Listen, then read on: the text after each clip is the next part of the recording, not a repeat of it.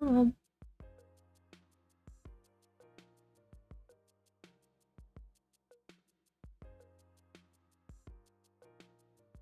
Sorry. I know it feels like literally almost every stream I'm like munching on something. But yeah, hello. Again, I know schedule said I was gonna continue my randomized Pokemon Platinum, but like I said on Twitter, um, I'm not I'm not doing too hot right now. But I did muster up enough so that I can at least oh, that's what this is, smudge.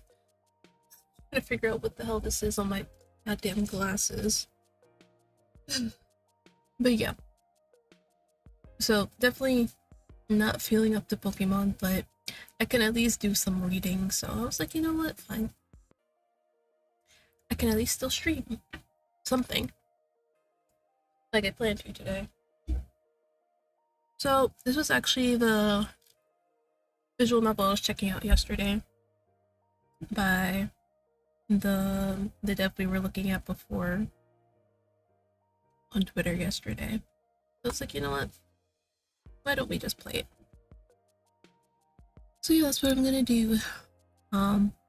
Also, warning for those who may have motion sickness, I'm going to be putting it on because I am fortunate that I don't get motion sickness, but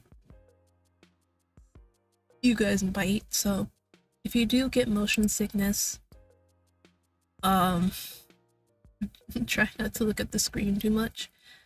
But it only says like transition, so I'm only guessing like it only happens like when it goes from scene to scene. So try not to look too much if you have motion sickness.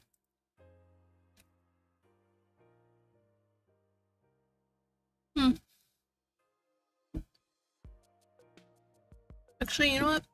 You know what I should do? I should pull it up like I usually.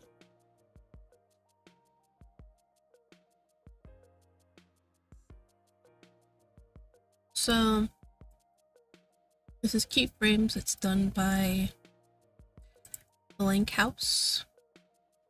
Yeah, I know, it's like interesting name, Blank House. Dang it. I have to look it up because I didn't put it in my collection. I need to do that actually. Okay, perfect. Where's the screen? Up real quick. So here we go. So basically, keyframes is set in a college setting, which as movies and TV shows like to tell you, it's like the best time of your life. And I'd be like, yeah. But it also depends on the person. Like it's not for everybody. It's not the best time of their lives for everybody. Because some people, they could be sitting there like laden with like student debt the entire time. Like that's the only thing that they're worried about besides their studies and whatnot. But ranting aside, so yeah, it's set in a college setting. There's 3 love interests. I'm not entirely. Oh, so these are the love interests. We have Percy Tozaki, Jamie Porter, and Elio. Wait, is that an I or L? Kiloa? Not entirely sure. And then you have your 3 friends. Deja, Lamar, Cameron, Molinares,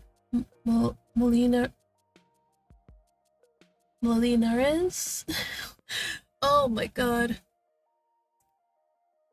I swear. I swear, visual novel devs just love showing how bad I am at like pronouncing names. And then we have Reina Diokina? Kina? Oh god. Diokina, I believe that is. And so yeah, you know, The art looks really cute, actually. Sweet and cute. And honestly, like, just looking at, like, all of this, like, it was really interesting to see, like, what they would, like, put here for, like, the, what is it called? Not like a Venn diagram, like, or not like a graph either. I forgot what they're called, but yeah. But this was interesting. But yeah, I'm actually very excited to play it, because, I mean, just look at it.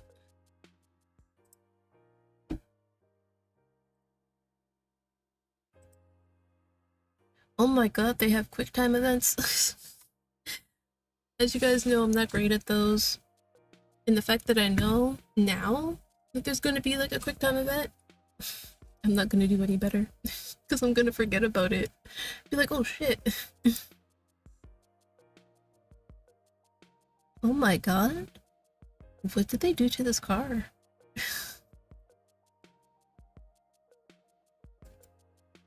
But yeah, you know, it looks really like sweet. I think they, let's see, where does it say?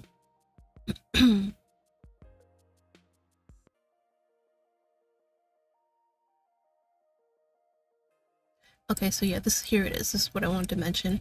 So they're planning to have multiple chapter segments, which they're gonna dub seasons. So I'm assuming they're gonna have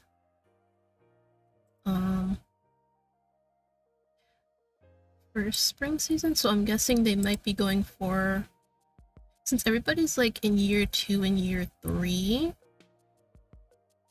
I'm assuming it's gonna be like 2 of each. So spring, summer, fall, winter, and then it goes on again, because obviously you guys are probably like in year 2. You guys.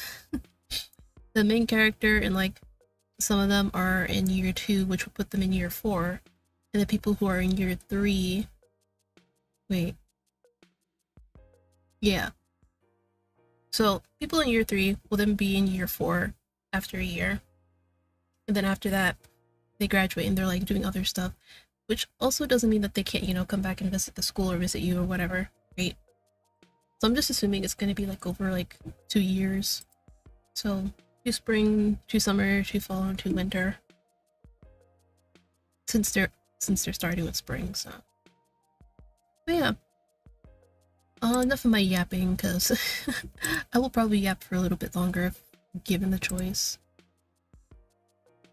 So I'm very excited to play it, actually.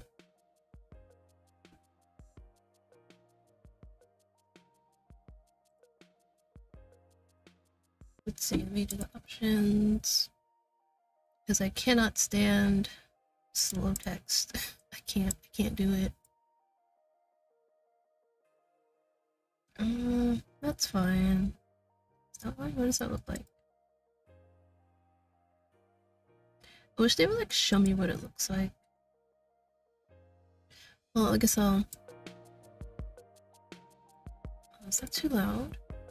Let me see. Nope, that's perfectly fine, actually. Not too bad.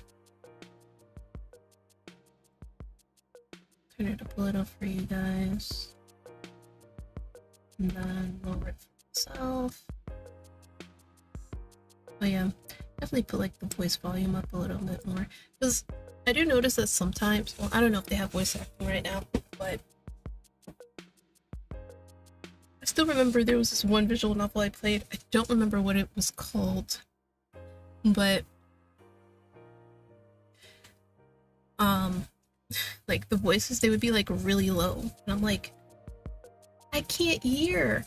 And like you would think that like, oh, you know, maybe my computer audio was low, but no, it wasn't, because if I turned up the background music, it'd be like decently loud. So I'm like, what's going on here? Did they like not make sure like everything was balanced or whatever? So yeah, this is something I hope that all visual novel devs who are going to include voice acting take into consideration.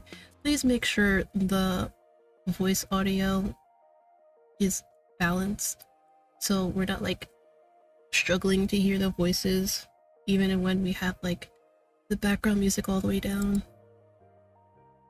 Alright. Alright, let's see. Yeah, I think we can start now. Oh my god, a personality quiz? I'm already loving this game. Like, guys, you don't understand. Quizzes are just so fun.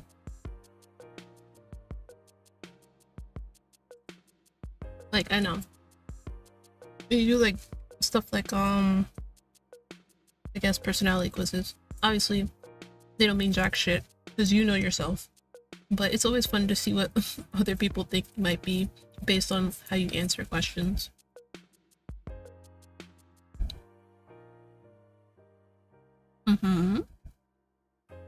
No, it's okay. I think for my next go through, I will answer truthfully. But yeah, for my first go through, it would be truthful. Alright, first question. You're planning a vacation with your friends. What's the itinerary? First of all, this is assuming I have friends.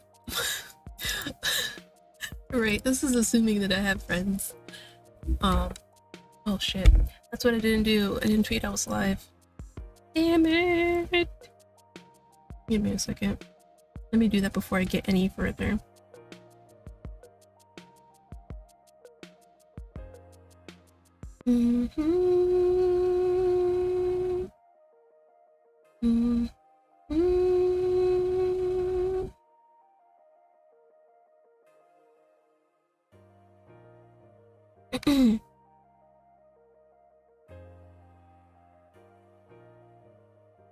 Gosh darn it. I need a picture.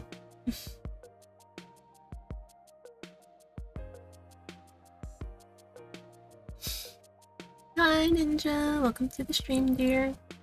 Welcome. Right now I'm just I'm getting the tweet out that I'm live. I always forget to do it.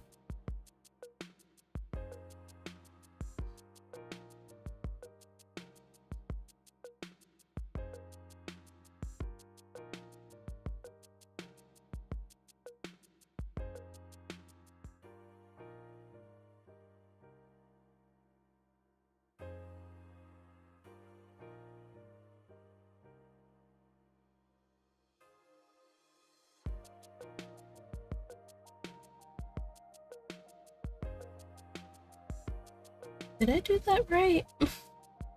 Did I type it in right? I did, that's good.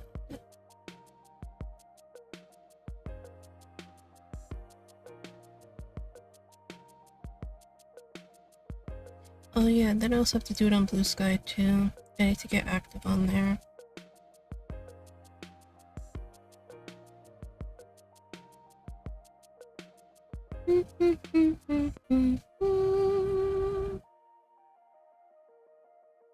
Edgar, you silly Lee. I'm not silly. What you mean? Not me just now looking at what I... Oh no. Oh no. I can't English apparently.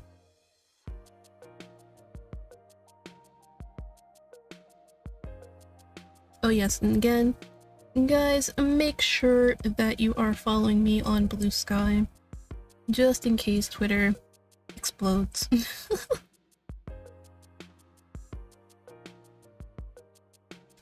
Oh my god, Naja posted a picture of her puppy!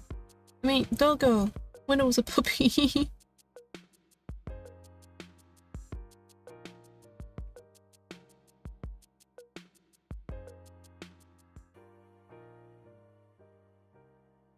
That's a thing though. Oh well, there is no algorithm they say, so I can just do this. No. Okay, there we go. I'm silly in your eyes. Okay. Look, I don't do it on purpose. I mean, I don't... Can't people be silly on purpose? Well, I mean, if you're an actor and you're supposed to play like a silly character, then yeah. Okay, fine. But yeah, it's just it's not like I'm doing it on purpose, okay?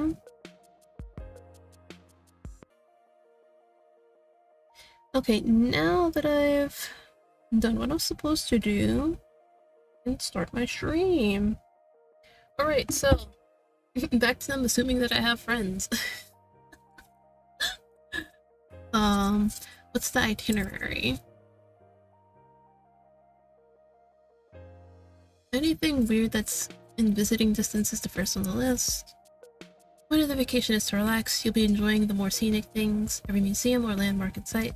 There's a lot of history and culture to learn about, or non-stop adventures and new things that we've been never done before.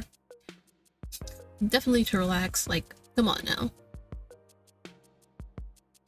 I mean, I'm like a mix of both, like, to relax and also adventure, because first of all, it's a new place. You want to see everything that's there and whatnot, right? Like, experience everything. But it's also like it's a vacation. You're supposed to relax and just enjoy yourself. But I think I lean more towards relaxing. Do you often procrastinate until the last minute, even if it's important?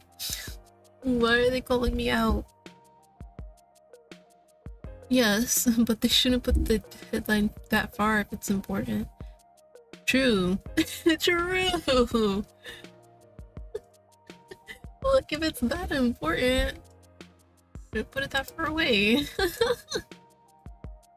Like, look, guys, I'm not even gonna try and lie about it. I am like a serial procrastinator. If you tell me to do something and don't give me like a specific time to have it done by, I'm going to wait and wait and to do it. I'm not kidding. Okay. Are you the type of person who loses hours on social media? You know what? I was literally just talking about this last night with somebody in my chat. They were like, they spend like so much time on, what was it, Twitter? I think? Yeah, they're like, I just spend so much time on it that I lose hours. And I'm like, I was actually sort of the same way on Reddit. Cause like I got so into like the ourself and art, am I the asshole? But I've had my fill of that, so I don't really look as much on Reddit anymore. I'm trying to think. I don't really think I'm all that much on social media like that anymore. Let me think. Because back in the day, back when I was like in high school, I would sit there and be like, on Twitter a lot, definitely. That's also when I was like in the height of my K-pop, well, I won't call it obsession, like my love of K-pop. So of course, you know, Twitter was where I was mostly getting all my information and stuff. But yeah, now the only thing that I frequently use is Discord. Does Discord count as social media? I feel like it's more like a messaging app like WeChat and WhatsApp, more than like social media.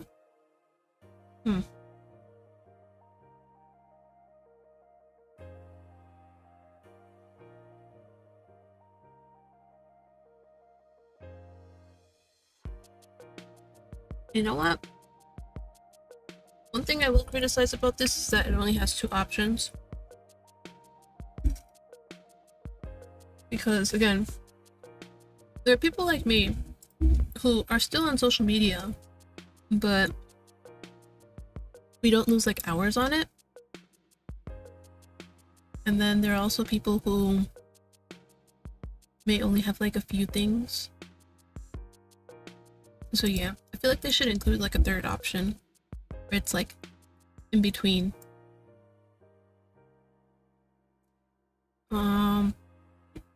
But yeah. So I think really the only reason why I'm like on social media anyway is because I'm a streamer, so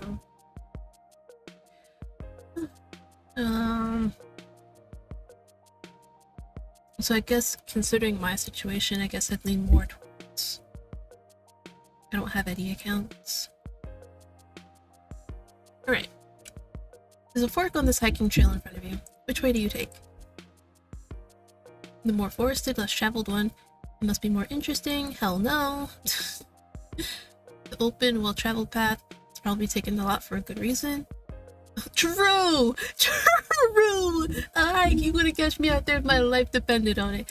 That is so goddamn true. Like, if you guys know me, you know me. I don't go outside unless I have to. Like, yeah, if I have a job, obviously I'm going to go outside because it's my job. I need money, stuff like that. But if I really do not have to, I will not go outside. Like, if somebody invites me somewhere, like, let's say my IRL friend, he's like, oh yeah, you want to hang out or something? I'm like, oh yeah, sure, because again, I like him. I like hanging out with him, so I'm like, sure, you know, that's worth going out for. But like this past week or whatever, my mom was like, hey, you want to go over to your aunt slash cousin's place, hang out and do stuff? I'm like, nah, because it's like I see them a lot more than I see my friend, obviously, because obviously they're family. But it's also like, what if someone, oh my god, wait, you can't even see the text. Hold on, you can't even see the text. So what if someone asks you on a date as friends? Huh? Okay, listen. It's not a date if you two aren't romantically interested in each other. At least that's my opinion. Like, if one person is romantically interested and they consider it a date, but the other person isn't romantically interested, they probably just consider it a hangout. You know? So I think both parties have to be interested in each other and consider it a date in order for it to be a date. Otherwise, it's just one thinks it's a hangout and one thinks it's a date. Which I guess would just make it like a hangout, I guess. I don't know. I don't know.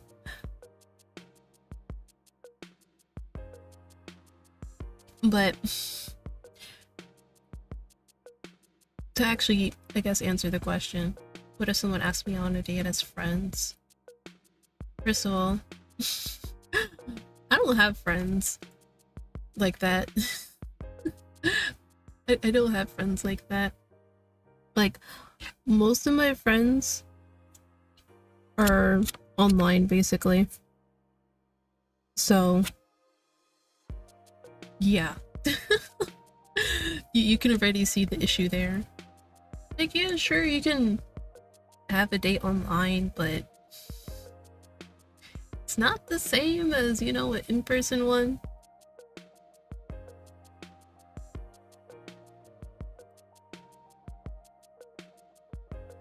But right, you would not catch me out there on a hike. Alright, yay, you got invited to a party. Problem is, you don't really know anyone there. Oh god. I've been in this situation before, and it sucks. Wait, have I?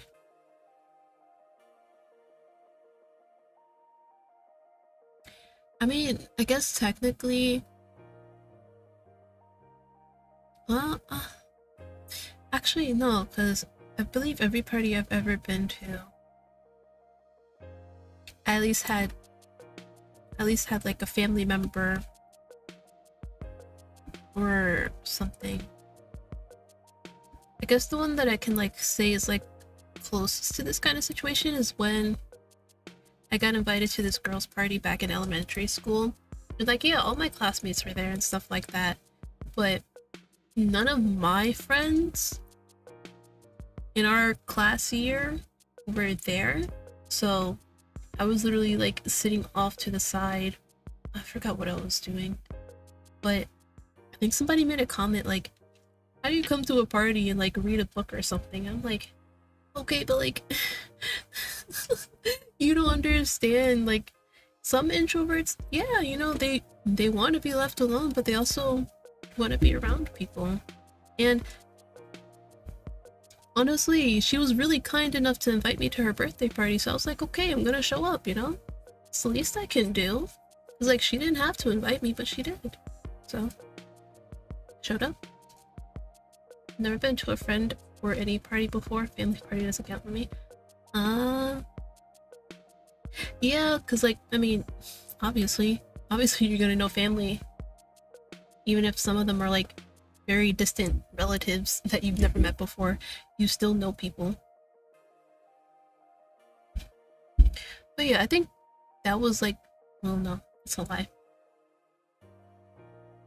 I was gonna say, I think that's the only friend party I've ever been to that I remembered. I went to my high school friend's birthday party where she had all her family and stuff there. So, I think those are like the only two friend parties I've ever been to. Yeah, I think those are the only friend parties I've ever been to. Or maybe I have been to more and I just don't remember. Because again, it's been a long time. Alright, let's see. 2 is better than 1. I'll ask a friend to come with me. I would think of doing that.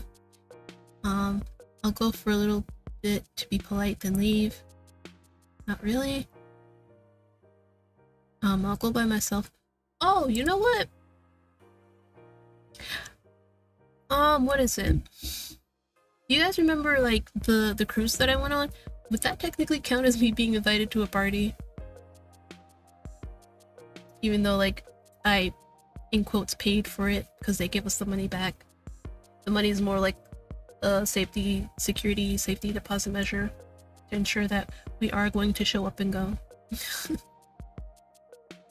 Because if that counts, then that would be like a prime example of me not knowing anybody there.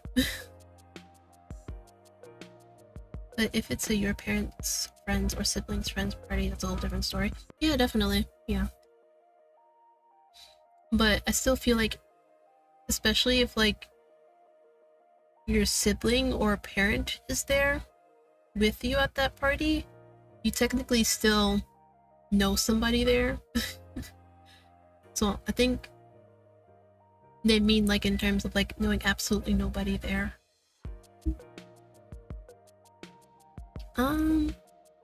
I'll go by myself. I can meet people when I'm there, or a party. How convenient. I've suddenly come down with the cold.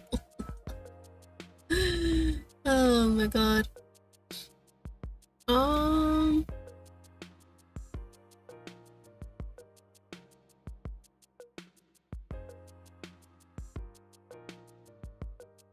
Depends on that cruise party. What do you mean? Let me see. Again, I don't really have friends, so I can't really just ask somebody to come with me.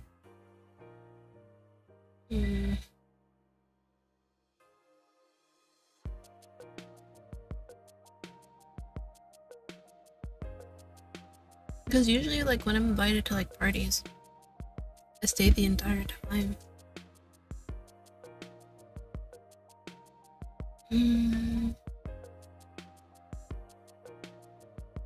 I guess I'll do this one.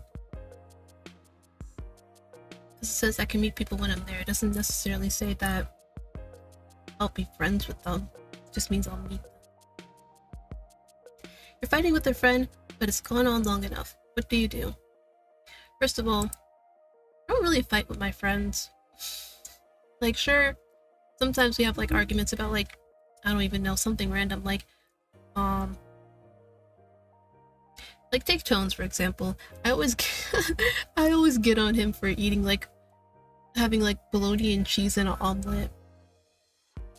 And like we bicker about that, but like I don't think I've ever like had like a full-blown like fight with a friend that's gone on like longer than like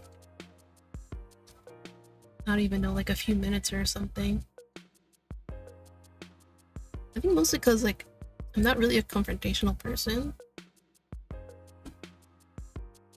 And plus, I'm also pretty like respectable of like different opinions and stuff like that. I think that's also another reason why. So this kind of situation is kind of hard for me to envision.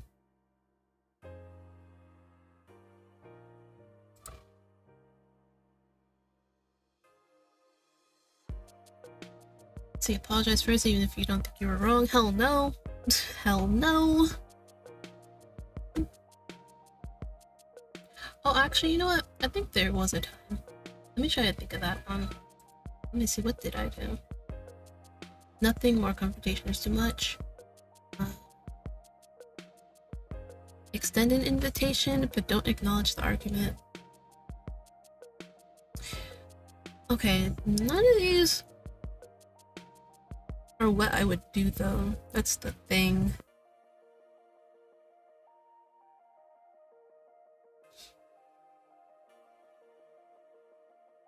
Well, actually, hold on. Let me read these again. Let's see. Apologize first, even if you don't think you were wrong. Nothing, more confrontation is too much. Okay, I don't do these two. I don't do these two. Okay, I think this is the closest one. Your friend bought a present, but you don't like it. What do you do? Oh god, trust me, I've received so many presents from like family that I don't like, and I'm like, oh god. But I usually just pretend. I'm like, oh yeah, thanks. That's it. Like, thanks. Like, yeah, you know, they went through the effort to get me that gift, but yeah, it's like I could always like find some use for it later. I stopped talking to my friends after high school. Do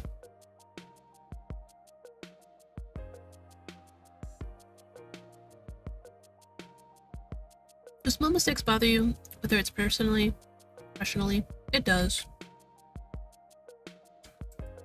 I'm like both of them.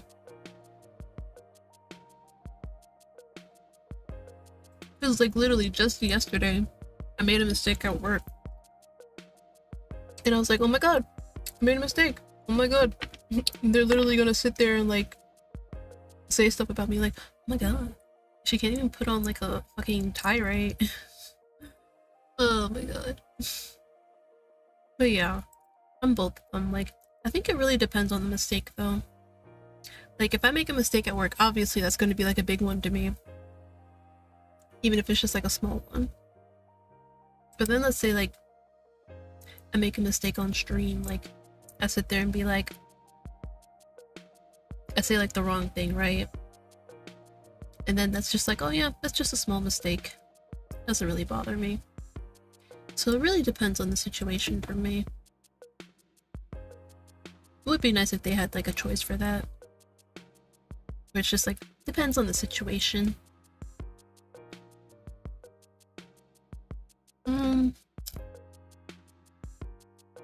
But yeah, I think I'm mostly like this, where it's just like everybody makes mistakes, it happens.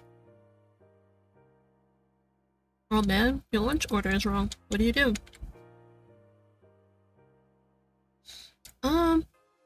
Yeah, definitely me. I just eat it anyway. Because I don't want to be bothered. Because I remember I asked them for a bacon and egg sandwich. And then it turned out they put cheese on it even though I said no cheese. I was like, you know what?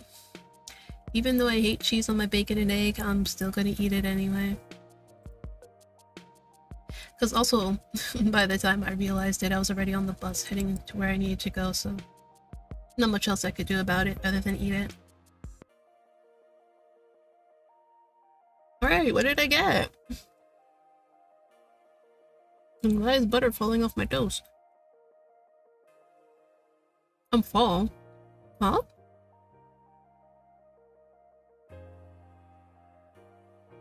These personalities are often characterized as empathetic and gentle, often thinking of life from the perspective of others. I mean, yeah, that is kind of true. I'm pretty sure if you'd literally like ask any of my friends, they'd be like, oh yeah, you know, she's so soft, she's so gentle, she's so nice. although chaotic.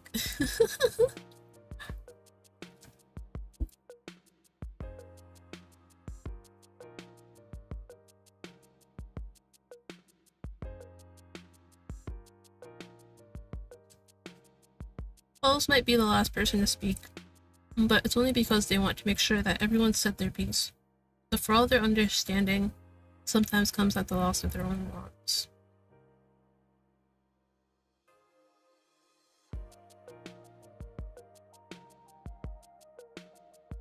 As a fall type, some of your actions and responses are already predetermined, but don't worry, you will still be able to influence your character throughout the game based on the choices you make. Now, let's double check some info. You know, I really didn't want to say it because I didn't want to make it seem like, oh, you're like being like a copycat or anything. But both like the art and like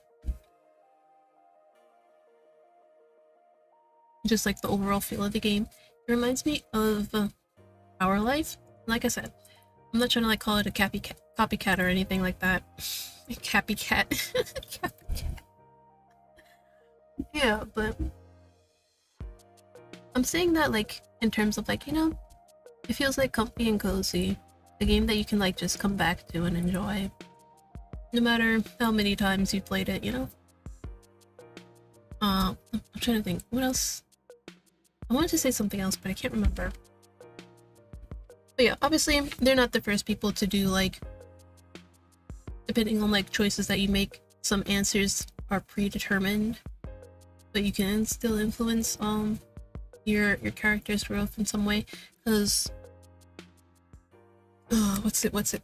The Radiants, they also do that too. Because you do like some, so basically you just pick like between like two of them, whether you're like humble or impulsive or something like that. And in some instances where you're reading the text, it will say like in parentheses, let's say you chose humble, some text will show up where you say something like humbling or whatever. Humbling.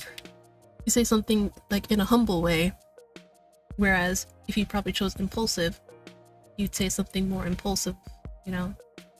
So it's nice to see some stuff like that. Even though, you know, some stuff will be like predetermined depending on what you chose, that you still have the ability to like influence your character in some way. But I think in the Radiance's case, it's more rigid. Whereas with this one, keyframes, and Our Life, you can still mold your character to however you want them to be. It's like, in Our Life, I believe there's like direct, neutral, and nervous. So you can be a direct person, but you can also, on top of that, be quiet as well. Or vice versa, you can be a nervous person, but you can be very outspoken. So I like that. I really do like that, you know, you can have that kind of nuance with your character if you really wanted to. Alright. Now that I'm done yapping about how great visual novels are. Oh man. Oh. Wait, what the hold on. What is this?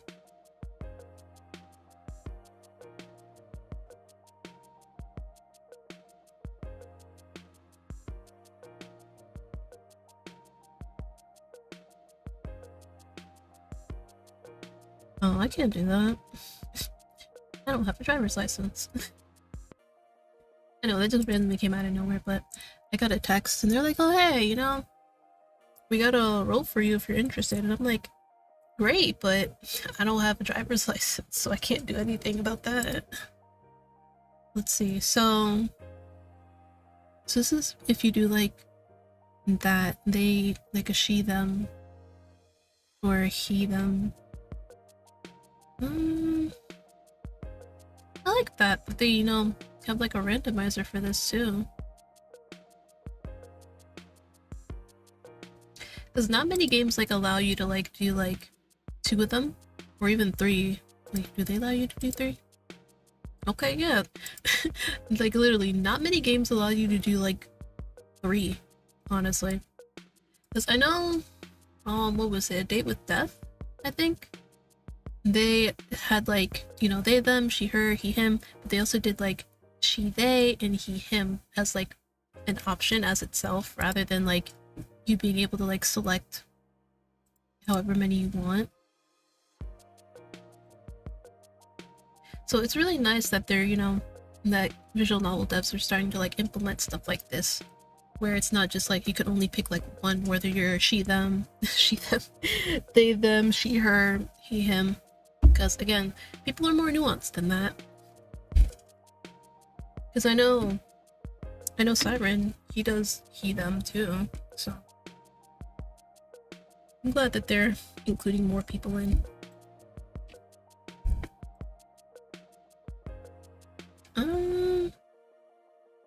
How often? Okay, which one am I feeling more like though?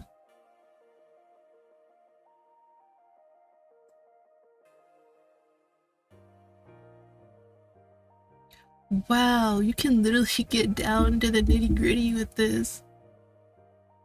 But like, yeah, it could be 50-50, you could do 43-57, like, wow. Wow. Okay, I really like this. They really put a lot of thought into like making this as inclusive as possible.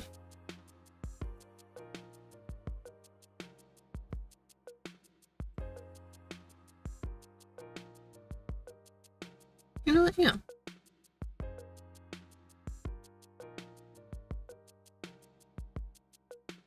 I think that's fine, every line.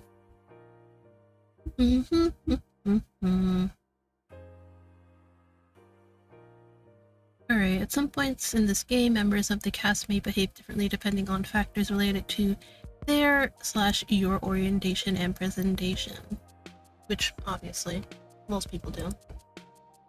Like, obviously, some people will be more open and flirtatious with you if you're the gender that they're into. And if you're not, then they probably won't act a certain way.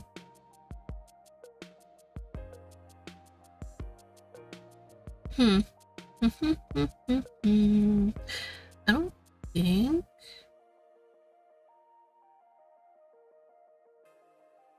Yeah, like I thought they didn't say specifically on the itch page what their orientation was. Let's see. Please select all that applies in respect to how you prefer your character to be perceived.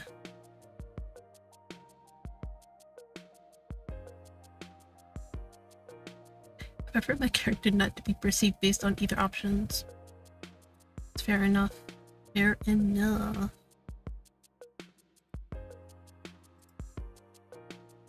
Wow! I like this. Oh. Yeah, they put a lot of thought into this. Which means when they officially do their Kickstarter, they're probably going to need a lot of funds. Like, I mean, yeah, this is what they did, like, on their own without any extra funds. But I can only imagine, like, with all the extra stuff that they want to put in, that it's gonna be a whole lot more that they need. I like this font. I like it.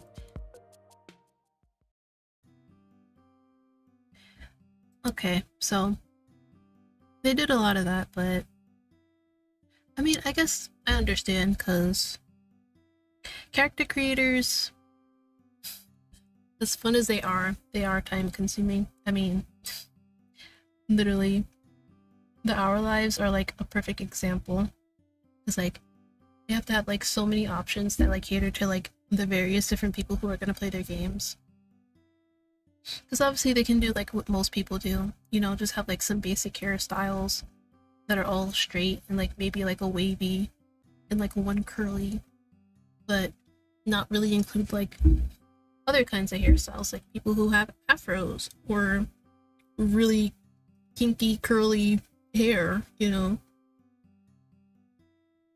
So yeah, I can also understand not wanting to invest too much time or do a character creator at all.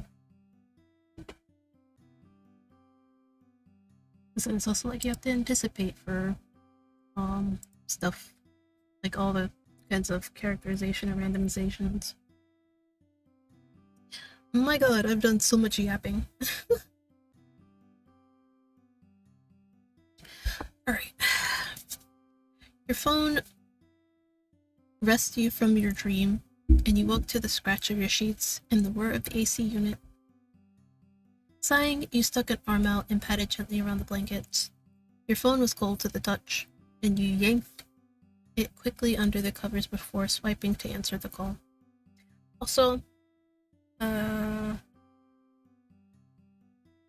not gonna do like voices for everybody. Probably just like, obviously I'm gonna do the narration, the MC, and probably Deja. That'd be about it.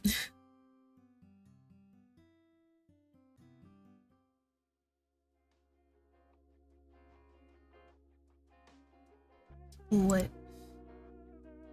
Whoa, okay. Someone's cranky. Did you wake up on the wrong side of the bed? Okay, hold on.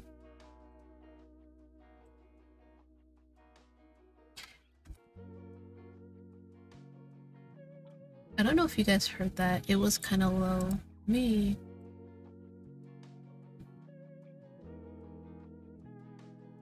What? Cameron? Yes, that's me. Now, I know you're still waking up, but can you do me a quick solid and tell me what time it is? Okay. Is my model lagging? Oh no, my model is lagging.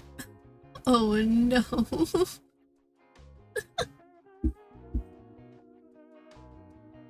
Oh, I can put the chat back hopefully soon. You open your bleary eyes. In the wash of warm light filtering through the curtains, you recognize the late morning hours stretching across the floor. It had to be well into the day now, and you squinted at your phone for confirmation. 12 p.m. It's noon? Exactly.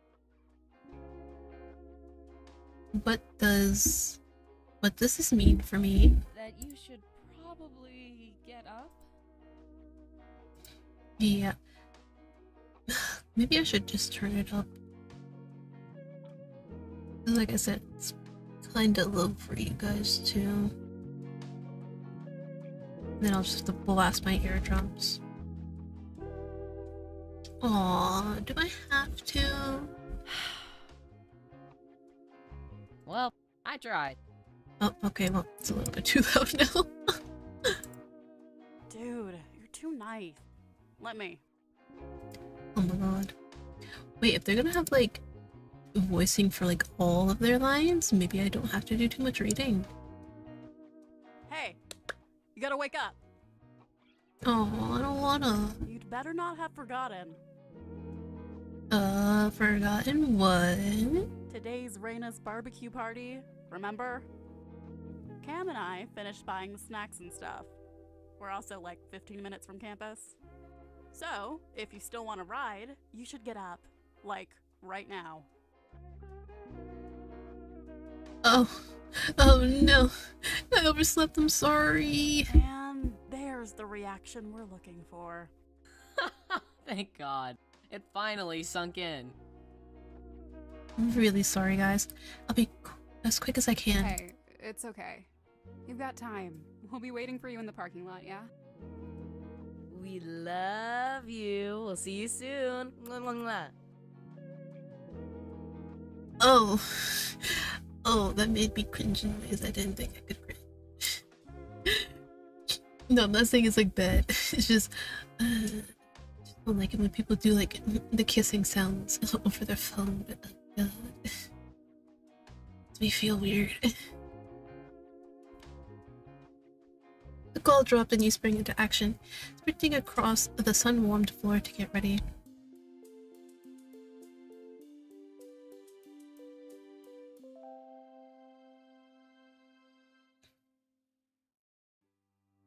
You stepped out of your apartment building, bracing for a blast of heat.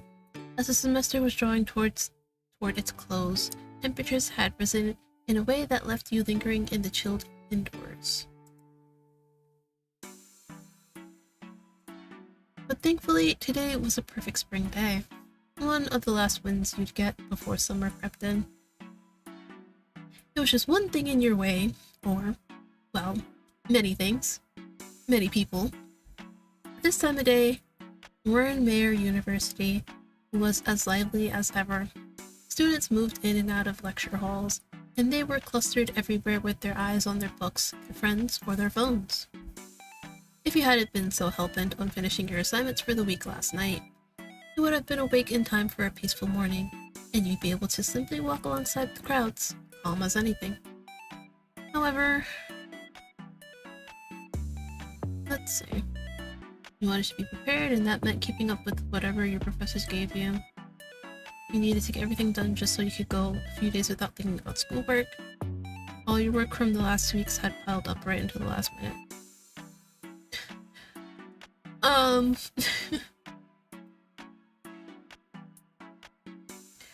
think I'll play as authentically as possible.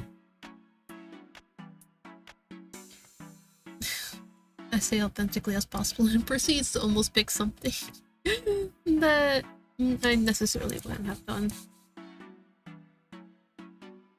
Well, I feel like getting closer to like graduation and stuff like that, like later on in the semesters, I'd be like, oh yeah, you know, keeping up with all my stuff, or at least getting everything done. And I'm telling you, back when I started, up until the last minute. Finals were around the corner, and you knew you were due for some late, stressful nights. Until then, you'd keep scrapping together free days when you could. And thus, here you were. Hi, sorry about this, but can I just squeeze by you? Thanks! You did your best, but you did your best navigating the crowd, dashing in between gaps the moment you saw them. By the time anyone realized they were in the way, you'd already rerouted, darting around them instead of barging through. Luckily, you still made good time, and it didn't take long before the parking lot at the other end of the green came into view. Beckoned by the near end, you picked up your pace and zipped down the road. Almost there! Shit, watch out! Oh. Huh? You froze in place, and as you raised your arms instinctively, a pink blur darted right past you. Whoever it was, it promptly crashed into one of the lower walls bordering the path, flipping ass over electric scooter into the hedges. Oh god. All around you, students hissed in sympathy while your blood ran cold. So much for not getting in the way. I would definitely go check on them. Holy hell. I'm so sorry. Are you okay? There was a rustle, and the student who swerved to avoid you emerged from the hedges with leaves in their hair. They lurched unsteadily, groaning as they clutched their head. You extended a hand, and they stopped moaning long enough to thread their fingers with yours. With your help, they climbed back over the railing, but they couldn't stand without swaying like a newborn foal. Hey, you with me? How are you feeling? Honestly, my head really hurts. I think it's bleeding. What? Yeah, like, right here. Alarmed, you reached up without a thought, running your fingers into their raven locks. I don't feel anything wrong. You sure? I think it's behind my ear. Here. Catching your wrist gently, they turned their head a little, and you searched again with a careful touch. There was nothing, aside from the dread twisting in your gut. I can't find it. Maybe you should go see. Words died in your throat when you felt their cheek drop into your palm. Their grip on your wrist had shifted to the back of your hand, softly holding you there so they could nuzzle into your touch. Blinked rapidly in muted confusion, and they glanced at you from the corner of their eyes, their mouth lifting into a smirk you saw and felt against your skin. Would you look at that? I'm feeling totally fine now. Oh god. Do you happen to have a healing touch? Oh god. Oh, it's this type of character that just makes me groan. Oh my god.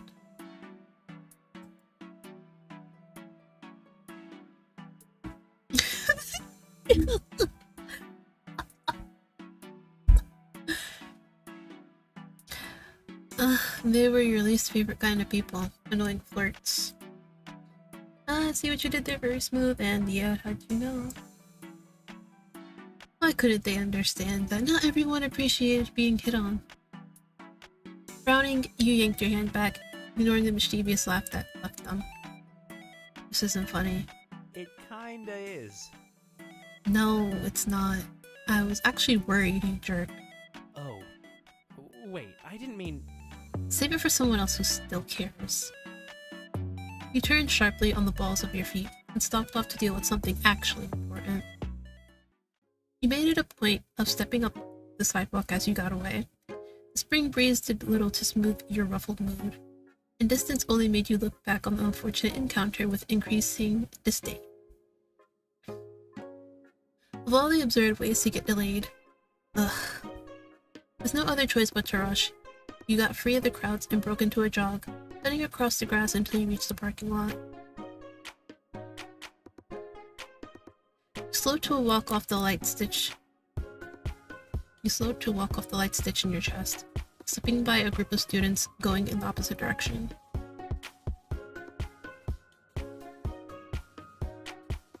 Somebody's saying? As you headed between the rows of parked cars, an electronic beat filled the air. The source? A van with the front windows rolled down, as its occupants rocked out to a song from a decade ago.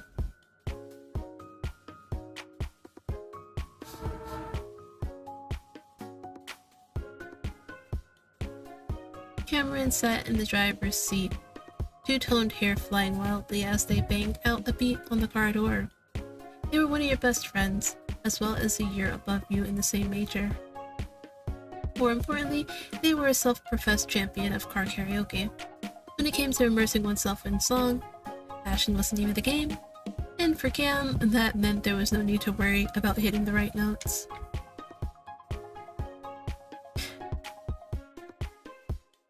Oh, it's that song. Who was it? Was it Usher? I think. Because maybe tonight he just got us falling in love again. Yeah. That's the song. The speakers went abruptly quiet, right as they reached the high note. With a devastated gasp, Cam jerked around to face the passenger seat, where your roommate Pigeon laughed with delicate glee. Deja was the third member of your unforgettable trio. An incorrigible tease, always looking for an opportunity to poke fun. She'd obviously been waiting for the right moment to turn the volume down. Hi Cam! Hi Dee! At least the lull in the music meant you didn't have to shout. As soon as he called over to them, both leaned forward to wave. Ugh.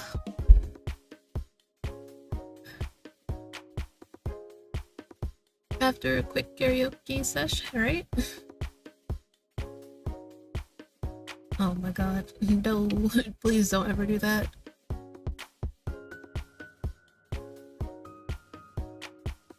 Yeah, let me just not waste any more time. I already wasted enough.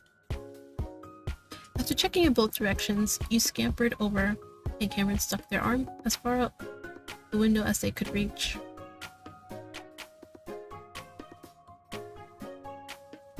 Did you miss me that much?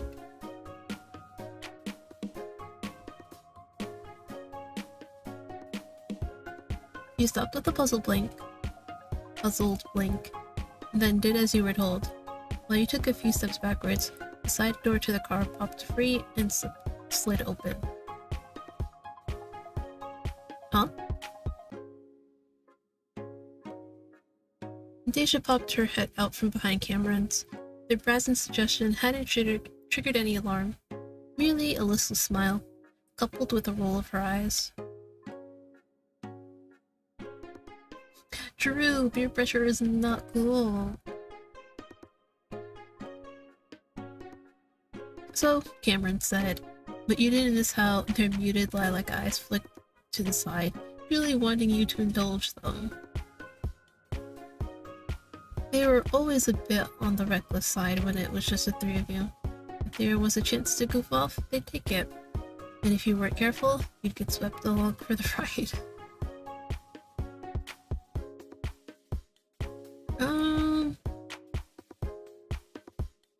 You know what? You know what? Why don't we do the last one? In the name of not being influenced, and in the name of fun, you climbed through Cameron's window instead. You took your time walking up to the driver's side door, as you pulled together the nerve you needed. Hey, Cameron? They softened their tone halfway through the question, leaning forward to look at you more earnestly through the open window. Yeah, I'm just coming through! Quickly, you wriggled through the window, kicking your feet as you tipped yourself over into Cameron's lap. Hello! Oh god. No!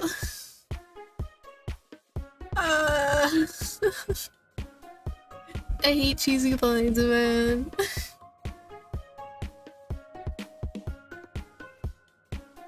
Deja laughed despite herself.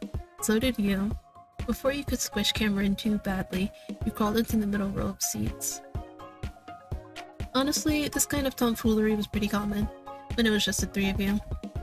Separating Cameron's jokes to get an extra laugh out of them was practically habit, thanks to all the time you'd spent together until now.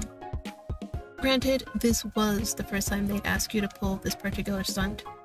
From how they were stifling the occasional giggle into the back of one hand, you had the feeling they had gotten all they asked for and more.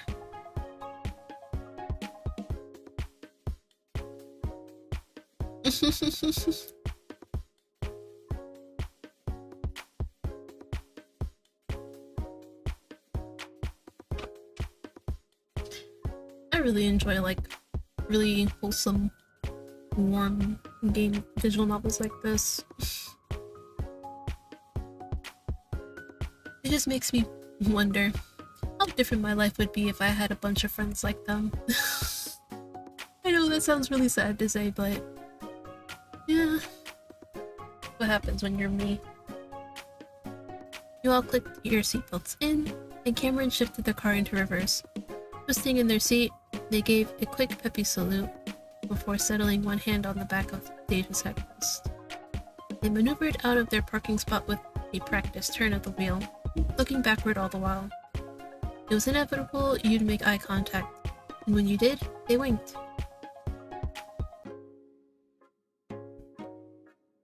On most people, this kind of ego-boosting question would come off as arrogant. On Cameron, it came off as an intentional joke. A way to keep the energy light. You and Deja had the rare privilege of seeing Cameron at their silliest, and they made sure you knew it.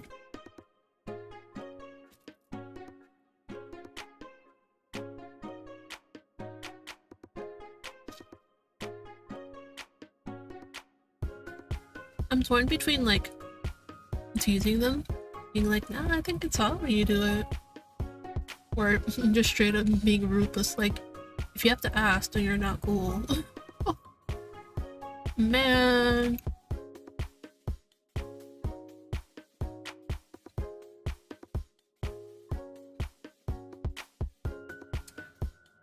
Man, both of them are so good. You know what? I guess I'll have to go with the last one. Cam, if you have to ask, then you're not being cool. True! Cool people do not need validation from other people. Yeah, take it from Deja, the coolest person we know.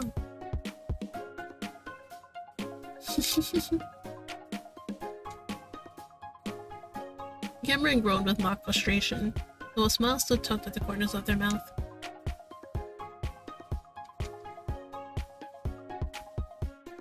The gear shift clunked, and the cart pulled smoothly out onto the main road.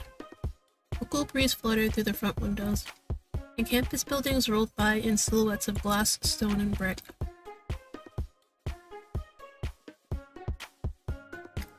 Warren Mayer was an easy first pick for many students. While not overly prestigious, it was a beautiful school set near a cozy town, couched in hazy blue mountains and forests of deep green. The academics here were no joke either. It'd been competitive enough that you'd still felt more than lucky to be admitted into the pre-law track to boot.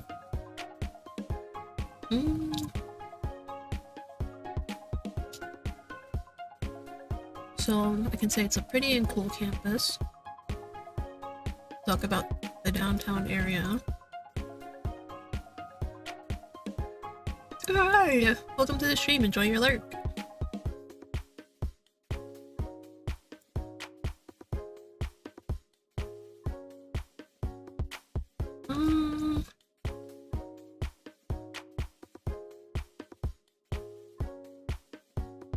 Nah, not for the academics. I guess we'll go with like prettiest and coolest campus.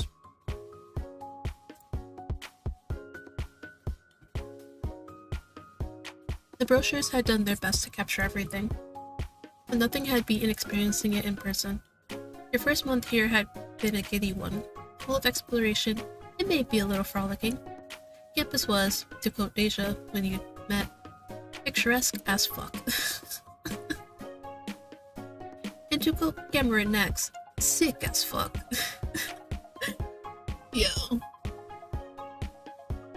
Thanks to the mountains, there was an observatory on one side of campus and a ski slope on the other. The locals enjoyed them as much as the students did. Fairfield was a small place. That didn't mean it was boring. Cameron slowed for a speed bump, and you heard the rustle of nylon bags in the trunk. How'd it chopping go? Deja tipped her head back for a laugh.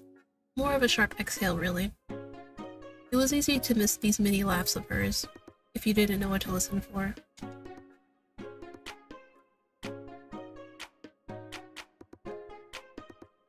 Hi. What did you do, Cam?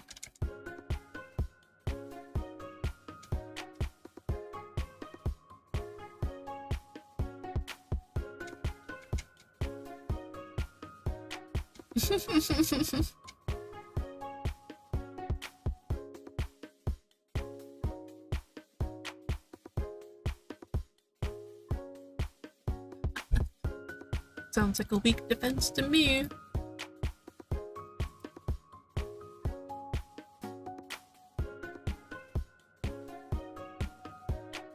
Damages? It was all paper towels, wasn't it?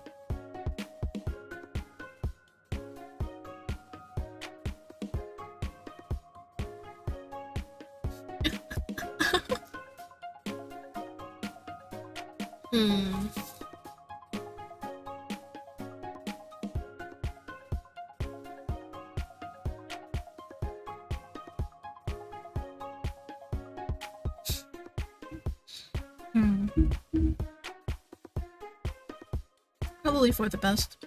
You won't stop laughing whenever we pull up. No, stop it, Cameron.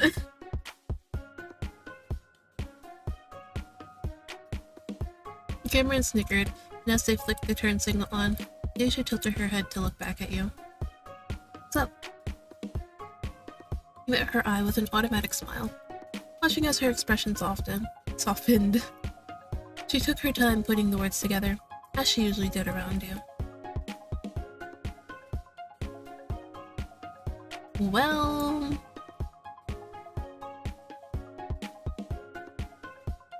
You know what? Now that I'm actually like while you're looking at everything like on the ceiling.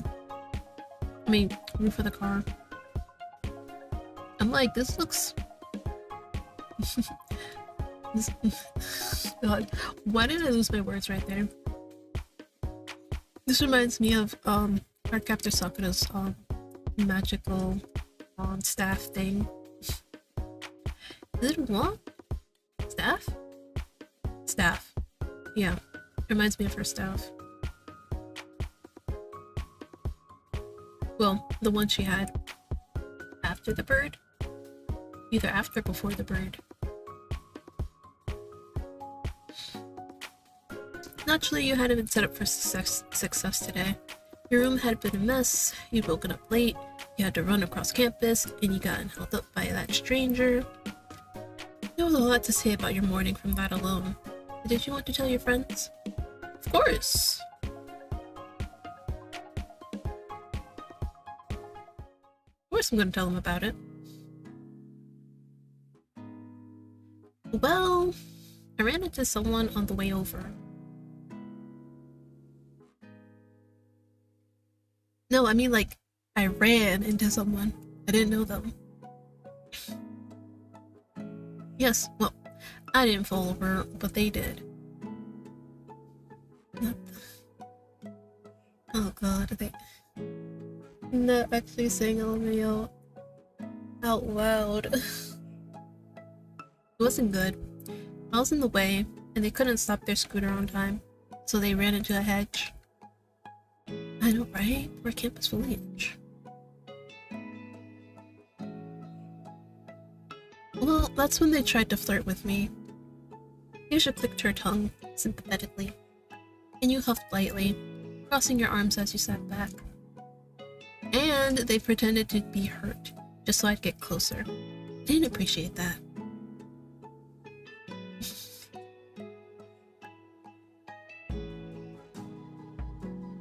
Probably, actually. I would not put it past them.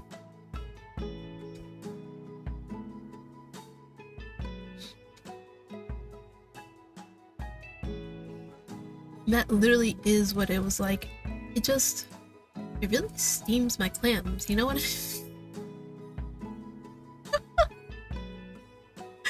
I've never heard anyone say, it really steams my clams.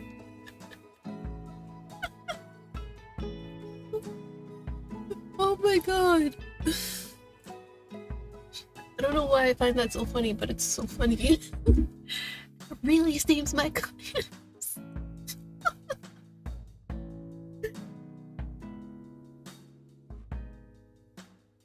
Oh my god. I'm really enjoying this visual novel. Seems my scallops.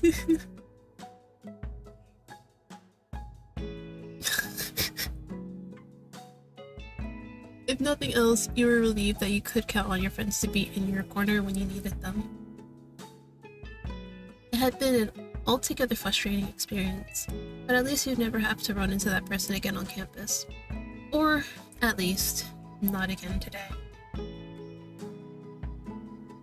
In the intervening lull, you mulled over that stranger one last time.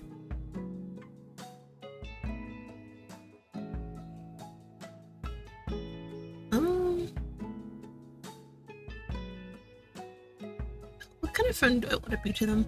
Do I share everything with them? I think it would be nicer if, like, there was another option where it'd be, like, in between, where you told them some stuff and not other stuff. Like, like, for example, maybe, like, you tell them, like, lighthearted stuff. Like, I'm not saying it has to be, like, that specific, just, like, you tell them some things and not other things.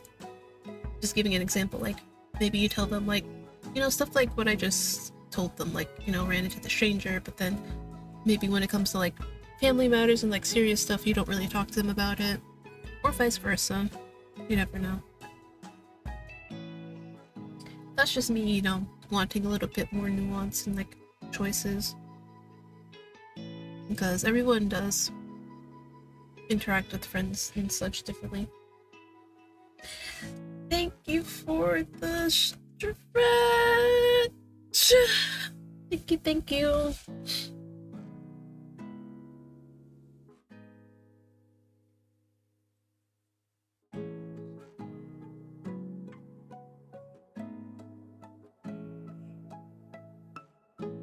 But yeah, it would be nice, like, for some voices to have a little bit more nuance. But I also understand, you know, not wanting to have too much, because then it starts to get overwhelming. Cozy little game here. I am loving it a lot, actually. Because I was just doing like a little bit of yapping last night, because after work I just did not have the mental capacity to play Sea of Stars. I was like, no, my brain is too tired. So I was just, you know, scrolling through Twitter, yapping with some people in my chat, and the visual novel dev for this, for Keyframes, this is the name of the visual novel, Keyframes. The name of the studio is Blank House, and they're like, oh, we're looking for streamers, reviewers, etc. To work with us long term. And I was like, okay, you know what?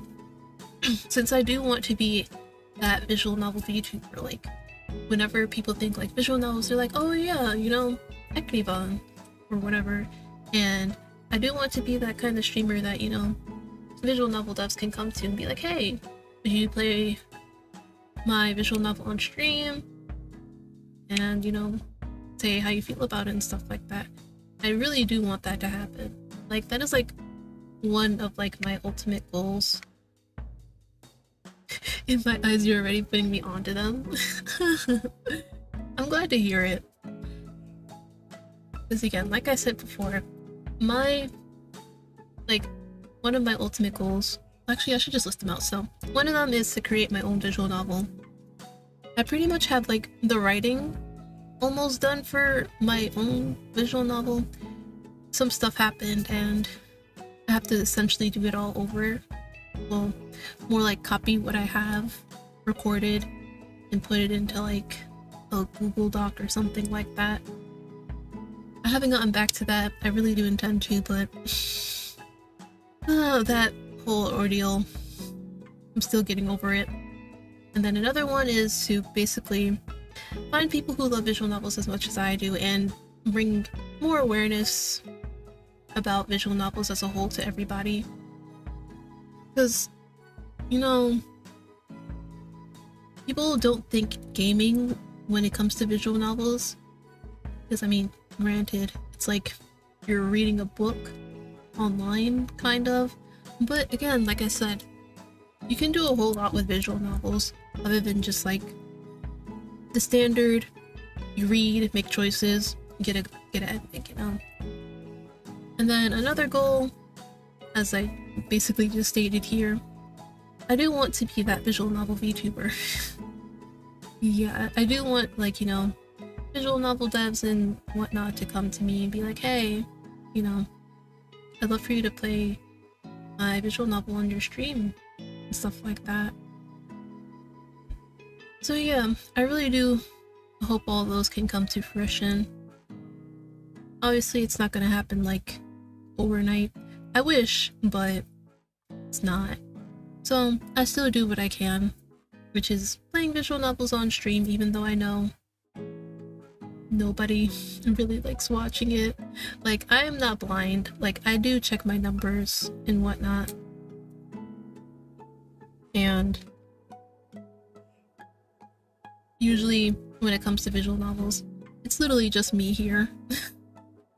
Sometimes when I play other games like Sea of Stars or Nayuta or whatever else, sometimes I get other people in here, but yeah, visual novels not so much. But I'm still gonna keep doing it anyway because again, I love them and I want to share them with everybody.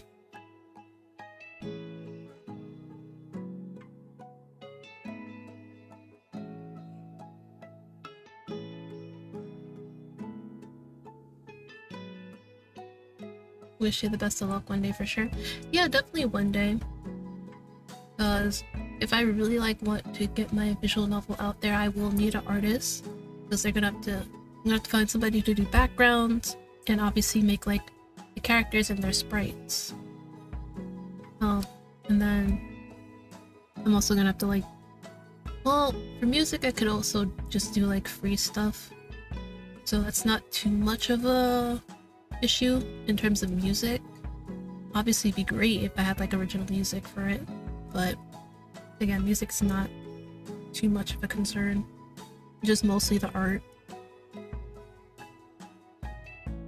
Yeah, it's grind time. Yep. Yeah, niche communities are always going to be harder to grow, but I'm here for it. I like variety.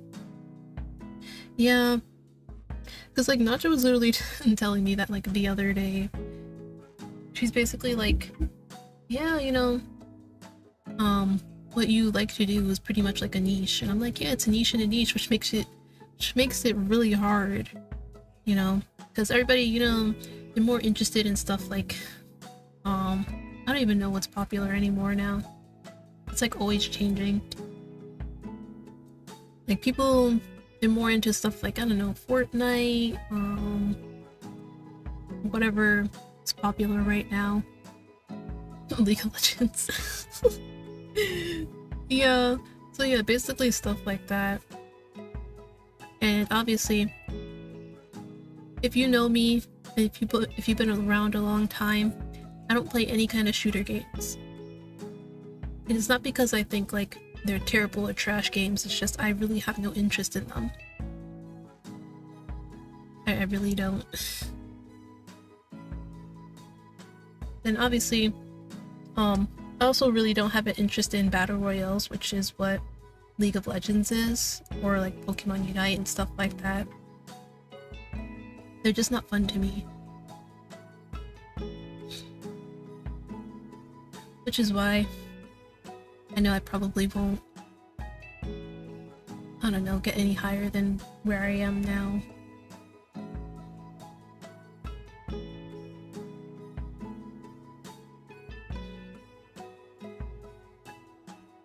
But I'm pretty sure you can leave that cycle of League of Legends. Yeah, I just like learning in games. And there's a lot of learning in League, so got me in a chokehold. Yeah. Because I mean, it's the same for like RPGs too. Like, obviously you have to like learn the mechanics, learn like the advanced mechanics, and like how to deal with like various different types of enemies. Because like some of them have like tricks to it, and some like if you don't do something like a certain way, you're not gonna beat them. So yeah, you know. I'm also a fan of like learning stuff too.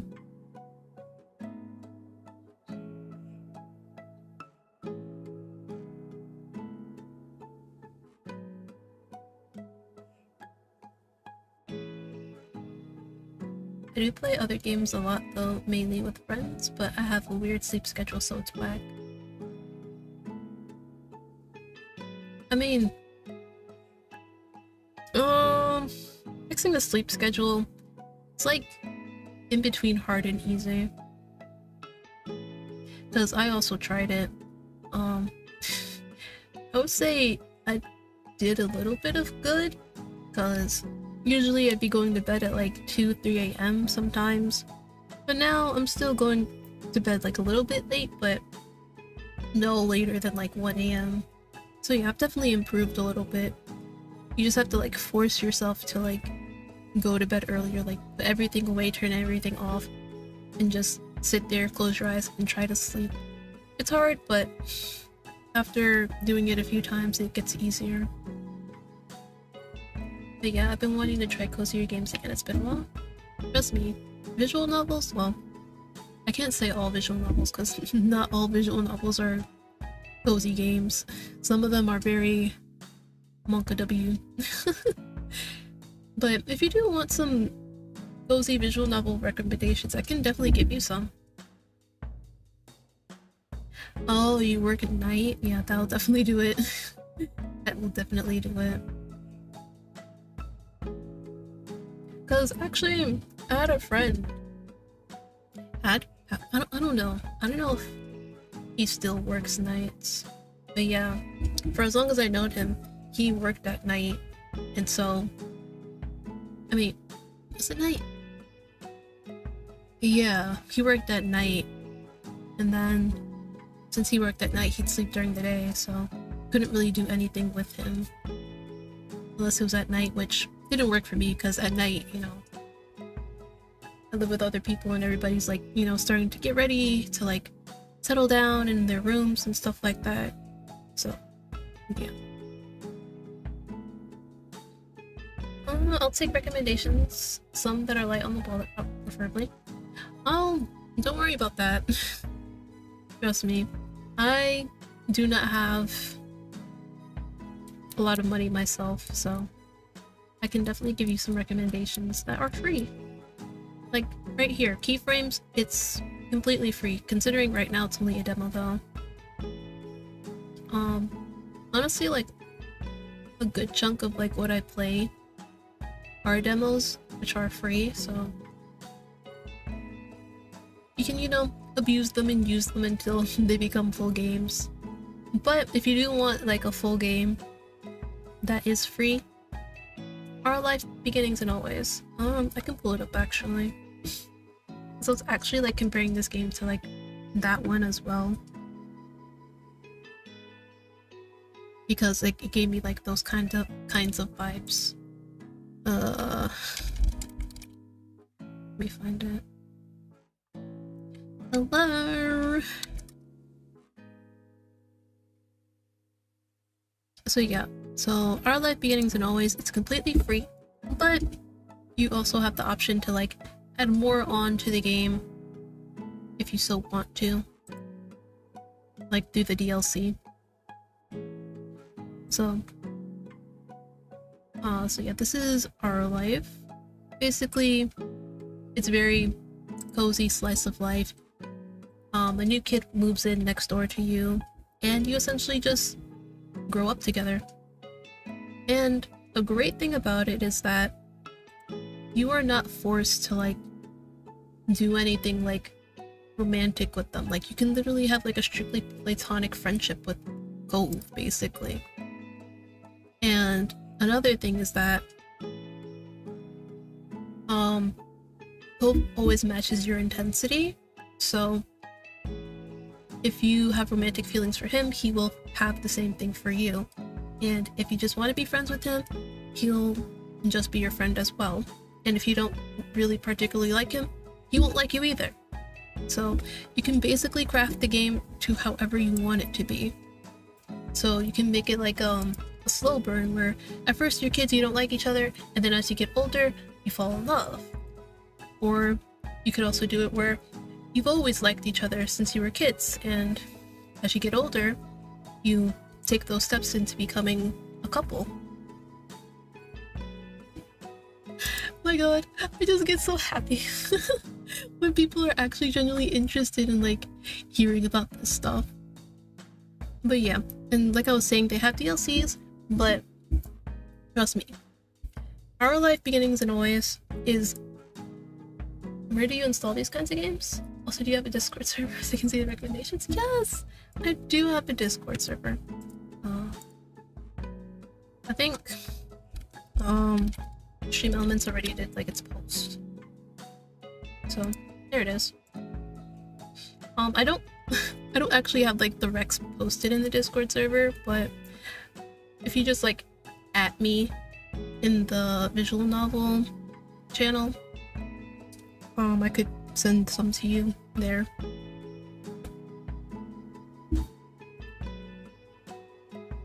But as I was saying, the DLCs are like, so like think of like Our Life Beginnings and Always like just like the base game as a really well done dish, and the DLCs are just like seasonings and stuff that make the dish even better than it already is, you know? So you don't need the DLCs to have a really great time, but the DLCs do give you two other love interests who are just as enjoyable as Cove. And also, you can get it on either itch.io, or you can get it on Steam. It doesn't really matter where you get it.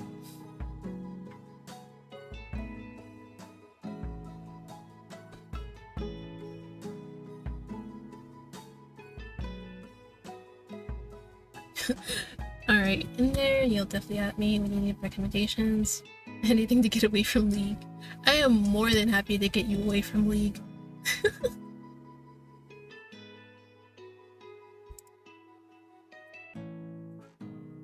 Let me see. Okay, do I want to be the person that shares everything with them? I feel like that'd be a better thing.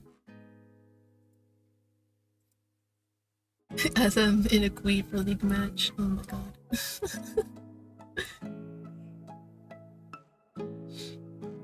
But yeah, make sure you at me after stream though. Because I don't check Discord or anything like that until afterwards. An annoying encounter such as that one warranted immediate sharing. You knew they'd have your back, and you gotten some vindication for your ruffled feelings too. Well, thanks for picking me up anyway.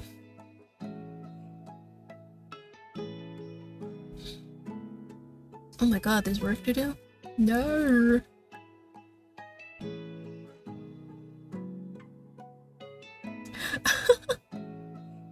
A bro brings Tupperware? Bro. That is like big brain right there.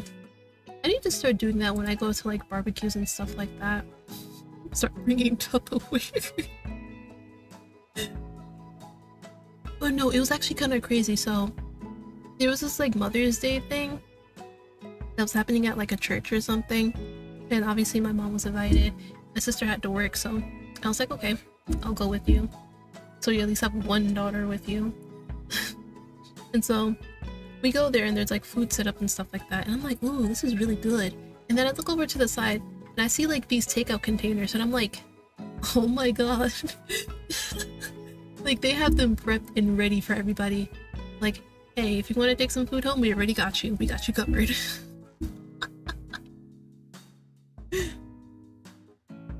Oh yeah, we'll do. I'll ask for someone when stream is over. I'll let you know which one's trying. Okay. Yeah.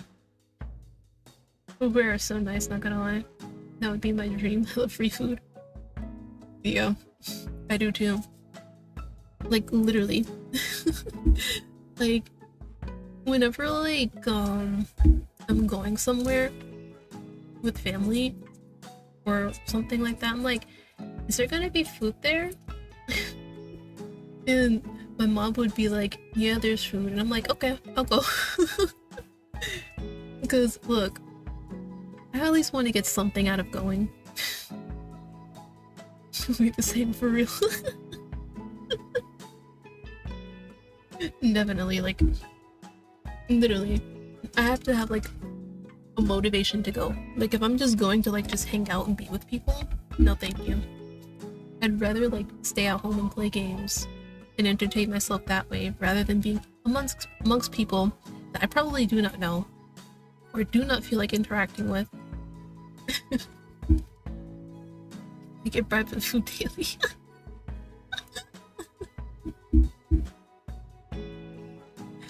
Oh man, I don't. I wish I did. But that only applies if I'm like going somewhere with family though.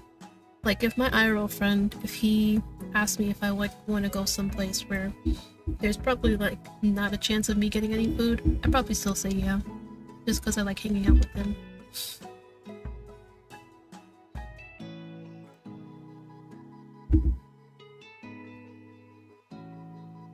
Some of that Tupperware is mine, right?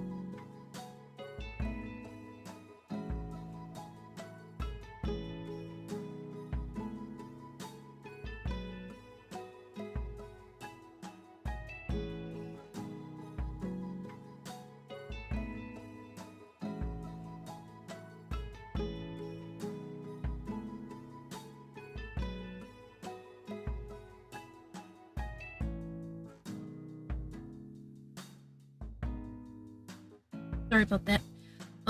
Love cooking and whatnot. Cooked a mean meal yesterday. Ooh, what'd you make? What did you make? I myself don't really like cooking all that much. I only do it if I like really want to eat something. Like just the other day, I sat there and said, you know what, I'm gonna make some spaghetti and meat because I really wanted to eat it. But otherwise I don't really cook. It's like the only reason why I don't really like cooking is just because it takes so long. That's literally like the only reason why I don't do it so much.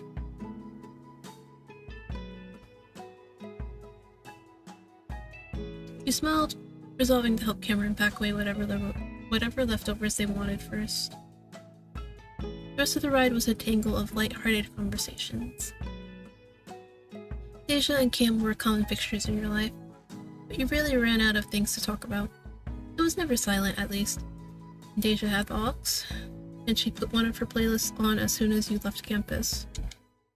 Gradually, trees on either side of the road thinned, and the car entered a classy residential area, with quaint homes separated by large lawns and extensive driveways.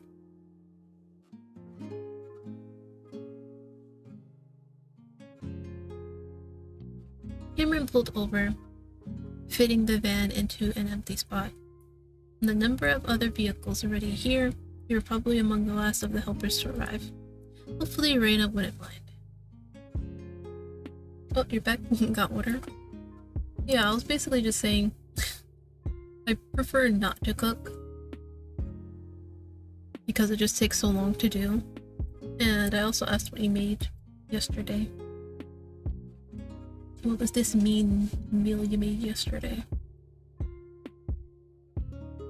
Peering out the window again, you were struck by the suburban mood that blanketed the entire area.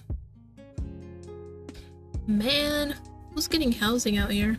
This is way fancier than what's on campus.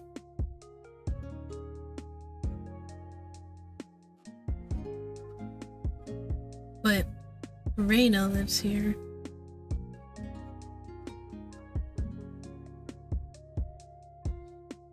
Deja flicked her wrist impassively, speaking with the bluntness of someone who'd seen this view one too many times. You want to get to the food as soon as possible, I understand. Yeah. It was... How in the world do you pronounce that? Laden? With mashed potatoes and homemade gravy. Ooh, mashed potatoes sound good right now, actually. I could really go for some mashed potatoes now.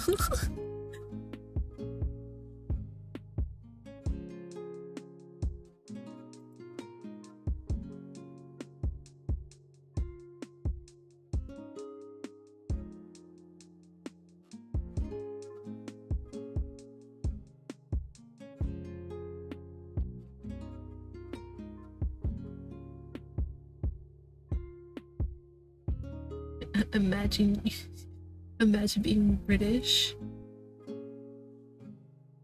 Rouladen?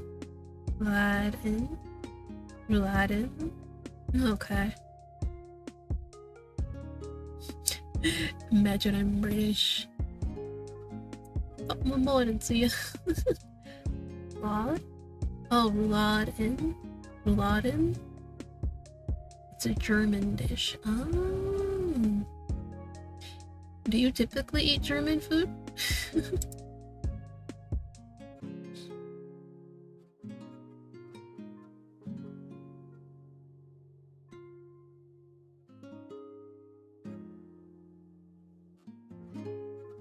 Cameron hollered after sticking their head through the window, fist thumping on their chest to express their admiration.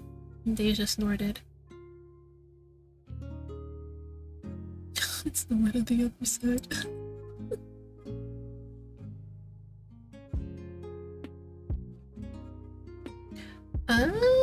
Oh, interesting.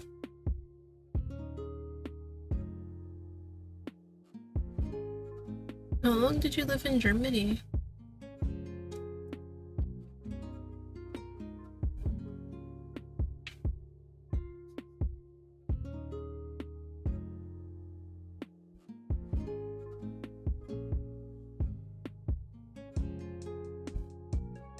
The locks clicked shut, and the window on Deja's side whirred as she rolled it back up.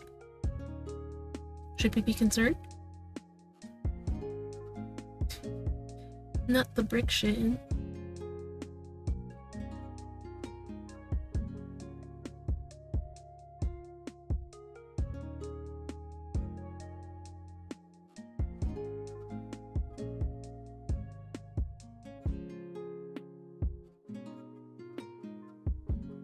Oh, I see, I see. I'm like, what's so weird about her not doing parties? And we're here early to help set up. That means SGP party? What's that? Case closed indeed. Excellent work, detective. Lenatus? I'm not entirely sure if I said that right. Oh god.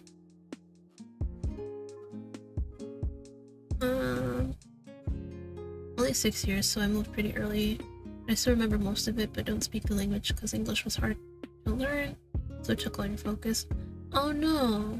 You could have been— well, I don't know if you aren't, but you could have been bilingual. Oh no! I can't believe they took that away from you. They do say people who speak multiple languages are pretty smart.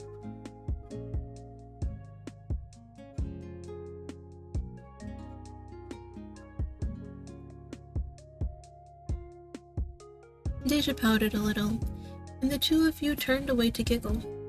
Your roommate was vice president of the student government board. Yeah, that's what SGB is. Okay.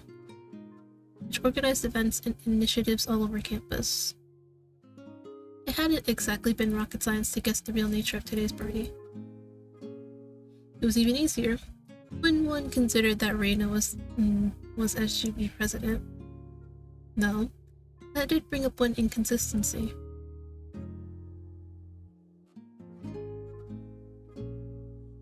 If it's SG business, why not put that in the name? Why is it just a barbecue today?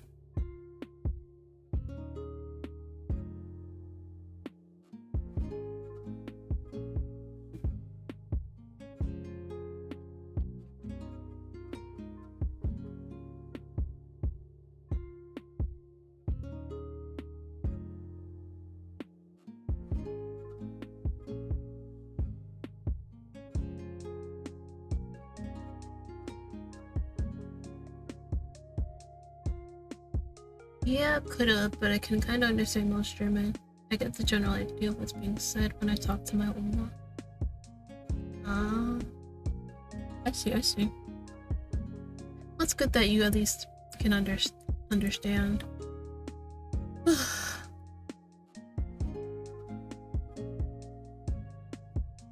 That's interesting to know.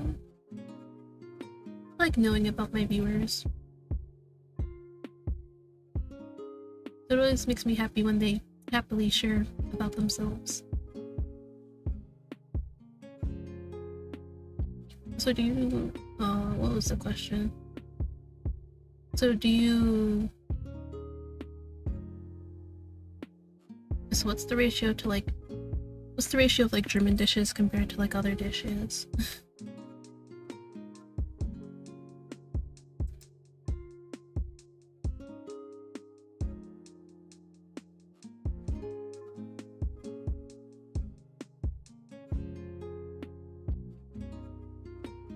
Bigger?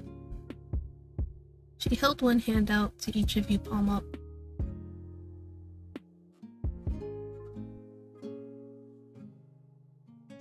Oh yeah, I like this one. It's like, don't touch me unless you're close to me. No, that's like, that's so real. That's so me. Like, if you're like close to me, well, then again, if I say that, because technically, I guess you can say like I'm technically close to my family, but even then, I don't like it when they touch me. I just don't think I like being touched at all. I mean, it's like I want to be touched, but at the same time, it's like, don't touch me. I think it's more of like, I would prefer if like certain people touched me.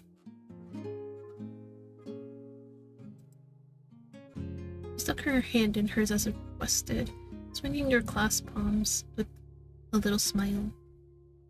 Cameron was more enthusiastic, slapping their hand on hers with a resounding smack. While you were at it, you and Cam linked your free hands as well, completing the triangle and leaning in to listen.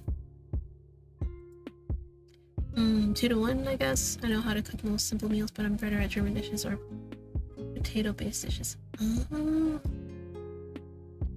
Yeah, okay. Understandable, though. Understandable. Especially if it's, like, something that you were taught the most often. Like, for me, because my mom, she knows how to make, like, 2 dishes that me and my sister love. One is pork stew. I know. It's gonna sound really strange. It's called pork stew, but there's literally like no stew. Like there's no broth or anything. And then another dish is like macaroni salad. And interestingly enough, both me and my sister can perfectly make like each dish, but like only one of them. Like she can do the pork stew perfectly, and I can do the macaroni salad perfectly.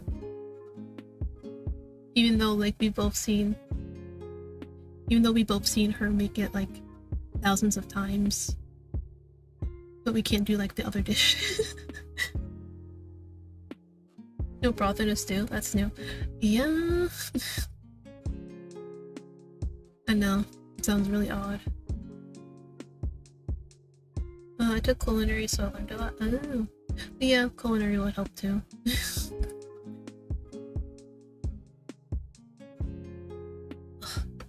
There we go. Ugh. Mac salad is so good. Well, that's the thing though. It also depends on how people make it, right? Because I absolutely love the way my mom makes it. Gosh, I'm getting hungry. Me too. Me too. But yeah. Like, I don't think I've ever tried anybody else's macaroni salad. Oh my god, I know you guys can hear me cracking my knuckles, I'm sorry. I typically tend not to eat other people's macaroni salad because... mostly because of like what they put in it.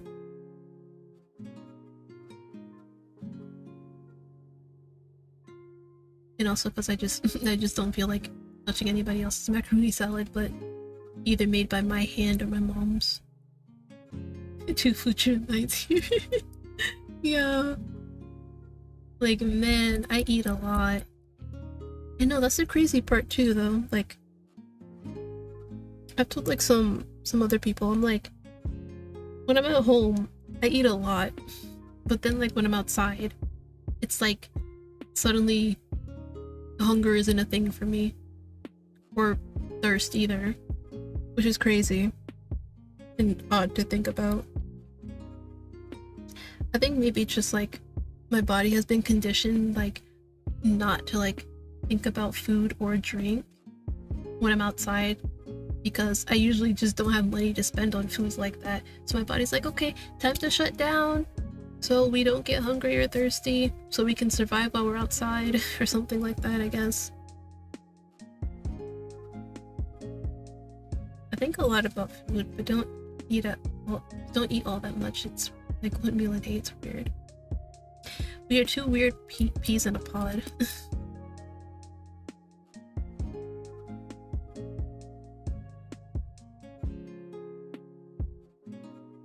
It's just so weird. I don't know why my body does it, but it does. And I mean, hey, I'm not unthankful or anything about it. Because again, it does save me money. I'm just, you know, wildly going buck wild out there, buying all sorts of food just because I'm hungry. But it's also kind of detrimental too, because like,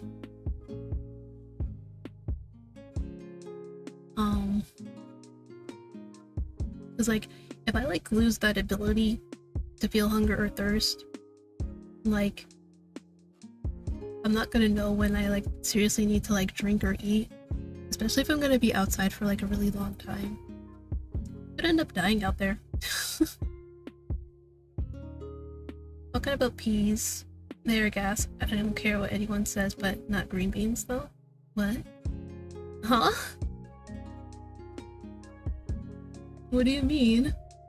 Huh?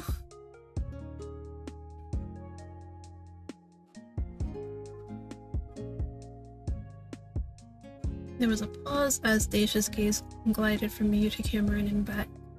Anticipation built as she gathered her words.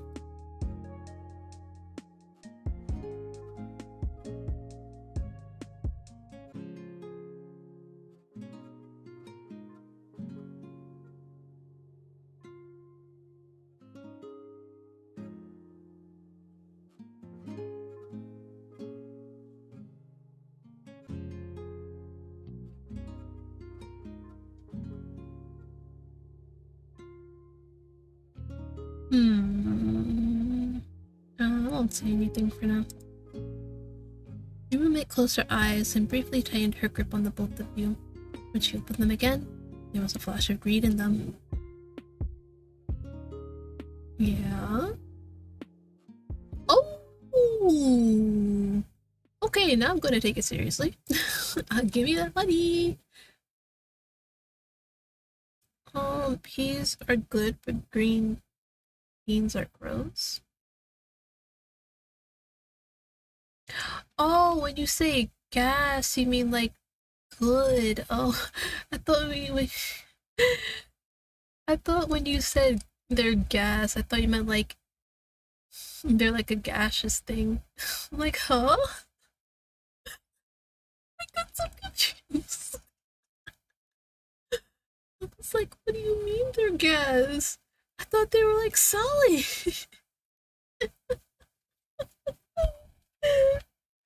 Oh no. My bad lingo gets rubbed off easily on me. Yeah. Okay.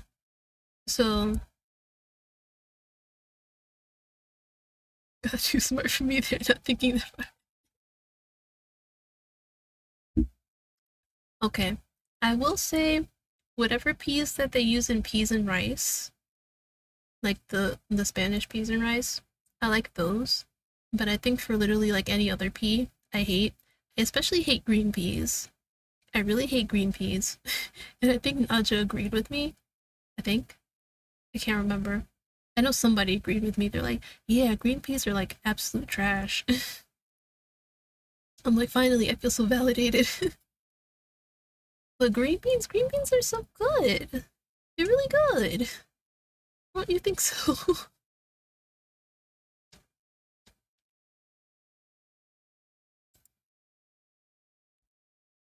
Suddenly, the car was deathly silent. Oh, what do you mean lies? It's not lies.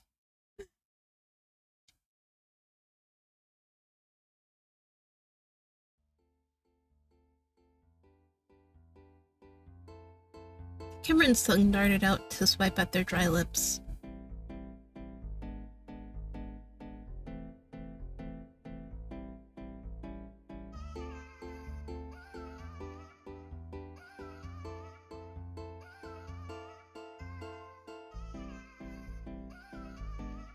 That cemented it for Cameron. The $500 were really... The car rocked on its axles as they leaped up on their seat, thumping their hands wildly on the steering wheel as they screamed. Even Deja joined in on the chaos, her heels driving into the carpet of Cameron's car in a series of gleeful bumps. The jewelry adorning her body jingled with the movement as she, too, began yelling.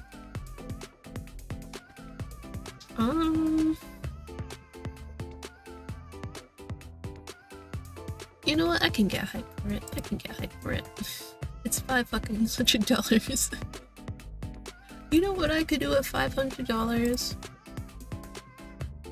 Actually, I'm not entirely sure what I would use it on right now, but it would definitely go back to stream stuff. 500 search changes people. True, you could eat a lot with 500. Hmm.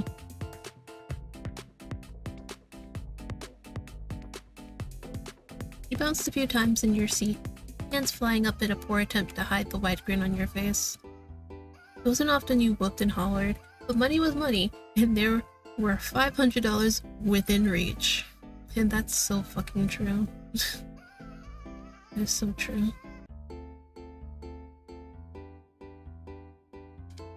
Cameron came down from their initial shock to seize Deja by the forearms. Your roommate grabbed them back, the white of her manicured nails standing out against the gray of their hoodie.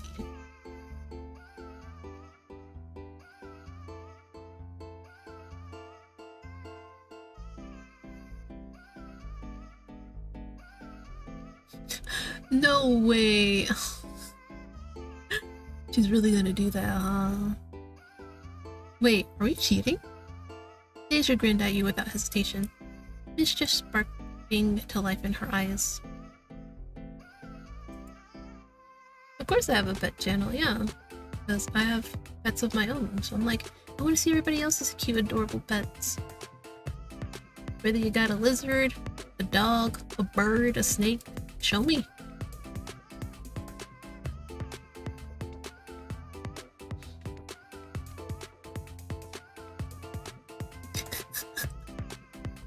I love Deja. I already love her. You got 4 dogs? Oh my god. Ooh, what are the breeds? What are the dog breeds? That's just a long-winded way of saying we're cheating.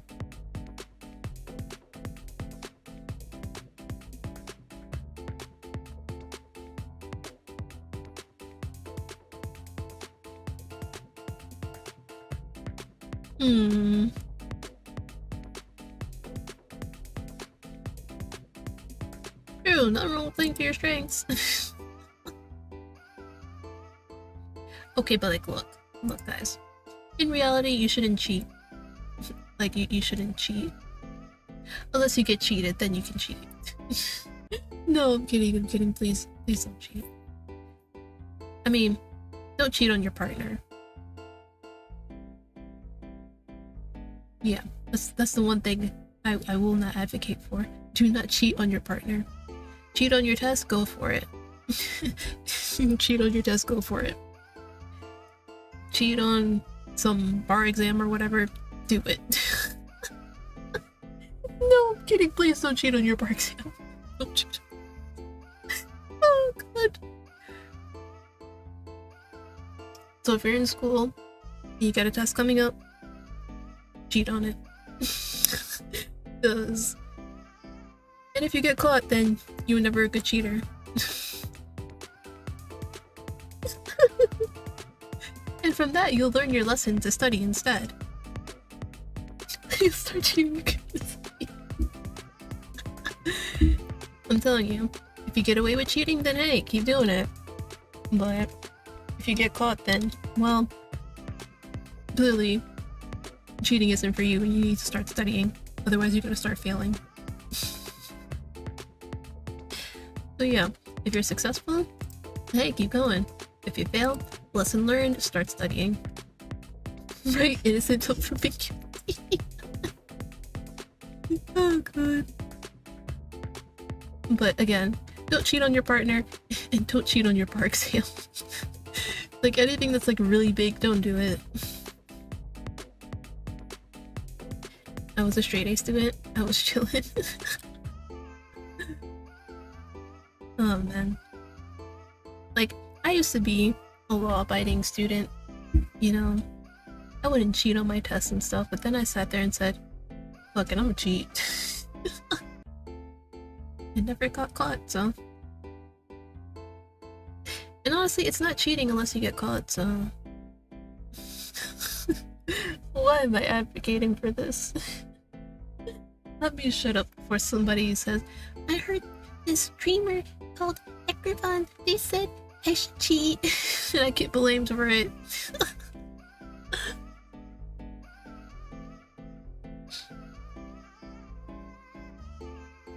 That means you don't abide by... That means you don't abide the law. I do. I do. I'm very law-abiding. There's no rule prohibiting you from using what Deja knew. Maybe Deja was just really familiar with Reina's house and the neighborhood, and the loss of probability. Nobody would know anyway, except for, you know, maybe Reina. But if you moved all the evidence, you had a shot. I'm in. Cameron's grin was positively devilish, and Deja nodded solemnly. There was a sudden tap on the window. Cameron let out an ear-splitting scream. Deja screeched in turn, flinging herself backwards against the locked door. She dodged her flailing arm as she tried to sock Cameron in the shoulder, ducking back into the middle row of seats.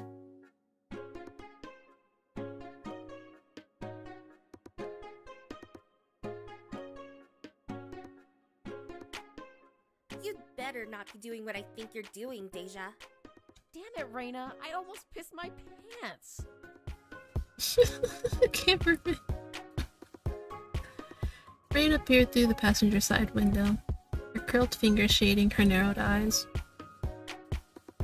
With her back to the glass, Deja looked sulkily to one side, stalling as long as she could before she'd have to make eye contact. Oh, shit. Are we in trouble? Oh no, I got this. I guess Gara wasn't here to redeem first. I forgot you could do that. Yeah. She steeled herself, then settled back in her seat. Rolling down the window, she stared flatly at her colleague, friend, and as of this moment, the bane of her master plan. Reina, so nice to see you. Why are you guys still in the car? Oh god, you wanted a Tome line? I was supposed to get more. I did not. I failed.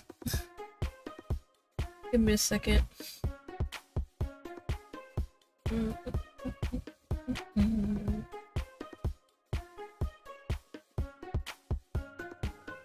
it, I don't have it on this one. Why does life hate me? Alright, where are we?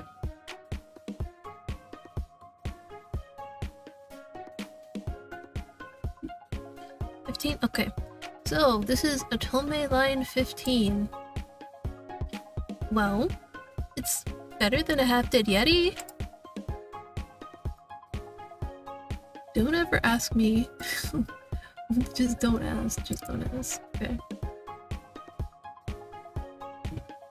I hope you enjoyed your Atome line.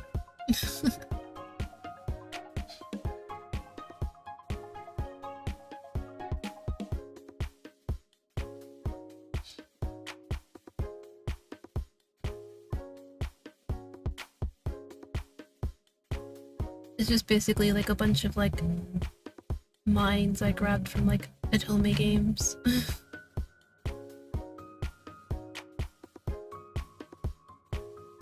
Even with the sharp questioning, Deja kept steady eye contact. I'm just letting them know what's up. We want our helpers to know their way around the barbecue, don't we? Likely story. You know what I think? I think you were tipping them off so you could cheat. Deja's hand fluttered to her mouth, and she let out a bewildered, dainty laugh. What? Us? Why would I do that? Because I know you, and I know you can't resist, you cheater.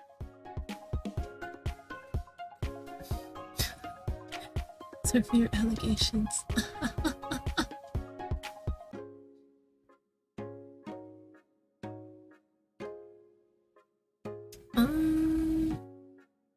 True. Can't be tricked into self-incrimination. After sharing a look with Daisha and Cameron, the three of you maintained your silence. Reina couldn't accuse you if you didn't say anything to make it worse. Pleading the fifth? You know it just makes you look more guilty, right? Whatever. I don't have to make you admit it. It's smarter if I change up all the item locations anyway. I should have never let you find out in the first place.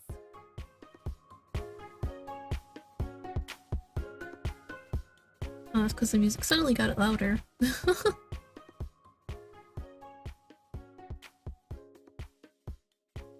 Okay, so basically the line was, Hold on, let me pull it up again. So the line was, well, it's better than a half-dead Yeti. And that was your line.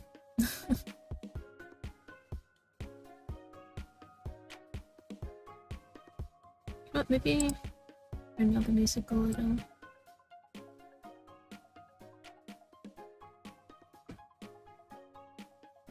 Yeah, like I said, I just grabbed a bunch of random lines from Otome games, whether it's like a visual novel or a video game. This looks like you're condoning cheating. Maybe I am, maybe I'm not.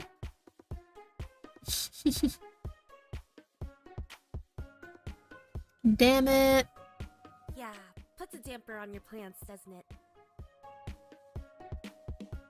Rihanna grinned triumphantly before finally stepping away from the window. Okay, come on out. You guys aren't just here to have fun after all. Incriminating yourself here. No, I'm not. Alright. Maybe finally I can put the chat back over here. Doors opened and shut, and you lined up next to each other by the van. Raina paced slowly back and forth, her fingers tented in front of her as she eyed you up and down. It was a bit embarrassing to be caught before you even cheated on anything. Raina seemed to think she had all the evidence she needed, and at her house, at her party, she was judge, jury, and taskmaster. I suppose it's only fitting that I work the three of you to the bone. She's so tiny. Look at how tiny she is. Raina tiny. Whoa now, let's not get hasty. Quiet, please. Raina pinched the air and drew it aside. A gesture to zip it, and zip it fast. The smile she wore was so devious that you felt goose pimples on your arms. Goose pimples? I've never heard anybody call it goose pimples. Don't get the wrong idea. I love and appreciate the fact that you came early to help, but I also can't ignore the slight. Justice and all that. You understand that? She stared pointedly at the future lawyers present, and Cameron whimpered from beside you. So, since I must relocate the items for obvious reasons, Deja, you can oversee the rest of the preparations by yourself. What? Raina, that's... Hard, I know. I've been doing it by myself until you got here, remember? Never heard of that before? Yeah. Goose pimples. Maybe it was like a moment of like brain fart where they're like, what's that word again? What do we call it? They're like goose pimples. Yeah, that's right. The other SG students are in the backyard. They're like lost little sheep, so you'd better get over there before someone falls in the river or something. Shoot! There's a river? Deja's mouth worked silently, and you and Cameron went uncomfortably still as she glanced to either side. She may have been vice president, but this was all still a huge responsibility being handed to her. Delegating and managing weren't exactly the most fun of tasks to start. Deja had complained to you enough times that you knew she particularly disliked having to talk to so many people at once. Man, I hate it when they all come up to me for guidance.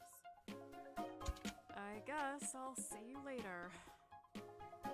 And there she went, trudging to the gate that led to the backyard. Watching her drag herself off, you didn't really have high hopes for what came next.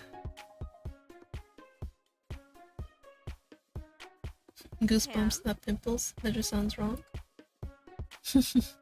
Yeah. And neither did Cameron, as they leaped a foot in the air, their back straightening to military stiffness. Sweet, sweet Cam. I'm gonna have you move all of the groceries to the backyard, set the table with snacks, load the coolers, and so on. When you're done, please handle the set list too. Oh, sure. Swept up in Raina's current, Cameron jabbed the button on their key and scurried to the SUV's rear. reaching to stick their arms through as many shopping bag handles as they could. Carrying everything by themselves would be a grueling task, but they didn't dare complain as they spun to drag as many drinks and snacks as they could to the backyard. And now, it was your turn. You know, I genuinely thought you of all people wouldn't want to cheat. See, what happened was... oh god. No, because literally anytime somebody starts with, see what happened was, you know they're about to start bullshitting. Oh man. What can I say? The money was too alluring. Alas, even heroes can fall to the right temptation. True. True. Well, anyway, I've got just the task for you. Guilty for sure, if that's what you start with, right? See, what happened was... See, there was some ice on the ground and I slipped. And slid my way all the way to the bank. And then when I fell, you know, somehow I got the right combination on. Oh man. You're gonna help a friend of mine finish making these damn cupcakes. Sure thing, boss.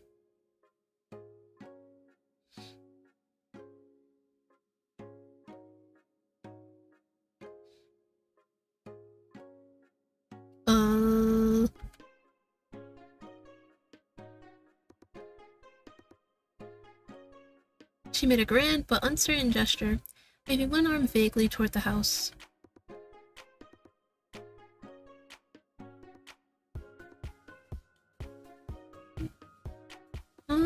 Is there something I should be watching out for specifically? Alrighty, I'll do my best. Ran aside, her head tipping to one side as she folded her arms.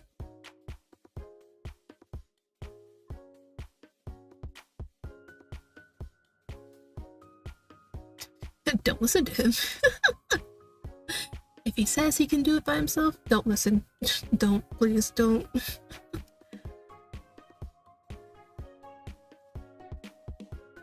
Skittish? Oh my god! Skittish people are so cute. Cause it's like if you like, it's like even though like the littlest thing could spook them, it's like you just slide up to them and be like, so what's your favorite food? And they're like, ah. I say this knowing that I'm like the exact kind of person I'm describing. Like the Pokemon? No. No. Skittish. Like, think of like Jumpy. Like she said, like a rabbit. So like rabbit bunny. Like if you make like a loud noise, it'd be like spooked and run away.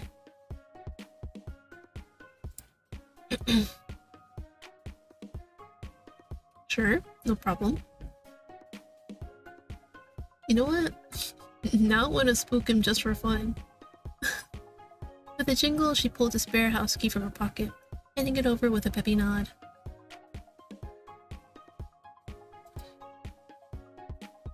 I'd rather Skitty. Oh, you were missing. Oh, I mean, I should have figured. I'm sorry. I'm sorry.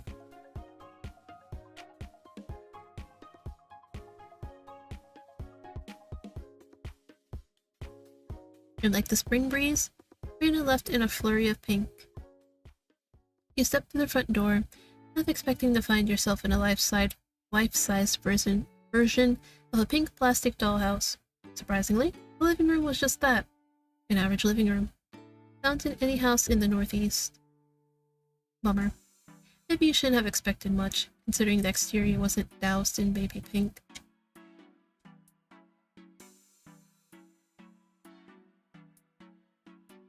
Back to the job.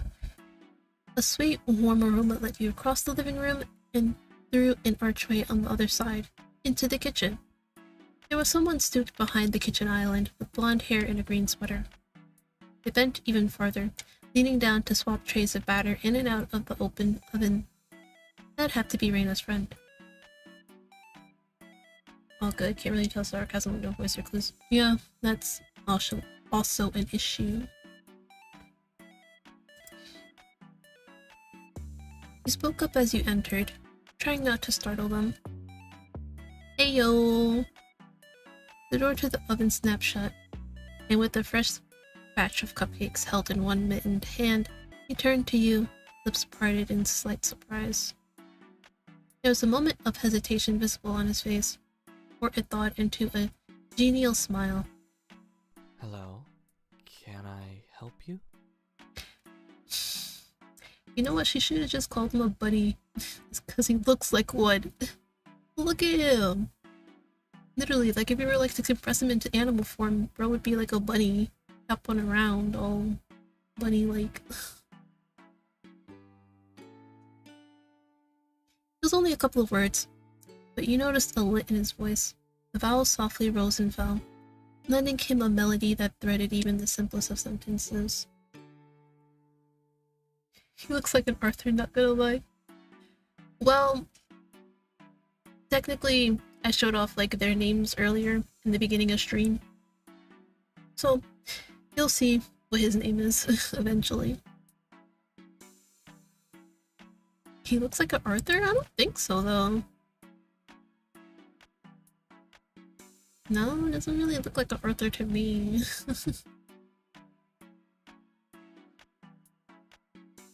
A foreign exchange student, maybe? There are plenty of those at Warren Mayer. Hi. That's what I'm supposed to ask you, actually. Pardon? Marina sent me over. She said I'm supposed to help you with whatever you need. He nodded once before placing the tray on the stovetop and shaking off the oven mitt. I see. I've got it covered, but thank you. She said you'd say that. I'm supposed to insist on helping you. And so this is me insisting. What can I do?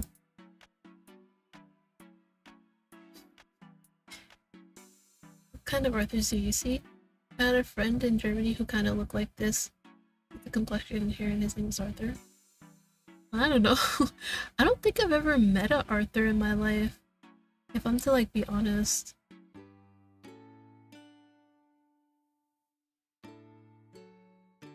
Yeah, I don't think I've ever met an Arthur. Like, wow. Huh. Like, I'm just sitting here like, never met an Arthur. Kind of a dead name, it's more in history than anything. Yeah.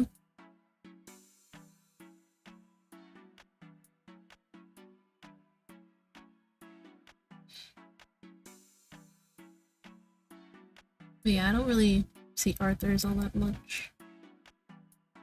He raised a brow, as he thought. But after a moment, he nodded a second time. Well, I put the last batch in already, so all that's left is decorating. Okay. There was barely any space on the counter when you joined him, thanks to the wire racks, crowded with rows and rows of cupcakes. A number of them were already frosted, but there were plenty that hadn't yet been decorated. I'm starting to see why Raina told me to come help. Waiting for the cupcakes to cool was the most time-consuming part. We'll be done in time. He gestured to a row of piping bags, filled with a rainbow of different colored frostings. Do you know how to use these?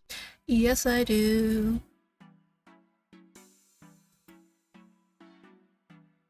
No worries, I know what to do. Then, please, be my guest.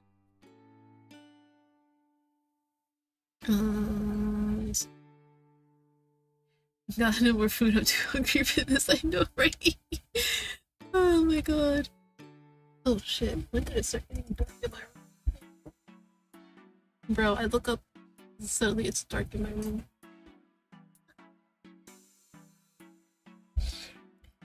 Let's see. I'm nervous. Feel free to praise. Trust. Alright. Feel free to praise my work. No holds barred? Some holds, please. Don't hurt my feelings. I'll try not to. Oh god, it's gonna hurt my feelings. We glanced at the cupcakes that were already finished. Some of the designs were singular flowers, made of layered petals. Others were entire bouquets of tiny clustered blooms, piped with a confident flair that made for a spectacular show of craftsmanship. Since flowers seemed to be the theme, we quickly pulled aside 3 colors of frosting, and with practiced movements, we started piping. Along the way, you switched from white to cream, then to a peachy blush. As a straight man, this guy gives me an ick. Why? Why does he give you an ick?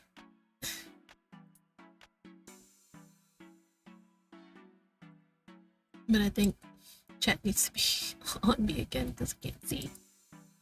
With a flourish, you lifted the nozzle one last time, revealing a rose that faded from one color to the next. Alas, there's nothing for me to hold back. You did well. You can carry on then. I'll deal with the finishing touches. Returning to a rack of half-decorated pieces, he picked up a piping bag and settled in. Wherever his attention turned, leaves and petals unfurled in flicks of effortless color.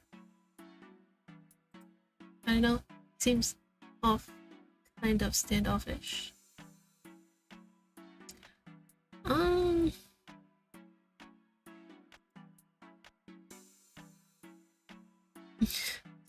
I don't know what to say to that. Oh god.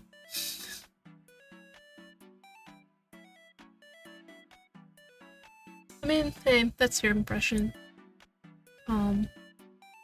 Obviously you can read up on him a little bit on the itch page, but yeah, I really don't know what else to say about it. No.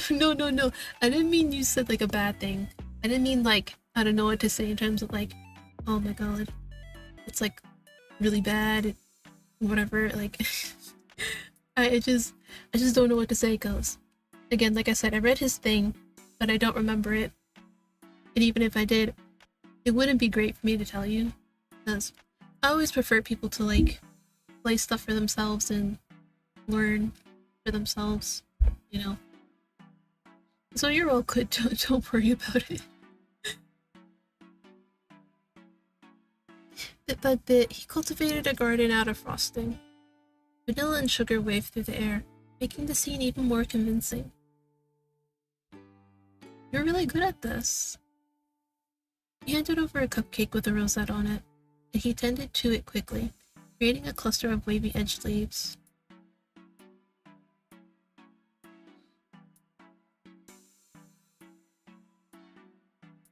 Here for the journey, just making random guesses. And keep them coming, man. Keep them coming. I love it when people guess about stuff. How long are we talking? I hope you're getting paid for this at least.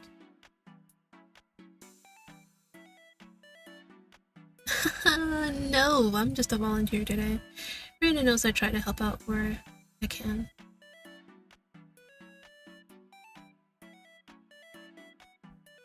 That's a very big favor to call in. You cracked a wry smile, and you grinned right back, before realizing that you'd skipped a crucial step. Ah, I forgot. I'm petty, he them pronouns. You can call me Jamie. He, him. Okay. Jamais. I made it way too flourished. Something tickled in the back of your mind. Something tickled the back of your mind when you heard that. Jamie. Oh no, it's just... I can't quite put my finger on it. Your name reminded me of... something. No, there's something... like... Then your stomach decided to rumble, and your train of thought screeched to a halt. There was no way Jamie hadn't heard it, but he kept piping, with his eyes demurely lowered and his mouth shut. Sorry about that. Haven't eaten yet. It's easier to figure out stuff in books and videos or video games. Lost ate no context clues, or I'm just too blind to see. No, I'm the same way though.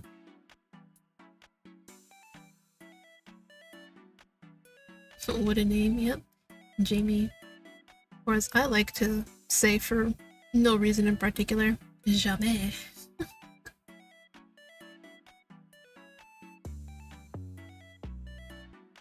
There has been a good opportunity too.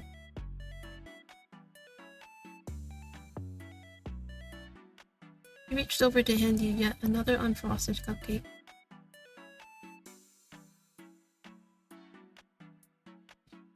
Nope, I'm taking it.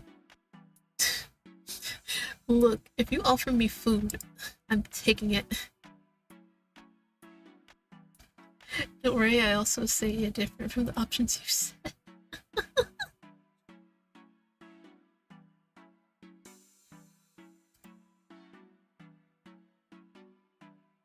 Cupcake was light but decadent, sitting on your tongue with a distinctly floral flavor.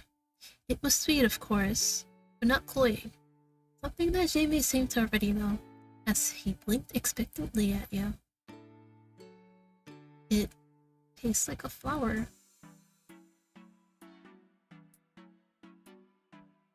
No, it's really good. Suddenly, there was a rattling sound, and you leaned to look through the archway and into the dining area. Two silhouettes stood at the back door, rattling the handle to no avail.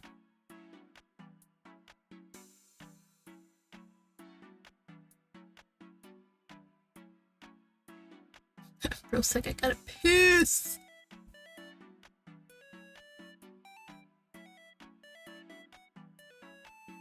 Automatically, you took a step over before you actually got anywhere. Jamie spoke up.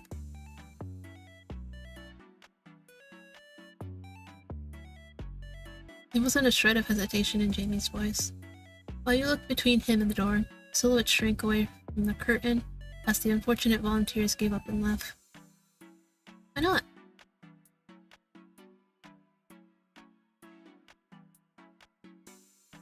Reina's words from earlier resurfaced, skittish like a bunny. He didn't strike you as a timid type after talking, but now you were starting to wonder if there was something else going on. I ate too much food talk, come and get food real quick. I should too. Oh, but what would I even eat? Well, we don't have any food. Well, we do have food. But nothing to snack on.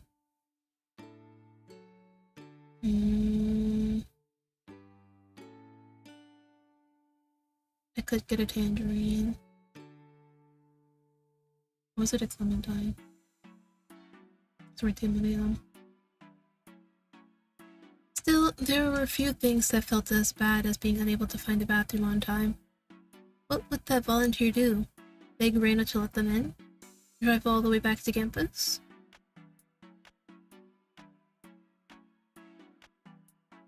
I would say there has to be a reason why she kept it locked.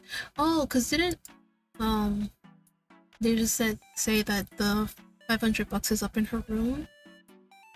So the reason why she keeps the house locked could be because of that too. So basically, two birds with one stone.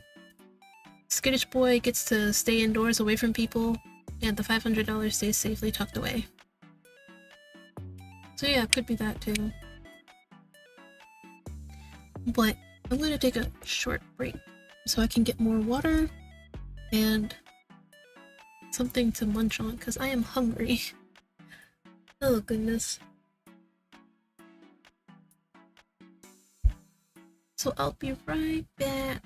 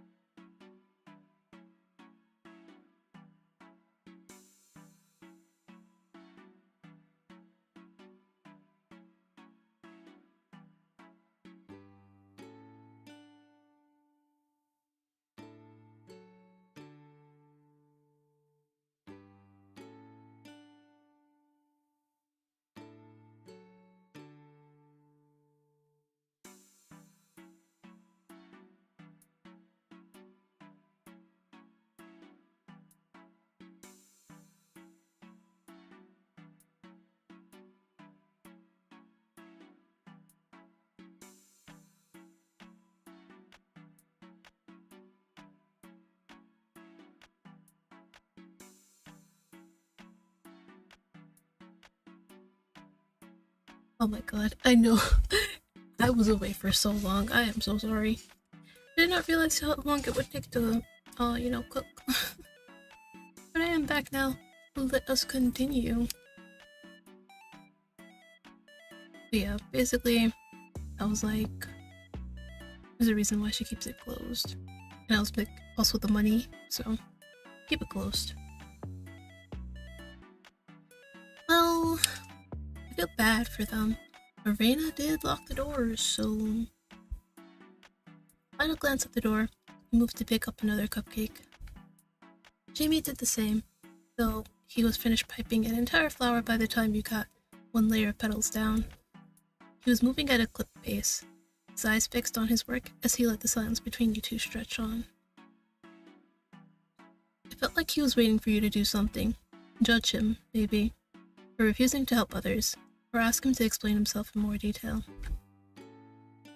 There was a slant-wise way to do that, without sounding like you were accusing him. So, I think almost all the other volunteers here are student government. I'm guessing you're not, since you only said you were doing Reina a favor.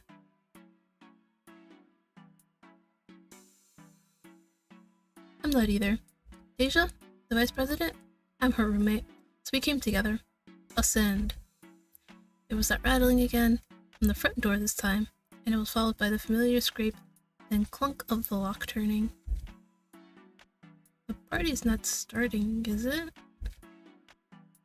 Wiping your hands, you walked briskly into the living room, intent on investigating, only to hop aside as the door swung open much faster than expected.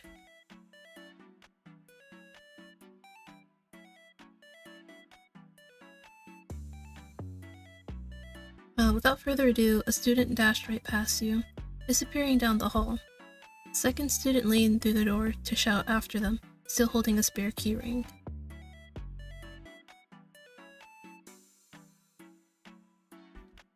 They flinched, realizing they were standing next to you, and you put your hands up in an automatically placating gesture. Hi. Oh, Rena asked me to help out. You answered automatically, and the student gave you a second, more discerning look.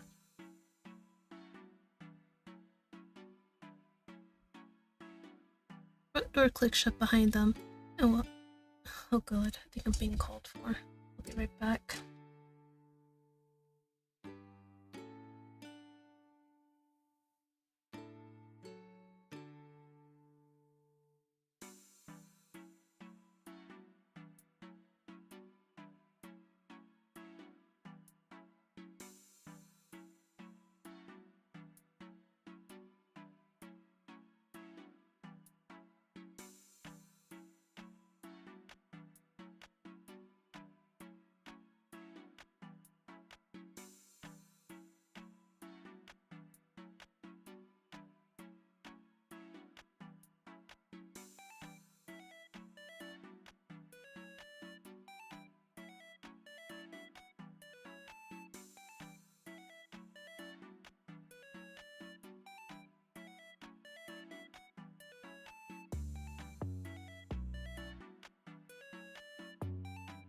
Oh my god. It was for something so minimal, it didn't really matter. The front door clicked shut behind them, and while you quietly reached out to relock it, they moved across the living room, only to glance into the kitchen and pause, perking up with evident glee.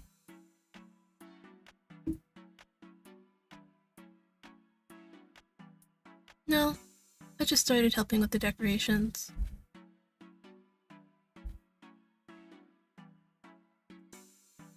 If they hadn't spotted Jamie yet, it meant he left the counter where the cupcakes were.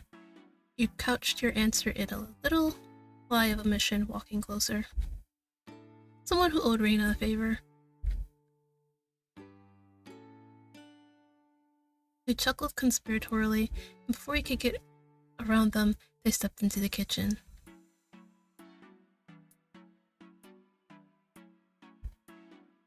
There was a half-decorated cupcake left on the kitchen island, as well as a piping bag. I'm sorry. I just read like the last sentence myself and I was like, bro, that's so me. That's so me. Jamie was standing in the dining area, far enough away that it was clear he tried to stay out of sight. That's so me when I don't want to do something. Oh my god.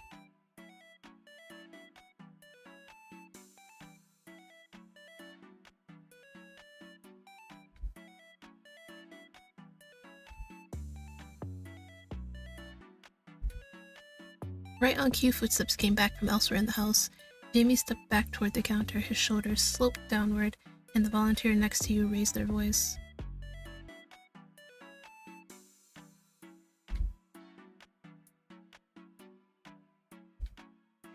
The first student peeked into the kitchen and scampered in with a wide smile. Their eyes were instantly glued to Jamie, to the point that they almost pushed by you on their way in. If these two had their way, they'd be behind the kitchen island in a second, cooing over the finished cupcakes. With 2 steps in, Jamie put a hand up, his expression polite but distant.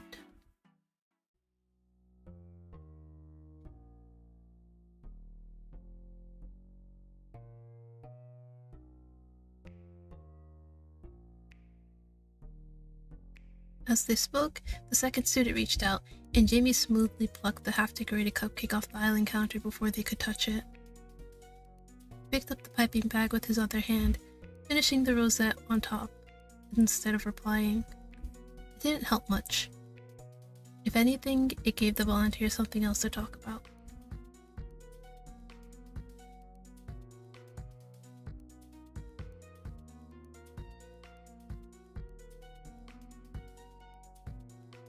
Jamie's sentences were oddly short and quiet. The low volume of his words seemed to encourage the two to crowd a little closer. Oh my god, I hate people who just do not get the hint that some people just don't want to be bothered. Oh my god. Like, it drives me crazy how people just cannot take a hint. Cause like, you know, sometimes you just don't want to be outright rude and be like, get the hell away from me. Like, sometimes we actually feel like being nice and being like, yeah, you know, just being short, curt, and so you can get the hint that we don't want to talk to you, but you just keep pushing it, so it's like, fine. Since you won't respond to the kindness, we'll be outright rude, and then we get called rude and mean and stuff, even though we were giving you hints to leave us alone and you wouldn't, you know? It drives me insane.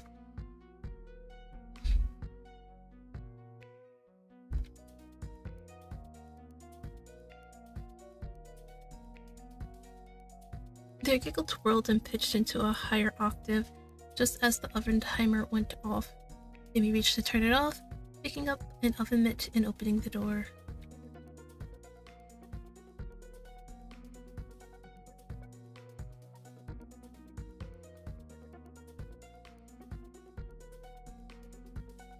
And they laughed, bumping each other's shoulders with easy... I used to know how to pronounce this word. Raucous humor? You shuffled to one side to keep from getting jostled, when what they said replayed in your mind. Jamie Porter. What was it Raina had said? You'd know him, unless you lived under a rock. You knew what the campus rumor said, of course. Somehow, you'd gone almost 2 full years without seeing the man yourself. But you'd heard things here and there, about a certain transfer student whose smile charmed anyone in a single glance. His good looks, effortless grades, and princely manners made him a shoo-in for the position of campus boyfriend. People loved to talk about him, no matter what program or year they were in. And you've been decorating cupcakes with him, completely unaware until the final clue fell into place. Jamie shook his head, placing the last freshly baked cupcake onto an empty rack. Automatically, he picked up a cooled one, typing half a rose as he spoke.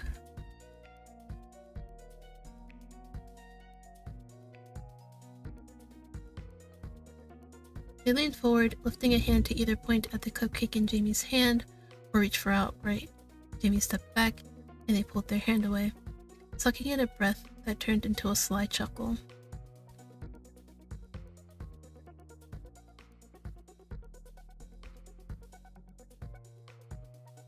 My god. The longer this goes on, the more I'm starting to hate them. It's like, some people just don't get that they're invading on personal space. And for people like Jamie, personal space is very big. Like, it's not just like limited to like the space like in close contact. It's like a very wide berth.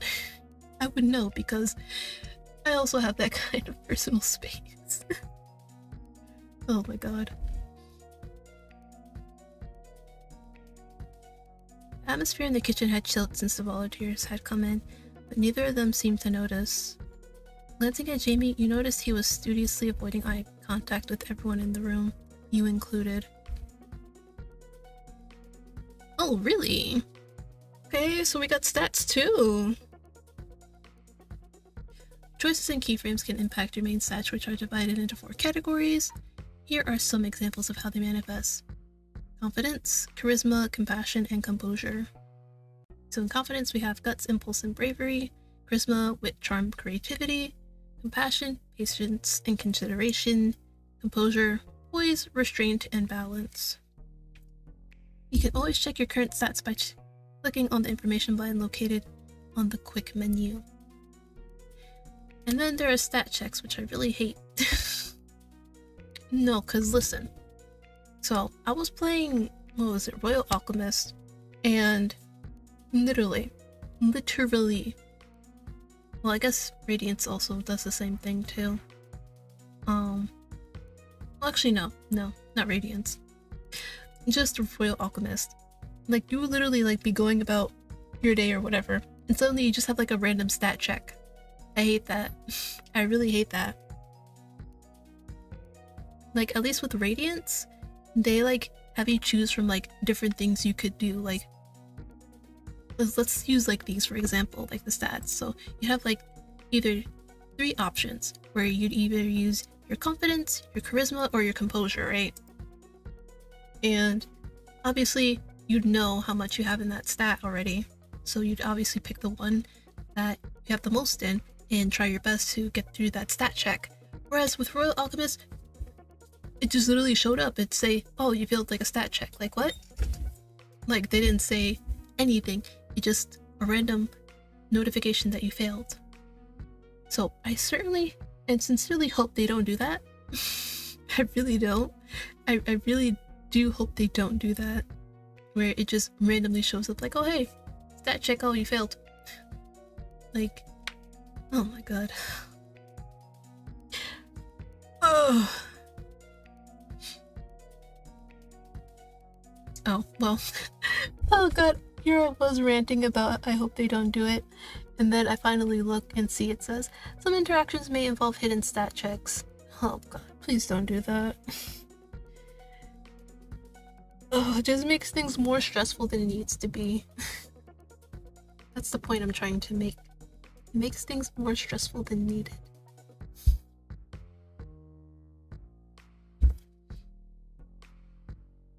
Like, and I'm speaking as somebody who's played like a lot of visual novels that were like stat raisers as well. And just having like a random stat checks. It's not fun. It's not. Cause then you have to sit there and wonder, like, oh, what should I be leveling up? And you just can't focus on the story as much as you like because you're too focused on when the next hidden stat check will be, you know? And for how fun and cozy this game seemed like up until this part, I think it would like take away the fun. That's just my criticism. But hey, you know, that's what they want to do. That's what they want to do.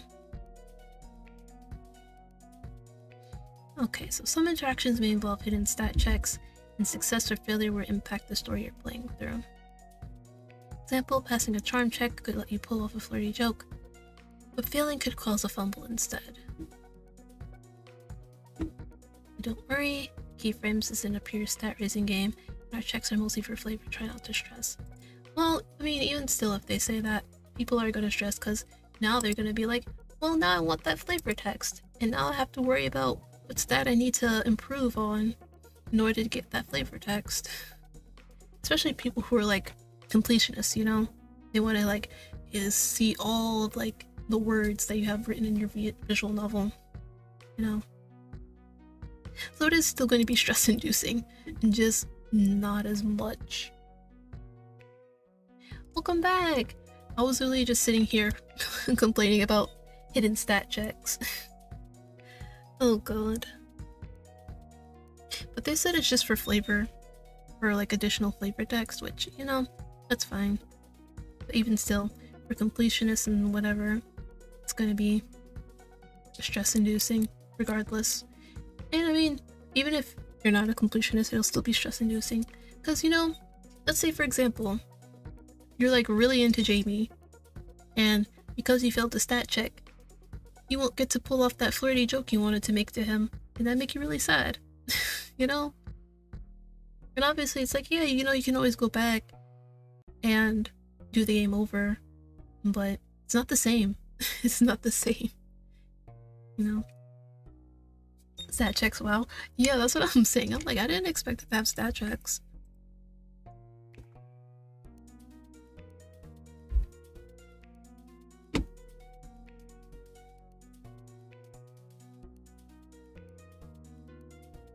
And then they also don't like say what kind of stat you'll be doing though.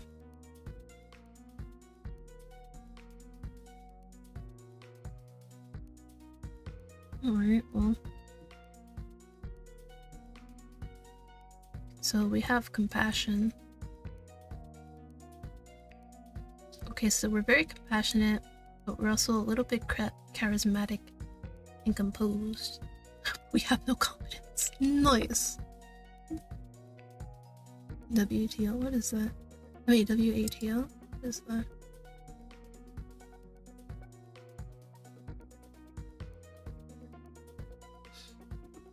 Oh. Though we've given you the option to play through keyframes events as reluctantly as you wish, sometimes you have to step out of your comfort zone to enjoy what life has to offer.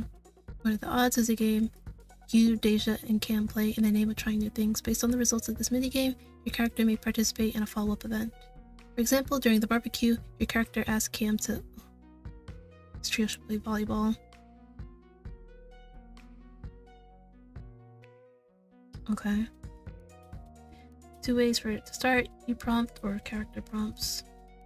Prompter asks what are the odds of an action that they want to see the prompted do. The prompted gives a number between 1 and 10. The higher the number, the lower the chances. The two count down and then say a number between 1 and the response. Example 1 and 5. They choose the same number, the prompted has to do what is asked of them. If they didn't, then nothing happens. Huh? I sound... what? I mean, sure.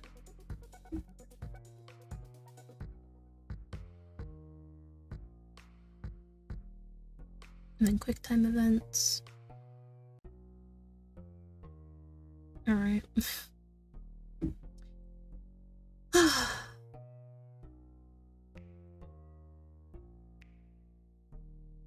want 100% games, but never do. I get distracted too easy. Yeah. I don't ever 100% games. It's a lot of work. I'm more of like an ending getter. Like I want to see like all the endings, even if it hurts me.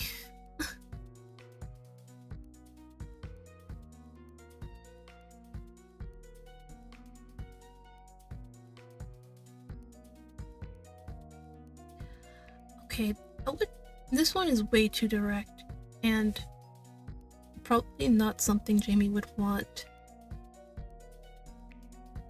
Because that's the thing though. It's like they're like, hey, you guys are making Jamie uncomfortable, which would also put him in the spotlight, and they would like turn to him and be like, hey, are we making you uncomfortable? Which would put more light on him, which he doesn't want. So I think I'm gonna go with the third one. You're close in Skyrim, that's it. Nothing wrong with like not 100% in games. Because most games, they're just meant to be like played once anyway, so. Alright, they gotta go. They have to go. Confidence check? That was confidence? Of course I was gonna fail. Fudge. See, that's the thing, that you don't even know, like, what it is.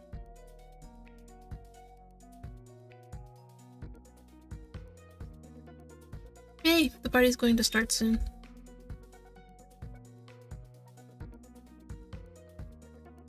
Your voice barely wavered as you interrupted, and you kept your head up and shoulders loose as the volunteers turned to look at you. There were times to put your foot down, and this was one of them. We're going to inconvenience everyone if we can't get ready on time. Maybe we should.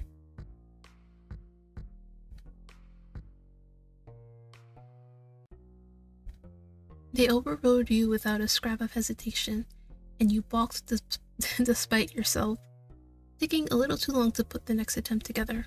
It didn't escape your notice that they hadn't actually bothered to get Jamie's opinion, but that was because they were staring at you. I'm just saying, we're all volunteering, and Reina gave us jobs to do.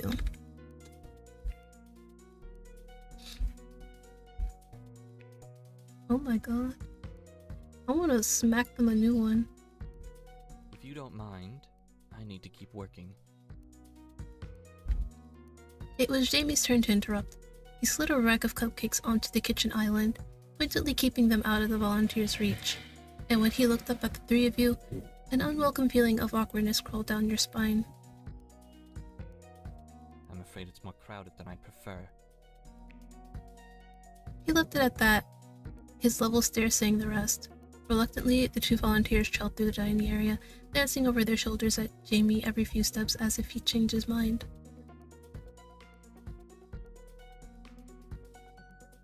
Finally, the back door shut behind them, and the kitchen was quiet. In the wake of their departure, Jamie let out a slow, calm breath. Yeah, sorry if I made things worse. You cleared your throat awkwardly, rejoining him at the counter and picking up a piping bag. Their words had stung a little, but at least it was over.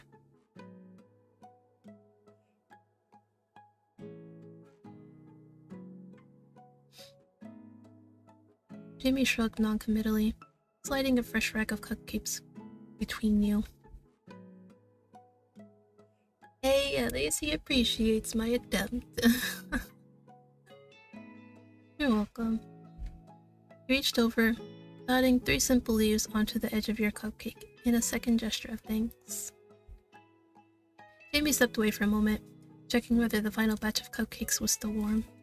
You stayed to the side, finding a steady rhythm and piping some flowers in quick, careful succession.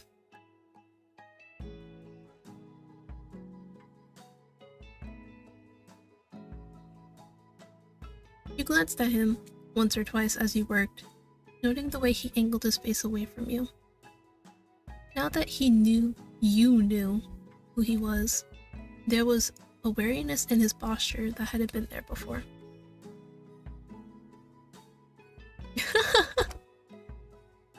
I take back my previous statement, he's chill, I apologize. Yeah. He's really just a dude who doesn't want to be bothered by people.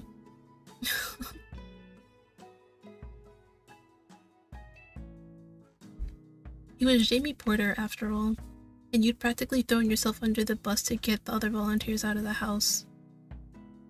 If there was a time for you to go all starry-eyed on him, it'd be now. He didn't want others finding him in the house for that very simple reason. Thinking back, Reina's hesitation when she'd sent you here made complete sense. He asked you a throwaway question, and you glanced away to count the cupcakes within reach. Even if you were trying to keep your cool, the musical lit of his voice was hard to ignore. Fewer than 10 left. Not too bad. Maybe I was hating on him because he had a similar attitude as me. Maybe.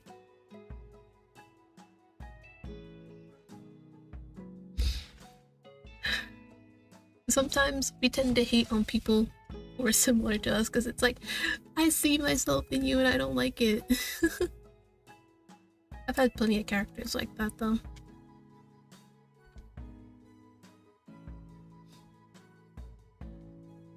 When he looked at you, he had a small smile on. Same polite peach crescent that he greeted you with when you first met him. It didn't look like there were any hard feelings about everything that had happened, at least on the surface. Yeah, valid. Maybe he did wait for you to finish more cupcakes on your side before he reached over to start adding any details, but he did add them. For all intents and purposes, you had your workflow back. The number of undecorated, I was about to say undercoated,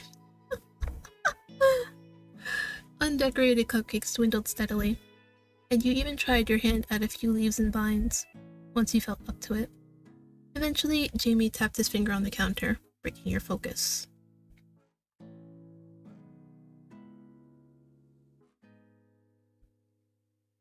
You sure?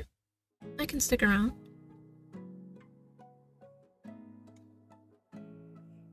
You couldn't really hold it against him. If he wanted some time to himself, it was as good a time as any to get back to the others. Then I'll go let her know. Thanks for letting me help you. You left through the back door, making sure to lock it behind you. Immediately, you were hit by a wave of sound.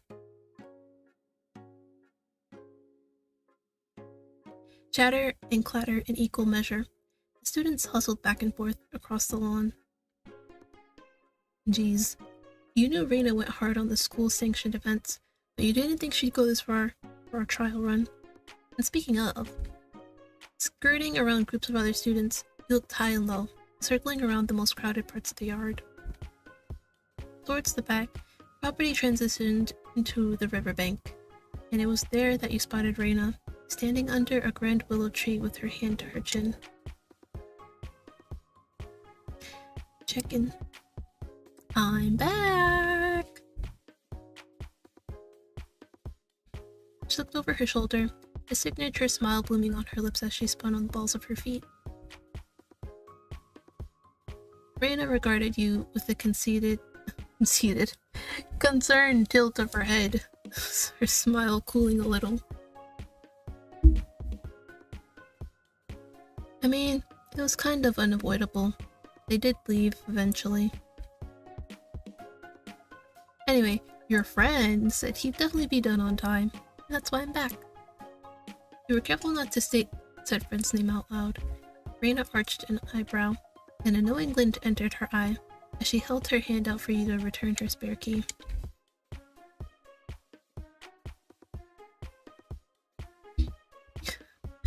He was unfairly hot. Let's see. Whatever the rumor said, been kind of cold, maybe even. Let's see. Do I want to say? Damn! Helped him because she asked to. He didn't care for his company. Damn. She put it best. He was skittish. And for a good reason. First I didn't get why he wanted to keep the door shut, but then... develop a sixth sense for avoiding it? Bro, how bad is it that he developed a sixth sense for it? Oh god.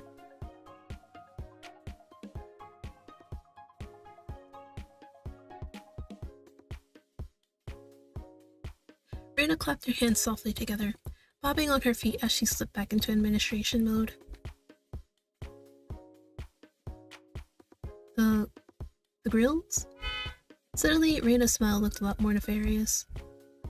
You do know about...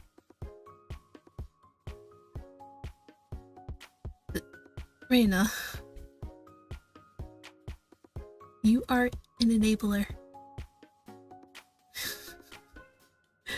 You were off like a shot, slipping between tables and students while trying to keep a calm face. Cameron wasn't a bad cook at all. The problem was they'd be working near an open flame. He wouldn't go so far as to say they were a pyromaniac, but, well, they tended to call fires pretty, and they had a fondness for staring right into them. You could smell coals catching. Oh no.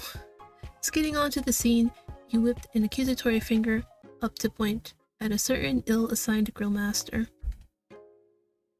Down, Cam! Down! Cameron yelped, spinning around with their hands and a pair of tongs held toward the sky. Shush! I've caught you gasoline-handed. It was a figure of speech. Also, you know you can't be 5 feet near an open flame. The Magma Carta bidens us all.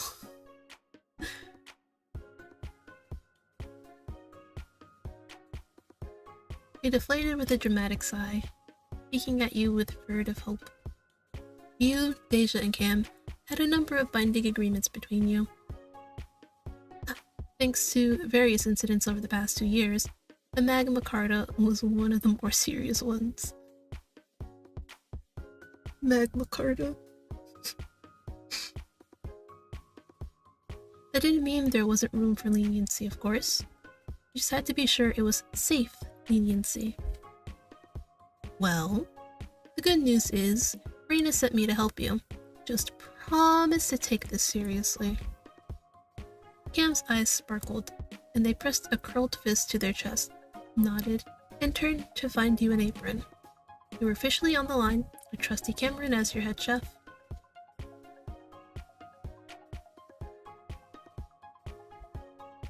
Kebabs and burger patties hit the grates with a chorus of happy hisses, and Cameron clicked their tongs gleefully. The air quickly filled with the smell of cooking meat, and volunteers all over the yard started to perk up. Food hitting the grill, of course, meant that prep time was winding down, and the party would be starting soon. End was within sight, or within scent.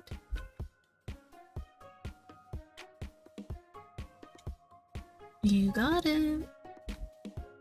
With your own pair of tongs, piled skewers and patties in rows, swapping out trays as you needed.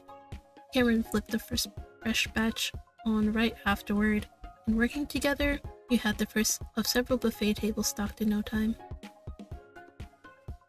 Then came the vegetarian options, the mixed skewers, the hot dogs, the buns.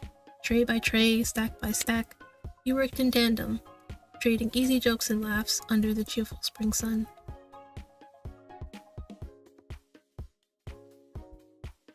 The squeak of a megaphone drew your eye to where Reina stood, waving one hand overhead as she waited for everyone to turn her way. She wore a wide, brave smile, and the crowd naturally hushed as the student government waited for its president to speak.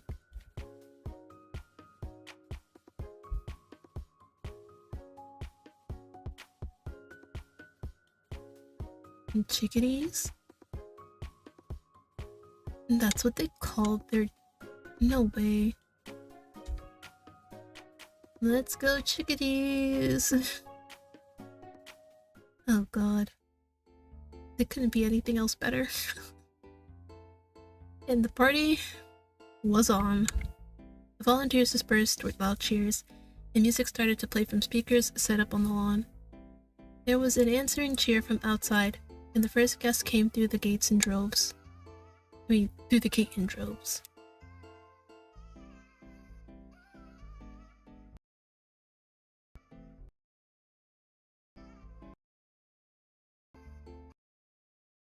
Blared through the effortlessly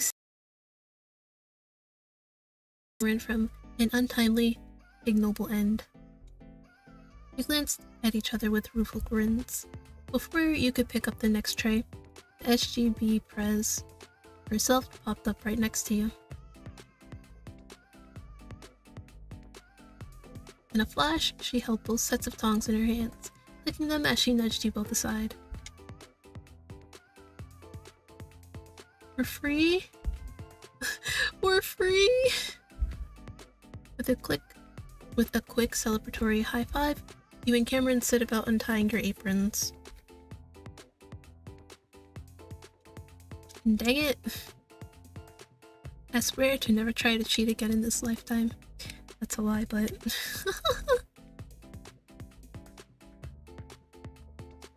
yes, with the tongue.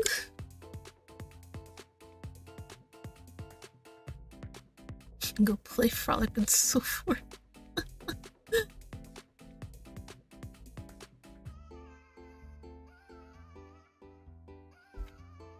With the final wave of her scepter, thongs, Reina turned back to the grill. Newly dismissed, you and Cameron hustled back toward the riverbank, circling around the crowds until you reached an area strewn with lawn chairs. Oh, I'm just now seeing it. Thank you for the stretch! Thank you.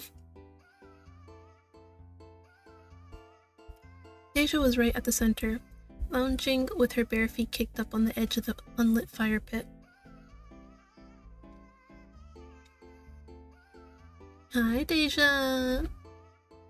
You both sped into a trot, and you reached out to steady the lawn chair as Cameron folded down onto their knees to flop over Deja's legs.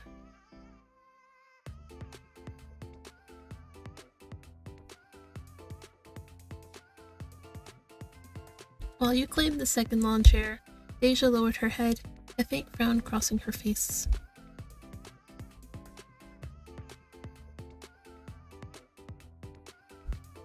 She raised a single eyebrow, and Cameron sat up to pass the buck, scrambling away to perch on your armrest with a mischievous laugh. Okay, I want to know the story behind the Magma Carta. Like, what happened that they're banning Cameron from being near an open fire? The fire was very pretty. I'm kidding. Reina put us both on grill duty for a bit.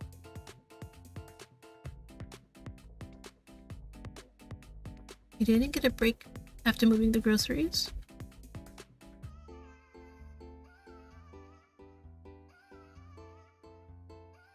I was indoors, decorating cupcakes.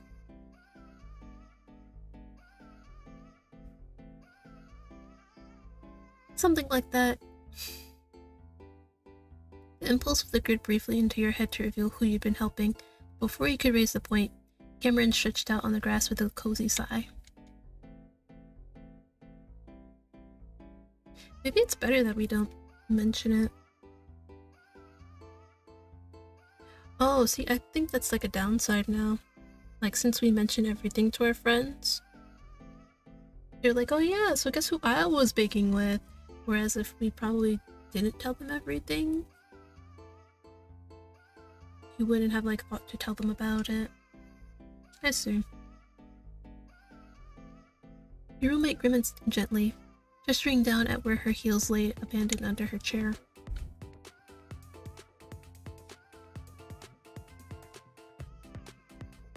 I guess that gave her more time to sneak around and reset the scavenger hunt too.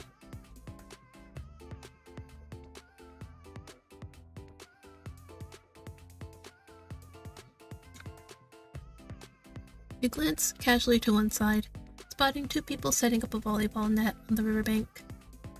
Nearby, a third person stacked spare cases of drinks, establishing the corners of a makeshift court.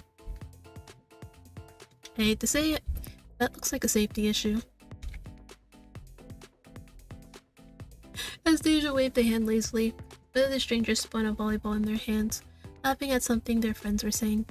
It certainly did look like they were in their element.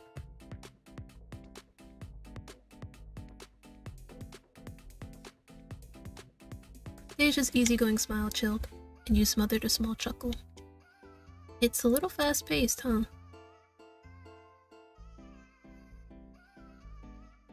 Cameron shrugged, absent-mindedly ripping up a handful of grass to fiddle with.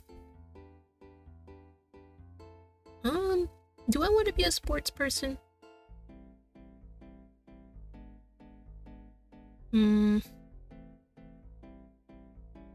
Maybe not. Maybe not.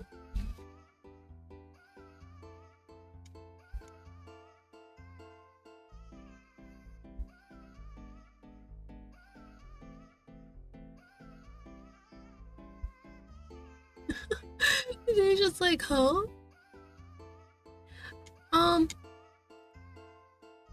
mean, me myself, yeah, I do like sports. But I'm saying, like, for my character here, I don't think I'll make them a sporty person.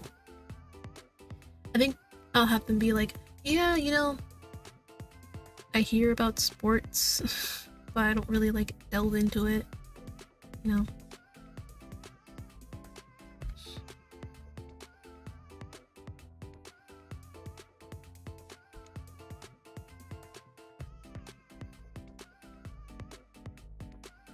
Like Womb and Blam and Shoop. Cameron is that kind of person. Have you guys like seen that Vine where like the person's like interviewing like the surfer dude? He just like, yeah, what? He just makes all these noises. That's literally Cameron.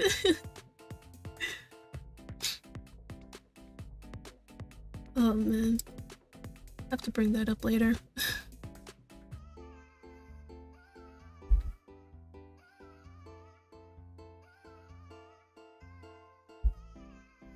Oh, okay. Yeah, that would explain it, yeah. I'm guessing Cameron is a fan of Q High. I'm guessing here would be Q High. With 3 exclamation points. Because, you know, when you're like, if you're like gonna make your game like for sale, you can't exactly use like the actual name of things unless you like pay royalties or whatever.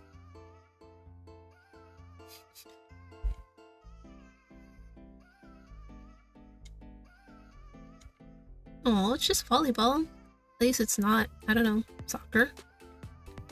He laughed softly to dispel the rising tension, and Deja gave you a sharp look before her expression softened into something calmer. Cameron had caught on as well, and they eased off the pressure, turning to you instead with a rueful shrug.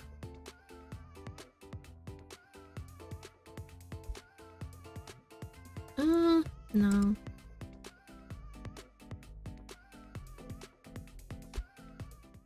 Maybe fate was listening though, since, in the next instant, you heard rapid footfalls on soft grass. Running up to you was one of the volleyball players, the one who'd had the ball. That's a sentence. Hey, how's it going? With a stranger in the mix, Cameron immediately clammed up. Out of the corner of your eye, you noticed them slipping down to sit awkwardly on their hands, shredded grass and all. You and Deja settled smoothly into your respective roles without missing a beat. We're doing fine. How about you? Oh, yeah. I'm Elio, he/him. Elio. Got it. Elio. But it was like Elio. I guess not. You stuck a hand out, and you took it for a brief shake. Nice to meet you, Elio. I'm Betty, he, them pronouns. That's Deja. She, her, thanks. And this is Cameron, they, them. Cameron meekly nodded, not quite making eye contact as they mustered a small smile. Nice to meet you all. So, hey. Elio. I see, I just defaulted to Elio. Elio jabbed a thumb over his shoulder, pointing to the volleyball court with a bright grin. My buddies and I are gearing up for a game, and, well, 2-on-1 isn't exactly an even match. Any chance you three would want to play? Just for fun, no points. Unless you want them. At the glint in his eye, you had half a feeling he actually preferred to play for points, no matter what he said. Here was Cameron's golden opportunity, practically falling into your laps, but when you looked at them, Cam was staring down at their legs, looking a little shaky. You know, can you give us a quick moment? No prob. You know where to find me. Elio jogged back to his friends, and at your beckoning, Deja helped you nudge Cameron up and toward the big willow tree, its trailing branches giving you some privacy from the rest of the party. Cameron, are you okay?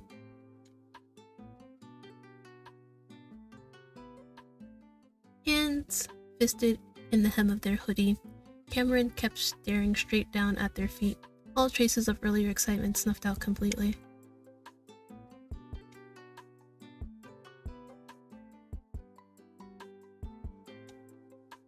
You and Deja exchanged silent looks. It was never easy, seeing Cameron freeze up like this.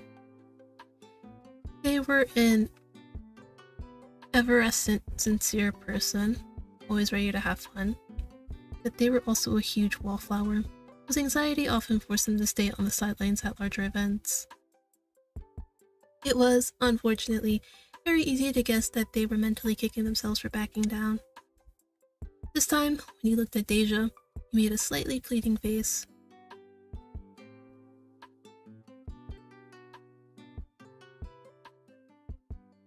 The fact that she was even considering it was a major concession, but one you knew she'd be willing to make. She was a strong-willed person, and you loved her for it, but Deja was never one to crush a friend's wishes outright. The problem was that this particular wish involved physical exertion, which Deja loathed with perfect simplicity. Cameron was already backtracking, and so, as a friend to both of them, you merely had to contribute a little change of perspective. How about this? What are the odds we play volleyball today? Deja paused, tilting her head with a thoughtful sound. More importantly, Cameron paused too, and they actually peeked up at you, starting to look cautiously interested.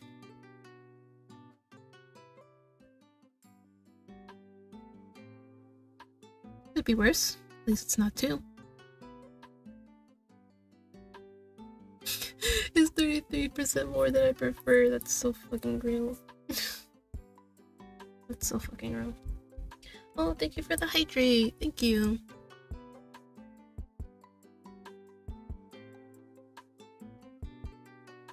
She shrugged gracefully, shedding her veneer of hesitation and sliding her hair back over one shoulder. Them's the rules.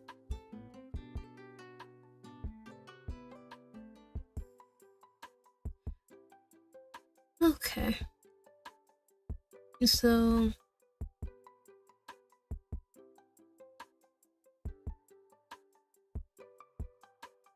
I'm guessing if I get the same number as Deja, we don't play. If I get the same as Cameron, we do play. Okay. Get it. Okay, so Cam, it's you and me. Oh, it's just me and Cam. Okay. What do I want to pick? What do I want to pick? One. Damn it, Cameron! Should've went 3. Damn. It was rigged. I call rigged.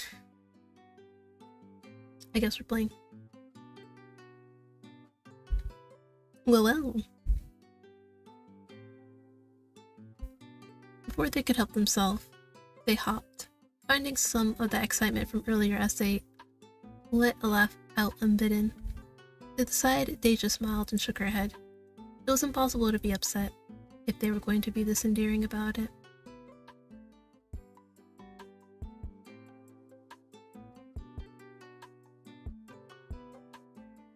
You gonna be okay? They took a breath and let go of their hoodie, nodding as they lifted their head. That's good. Let us know if you need a break.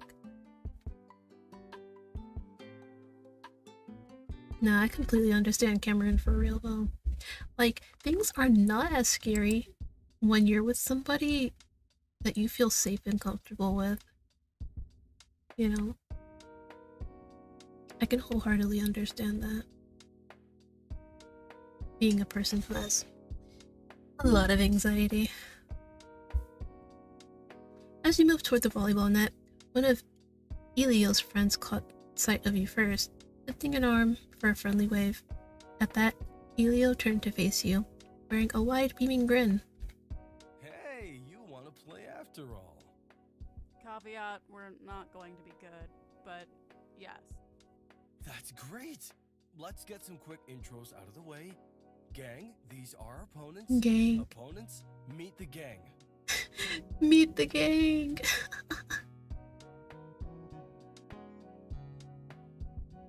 One of the gang was standing off to one side, apparently spacing out. The other, red-headed with freckles, stepped up with another small wave. In the same movement, they plucked the volleyball out of Elio's hands, ignoring his little sound of protest. Ori? Come on, you're not just my RA.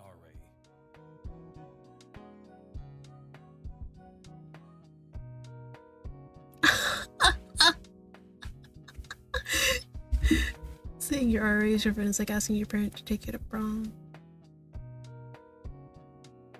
I mean,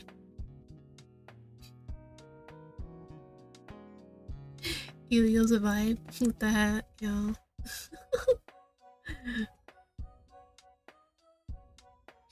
What? No, you're still my friend.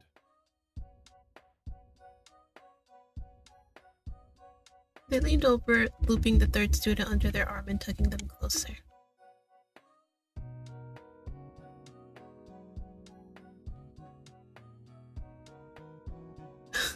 He's usually halfway out of whatever's going on. Is he just like naturally spacey, or is he like, you know, high? Sometimes you are putting no. Keegan rolled their eyes gently before tilting their head at you.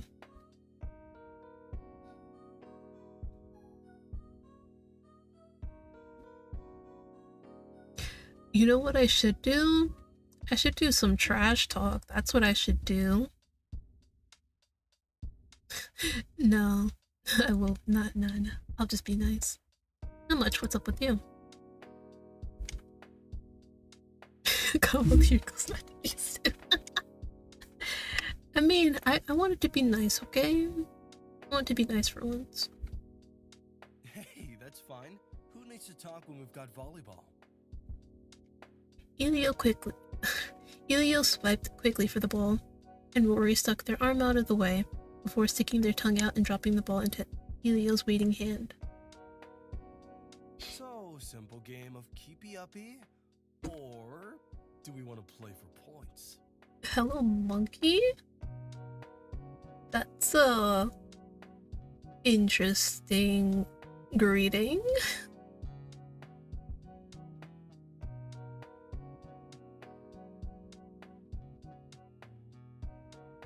Fair warning though, I'm not bragging, but if we play for real, I'll win. Sorry, because I'm like multi-streaming, so I just saw the message from YouTube. What doing? We visual noveling. We're playing keyframes right now. I'm really enjoying it, actually. I probably should like. Yeah. Fine.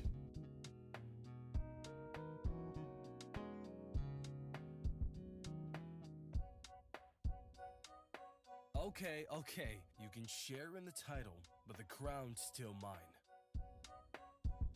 There was that glint in his eye again, a hint of competitive spirit, hidden by that easygoing smile.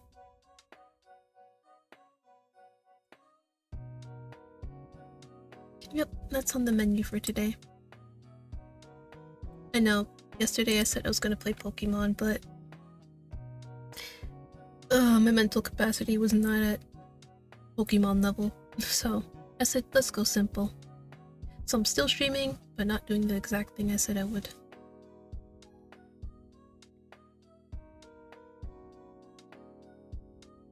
Do my friends think? I'd rather we keep it casual. We haven't played before, but don't go too easy on us. That'd be demeaning. Pokemon, yeah. I have this ongoing thing of playing randomized Pokemon Platinum. I haven't done it in a while. I was supposed to today, but again, wasn't feeling up to it. I hear ya. Sure, we can play a shorter game too. Say 15 points.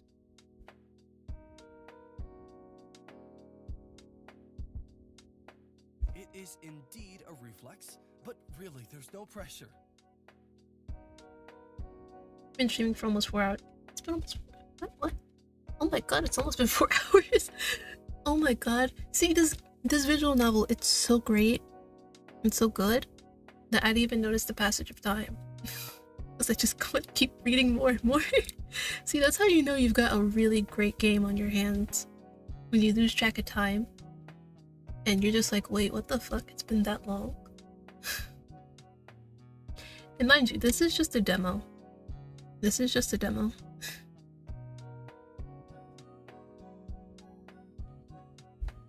That sounds doable. Alright, the first serve's all yours. Elio lobbed the ball underhand, sending it in a high, slow arc. He caught it with a low oomph, moving to the back line of the court as Elio, Rory, and Keegan ducked under the net.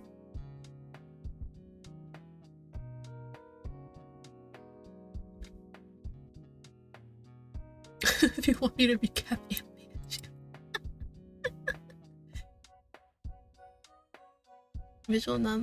Visual novel games are good. Yeah.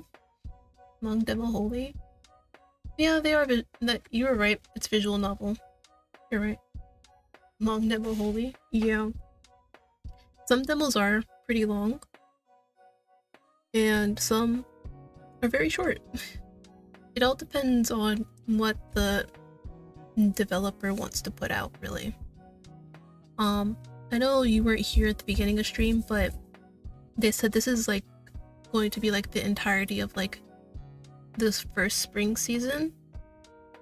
So I'm assuming there's going to be a whole lot more after this, because if it's going to be like the entirety of the first spring, you're obviously going to have like a lot on their hands. Obviously I'm not going to do it all on stream because that would be a very, very long stream. And I mean, I could do it, but again, I don't live alone, so at some point I would have to stop regardless.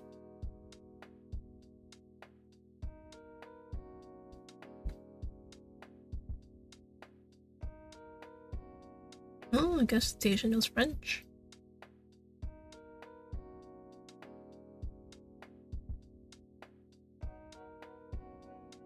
Losing helps with character development. Losing starts my villain arc. No, Cam's right. That crown is ours, and we're going to come out of this as kings. Well, king, queen, and royalty. Yes, this year felt so fast in my perspective. Just a bit off topic there, though. No, it's fine. Off topic is fine, really. As long as it's not like too out there. Like, don't just come in saying, hey, so you know, so-and-so murdered this person. Like, no, don't do that. But something like, yeah, you know, this year felt so fast in your perspective, that's fine. I mean, yeah. Because, like, I feel the same way, too. Like, sometimes I feel like just yesterday it was like, I don't know, July. Murder, what did I miss? No, I was just saying, it's fine to go off topic from, like, me playing whatever game I'm playing. Just don't say anything, like, so off, like, oh, so-and-so murdered this person, you know? Don't. But something as simple as this year felt fast, in my perspective, is fine. But yeah, I'm still like thinking of things that happened in the past, and like time is still moving forward without me. Like, I'm still processing that, like, I have a new model that I really like. Not to say that I don't like my first model, I still love it. But the fact that I have a new model, and that I have like all these new overlays and stuff like that, and that I've literally been like streaming for an entire year. Well, not an entire year, but for a year. It's like, wow. 2020 to 2022 didn't feel real at all. I've slowly come to terms with the fact that it happened. I don't remember anything, but it happened. Like, something happened. You know, we were all locked in, pandemic and stuff like that, but anything other than that, remember. I feel like I skipped that completely. Most people feel that way. Don't worry, you're not alone. Okay, what is going on with this though?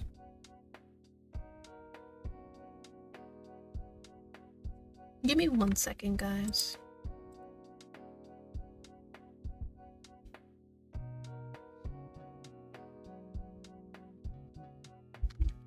Because I need to check something.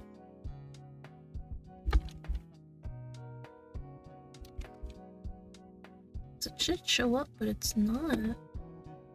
I don't know why.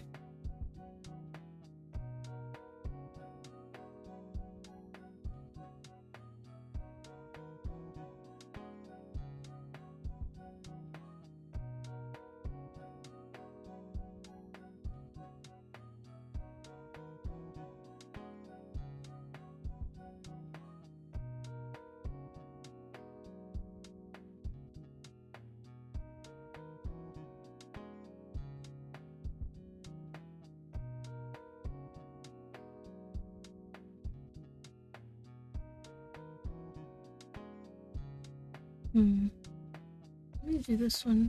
See if it's different.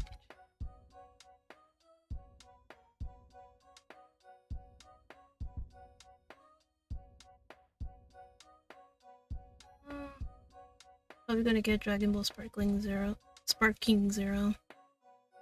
Since the best PvP game on a console I have is Mortal Kombat 9 on the PS3. A lot of people seem to like Sparking Zero. Again, not really my cup of tea. I know I say that even though I play like Street Fighter, but again, I've just never been like a big fan of Dragon Ball. So, yeah. And I mean, I did watch like some gameplay of it. Can't exactly say it's fun to watch. Like, I think I'd rather watch like Tekken 8 other than, I mean, compared to Sparking Zero.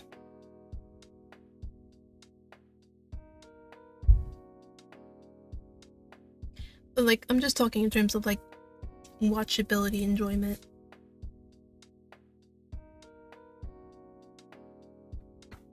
Ugh.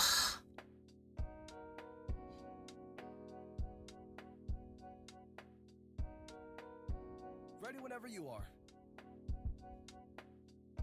Helio called from his spot all the way across the court, where he was already poised to receive your first serve. Keegan and Rory were closer to the net, relaxed and idly watching for your next move. Just a sec! Volleyball schmollyball. It couldn't be that different from most other sports. There was a ball, there was a net, the ball went over the net, and then you scored, right? And to get the ball over the net, you had to serve it, somehow. You looked at your friends and they both shrugged. Don't look at me. Don't look at me either. Helio, how do I serve? Oh, do you not? Here, I'll show you.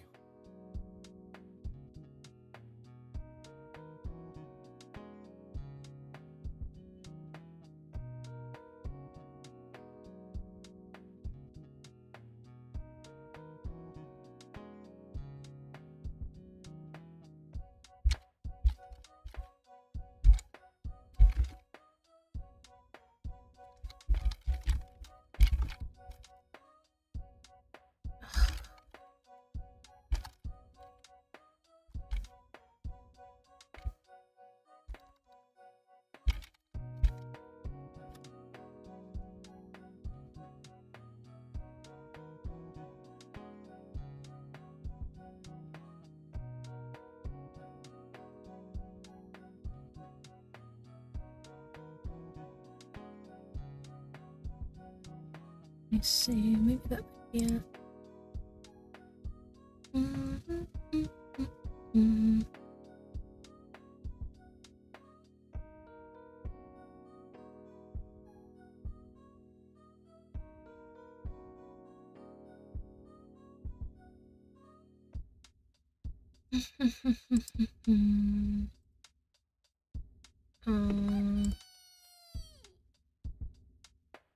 Thank you for the redeem, thank you.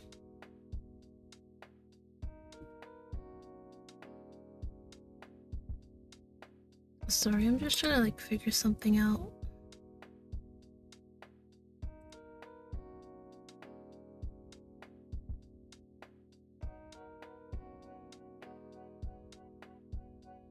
Maybe that'll work now? Let me see.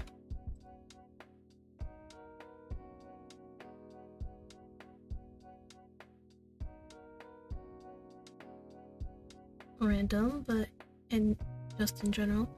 But I hate when people trash on anything, even when they haven't been a part of it at all, or have played it. And I hate the excuse it's too long unless you work a 9 to 5. That's an exception. Oh yeah, definitely.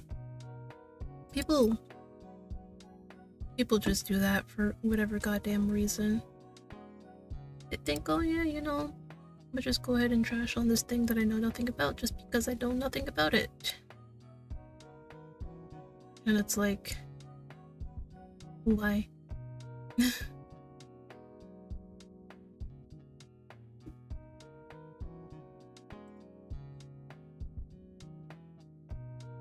Man, I don't understand why it's not working.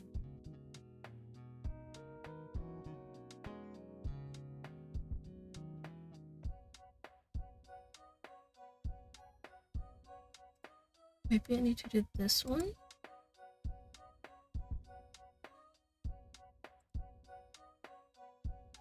Sorry guys that I'm like taking forever.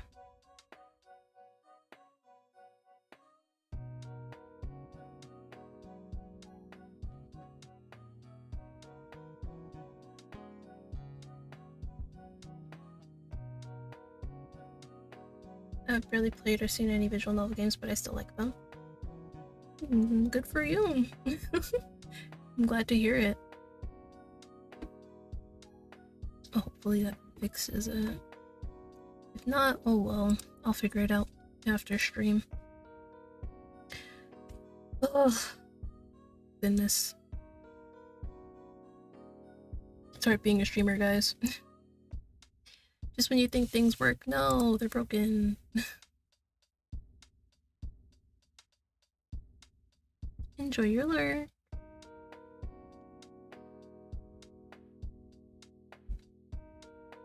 Elio jogged quickly to stand next to you, holding his hand out for the ball. Okay, so first things first, position. Whichever hand is your dominant one, you're hitting the ball with it. For me, it's my left. So, for an underhand serve... He held the ball in front of him with his right hand, showing you the spot on the ball he'd be aiming for with his left. You're gonna swing like this, and as you reach the ball, just let your other hand slip out of the way. Careful not to hit yourself.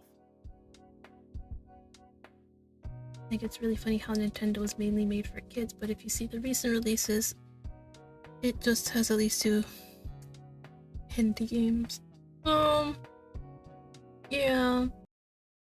Just some questionable games up on the shop on the Switch. But hey, you know, they're probably just focused on making money. What's my model supposed to be? Chillin'. After demonstrating for you with exaggerated slowness, he handed the ball over, gesturing for you to try. You settled in, copying each of his motions as smoothly as you could. Hold up. Do you mind if I touch you? Oh.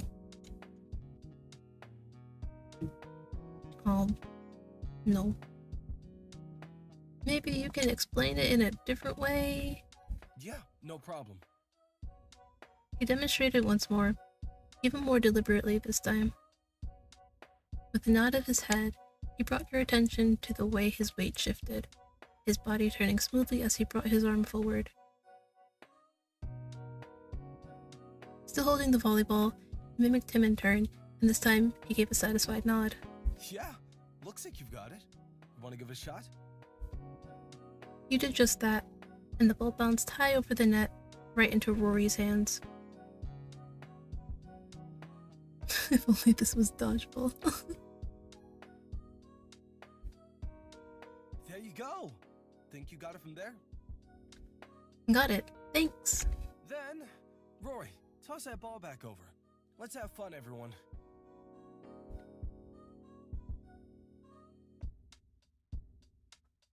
Yeah, I'm a chillin'.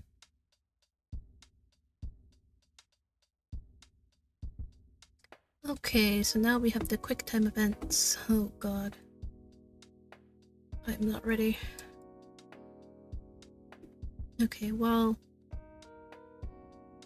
Elio returned to his side of the court, waving his arms and hooting for you to do your worst.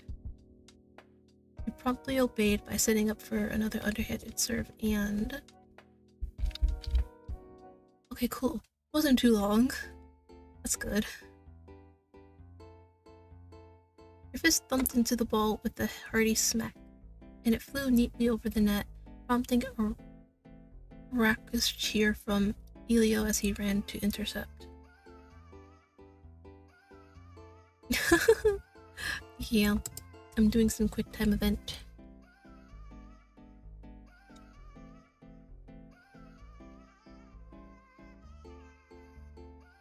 Do I have to do more? I'm worried. Cameron scrambled for the return shot with a grin, their own confidence bolstered by yours. With a tap, they sent the ball over to Deja, and she just barely managed to knock it back over the net.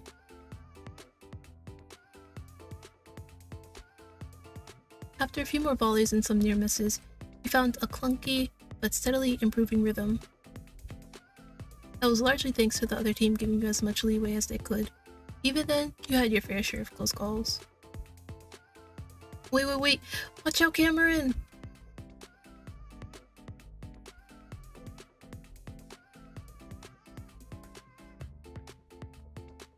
The mood was light, and that meant no matter how badly you fumbled, everyone stayed in relatively good spirits.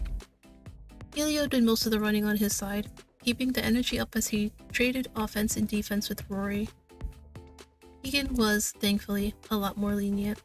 They never strayed far from their spot, saving their energy so they could jump, spike, and go idle again. Sounds like me! Not doing too much. Conserving energy. Altogether, the match was fairly even, albeit thanks to different levels of effort.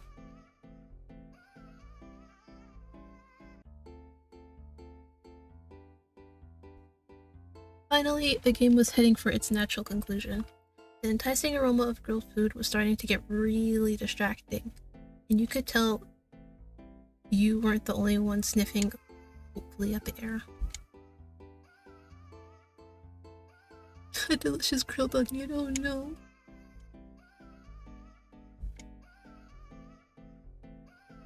What the fuck, Rory?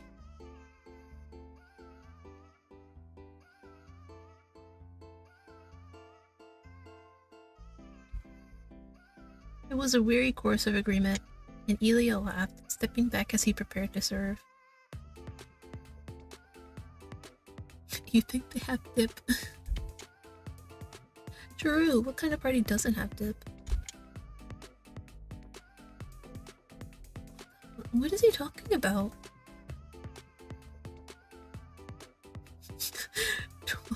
12 is actually too many layers though. Elio launched the final serve, and the court plunged into slow motion. He leaped, from swinging, his hand met the ball, and it sailed directly toward the back line where you stood. Oh. Got it. It was as if you were moving through water. Muscles wailed in protest, and you could hear the echoed sound of your friends' voices as you cut across the grass. The sun winked at you from behind the cover of the clouds, and you positioned your hands just beneath the ball. squaring your hips and grounding yourself, you manage to bounce it back up and toward the net, just in time for Cameron to close the gap, jump, and tap it delicately over. Elio dove. Oh god. Elio dove, but missed. The ball thudded to the ground, securing you, Deja, and Cameron the match. Oh my gosh, are you alright? Elio sat up, his hat askew, and his face smeared with a little dirt. The damage couldn't be worse than a scratch or two, especially if he was laughing like he was. With a hand braced on the grass, he kicked smoothly back upright, tapping the ball with one foot to roll it back within bounds. Quickly, carelessly, he tugged his shirt up by the collar, using the fabric to wipe some of the sweat and dirt off his chin.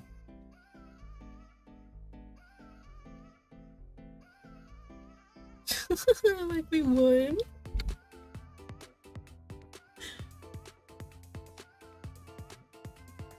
What's my favorite food? Spicy tuna rolls.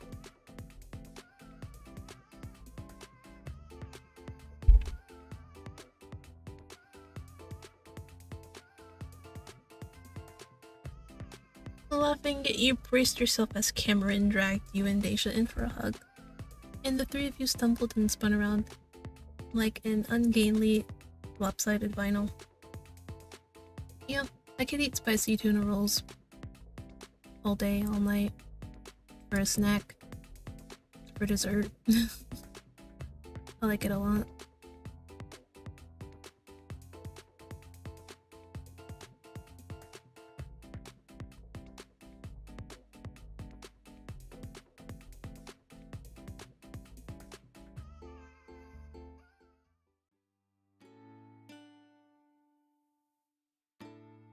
Hell yeah! Like seagulls on a boardwalk, every single person at the party turned. At this point, the self-service tables were a mountain range of loaded trays and foil-wrapped goodies, while all eyes were on Reina, as she stood with a megaphone in one hand and a spatula in the other. As her entire guest list stared at her in hopeful silence, she rolled her eyes, then brandished her spatula high overhead.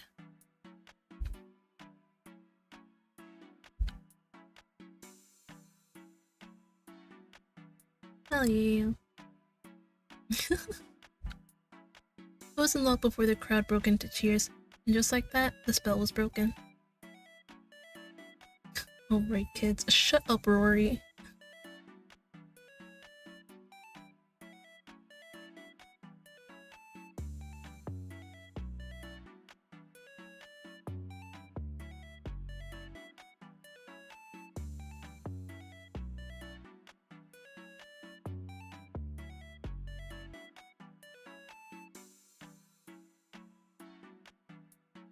Rory disappeared in one direction, and Keegan drifted away in another. Elio turned to the three of you, his smile going a little lopsided as he hazarded a question.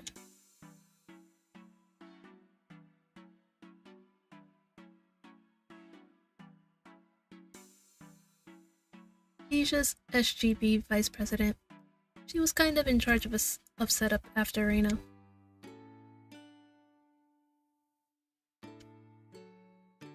He didn't seem awkward at all about pulling you into the loop, even if you were still relative strangers.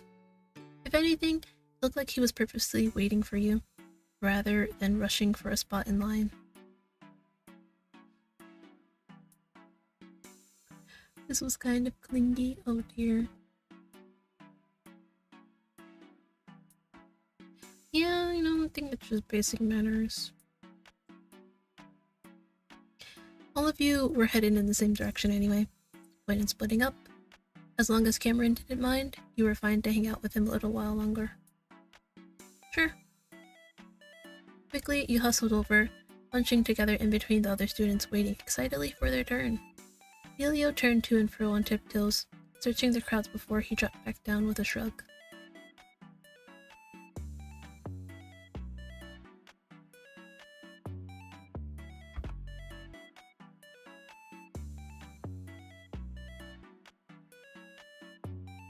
Well, no. They're not hanging out there anymore. Elio jolted forward as someone thumped a flat palm between his shoulders.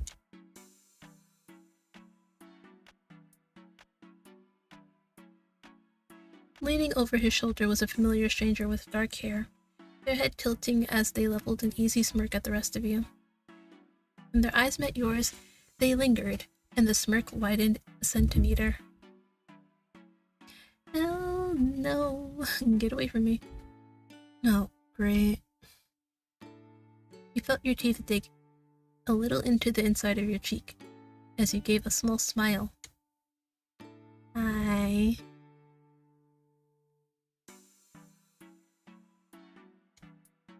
Deja took a subtle half step forward, her expression friendly but her eyes chillier. She clearly remembered the sour impression you'd gotten from earlier.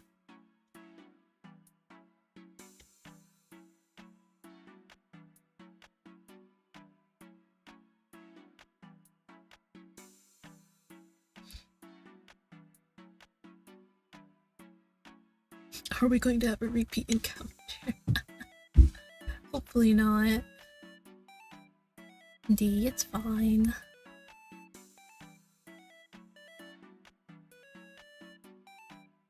He, them, by the way.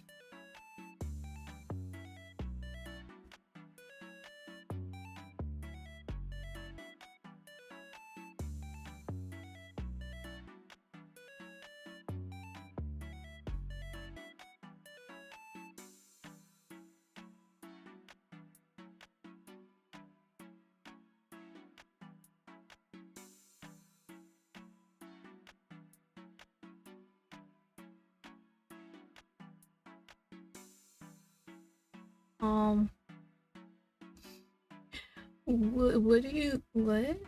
What do you mean by that? Incremental games. Are you now?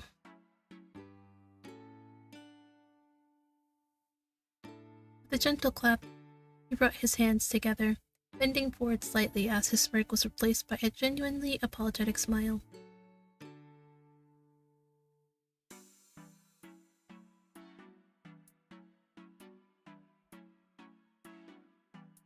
Said, well, I am annoying. Enough that. Oh, so you know. Elio. That saved you the trouble of correcting him. He chuckled meekly. Elio, meanwhile, looked between the two of you with growing dismay. Rose said, "You did it!" He said, "I did."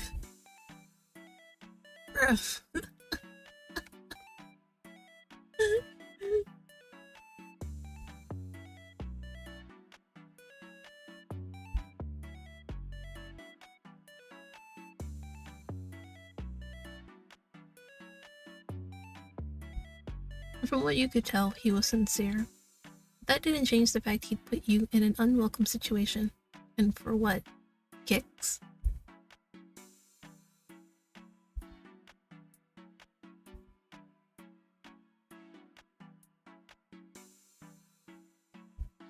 Percy had to have something going for him, if Elio was friendly with him. It didn't exactly change how you felt about the guy, but you could soften it up just for the afternoon. Sure. The next time, I'd appreciate it if you didn't push my boundaries when I'm trying to get somewhere.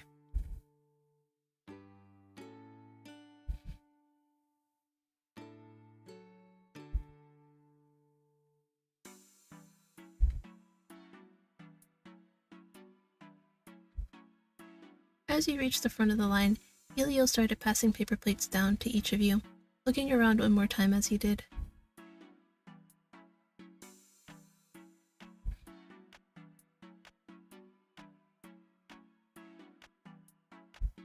Wait, Jamie as in...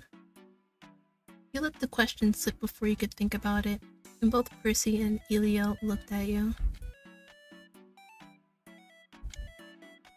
It was just a coincidence. It was just coincidence after coincidence, wasn't it? Your luck today was something else. A small shrug, you looked down picking up a pair of tongs and sliding a few kebabs onto your plate. Oh, I only meant Reina asked me to help him out earlier.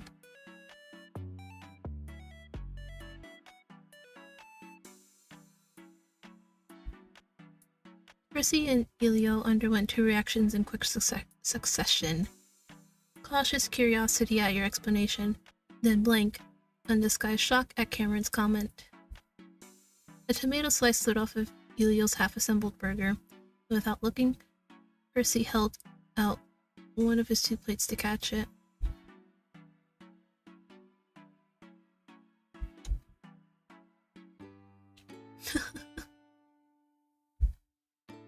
Percy lowered his voice to a whisper, and Cameron hesitated before nodding.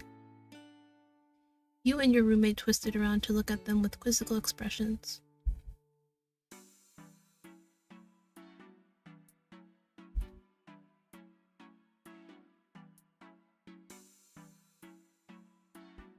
That was unexpected? Cameron had told you before that prior to meeting you and Deja, they'd keep their head in their books, driving to and from school with barely a thought of social interaction. But now it was coming out that they did know someone else on campus. Did that mean Jamie was in the same program as you? Or did Cameron have some extracurriculars they hadn't told you about?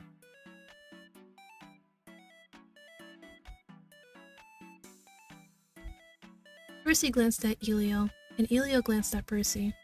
A look passed between them, reminding you of the way you, Deja, and Cam sometimes communicated with your expressions alone.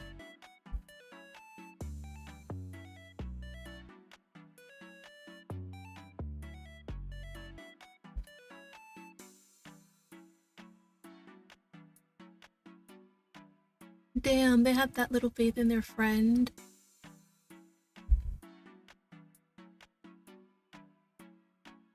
Wow.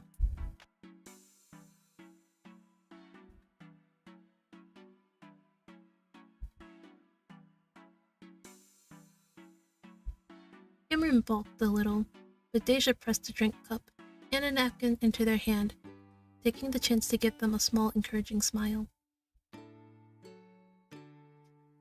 Not the little quiet, if you don't mind.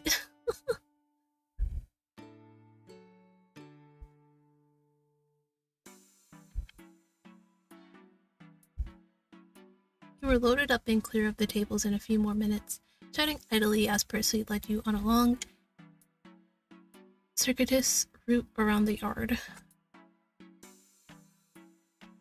Thanks to the absolute abundance of food, people barely paid you any attention, and so you wound all the way back to the riverbank. It turned out the out-of-the-way spot was the fire pit. The long branches of the willow tree cast fluttering shadows over the two chairs there, one of which was already occupied.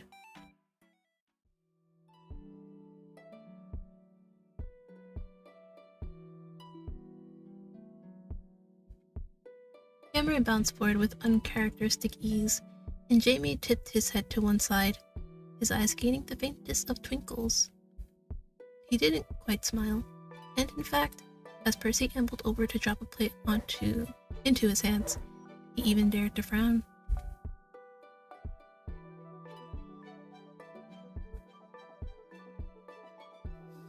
Exactly what you asked me for, whatever I'm having. Oh my god. Percy dropped down to balance himself on the armchair of Jamie's seat, and Elio settled on the edge of the fire pit with a soft chuckle. You and your friends arranged yourself almost in a mirror image, while Cameron sat on the grass so they could use the fire pit's stone border as a table. Deja tucked herself cross-legged into the remaining chair, and you turned sideways to sit on the arm.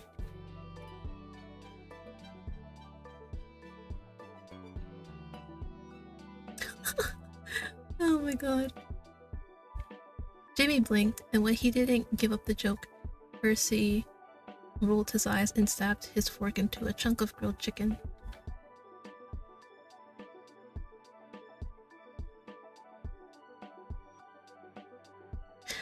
No.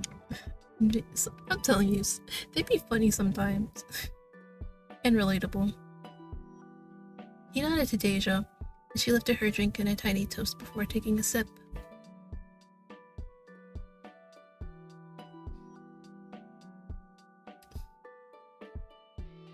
They left it at that, and as you tucked into your meals, Deja changed the subject, tapping her fork thoughtfully against her plate.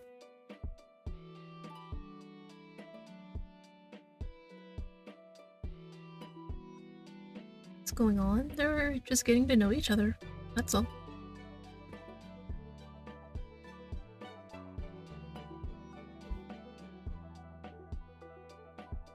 Galileo.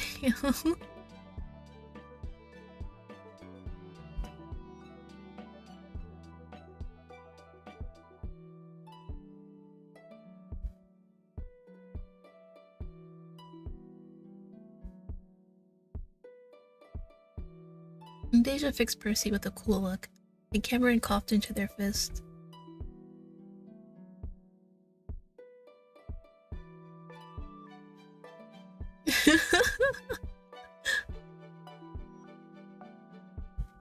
In your defense, those forms are really long.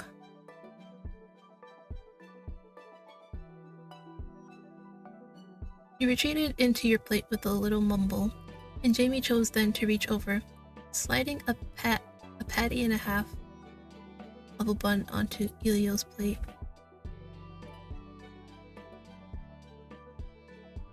Flipping the new additions on top of his already teetering burger, Elio squished the whole thing together, ignoring the condiments that oozed over his fingers, and managed one massive bite.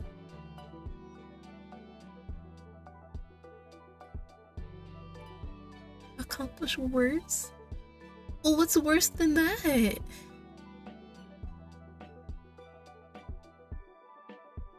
Jamie lifted a kebab, using his fork to push the skewered components free.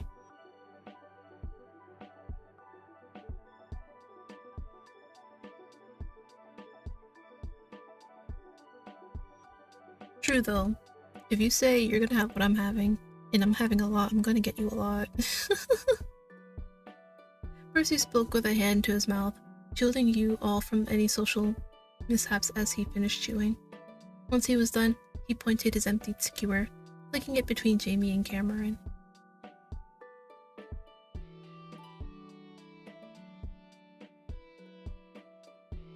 True, it's me. I'm the public. I think we're all the public.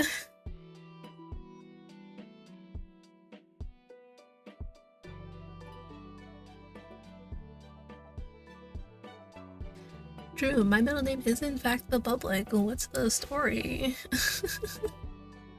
Cameron pressed their lips together, picking at the tab of a canned drink they set aside.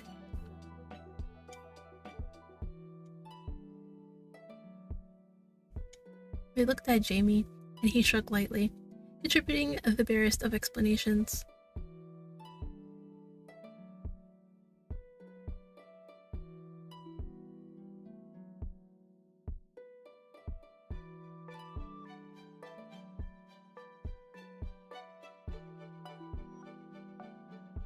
Jamie and Cameron nodded, and Deja twirled her finger to indicate everyone else.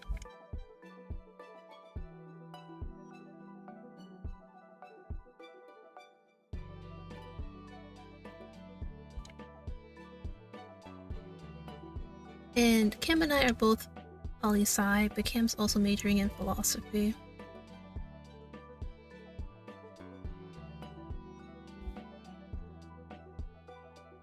The two of them looked pointedly at Jamie, who calmly took another bite of salad.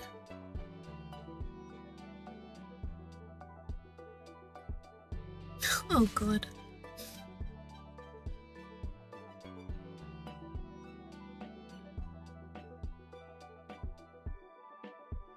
You weren't sure which half of that to focus on. The fact that these three were roommates, or the sudden emphasis on the mystery that was Jamie Porter.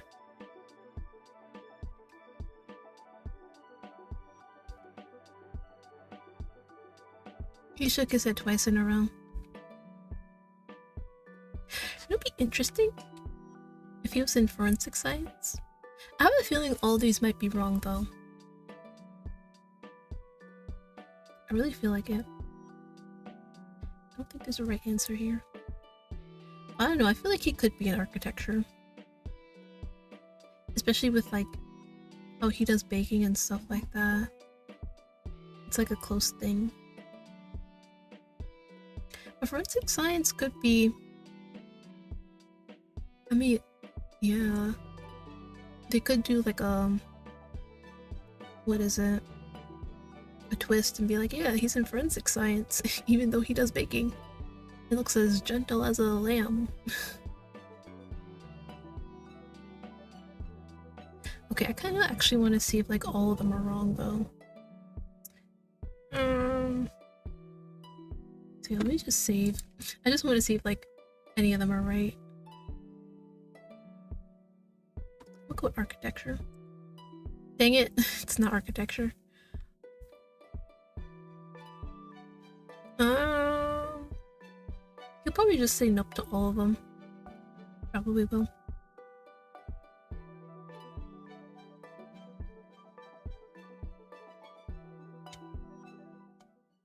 By now, the megaphone's whine and crackle was a familiar sound, and as the music dimmed, Reina hopped onto her porch with a smile and a wave.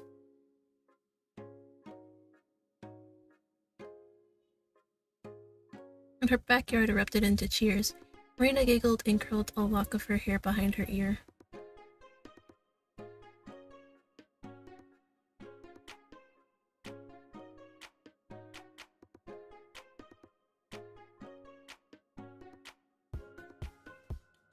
Murmurs swept through the crowd and heads turned back and forth as people tried to guess where the game would take place.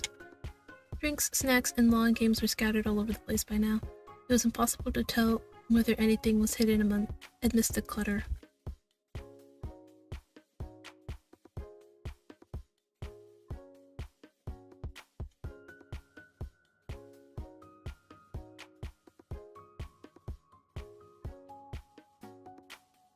The silence collapsed instantly into a storm of whoops, howls, and downright feral screeches.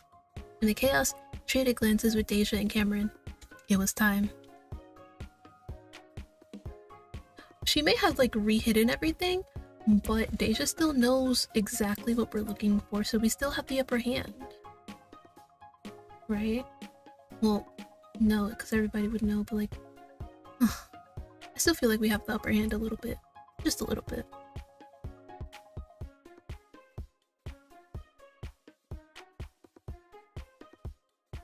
Elio grinned widely, looking at the three of you as he made a questioning gesture. He nodded in return, and he leaned quickly across the fire pit, stacking everyone's empty plates and cups before hopping up to find a trash can. While he scampered off, Percy stood to stretch leisurely, tugging at a lock of Jamie's hair and scuttling aside to avoid a light swat.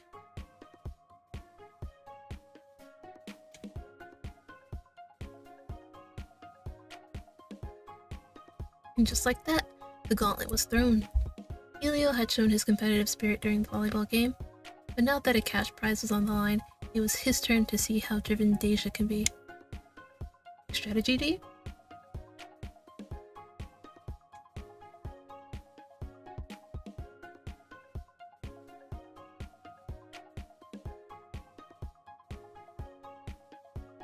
That's it? Just 3 things?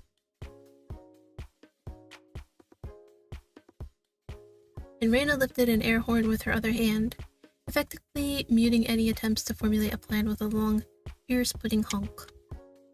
Elio pelted away at once, while Percy pulled Jamie from his chair and ushered him in another direction. You glanced at your friends. You had mere seconds to decide how you do this.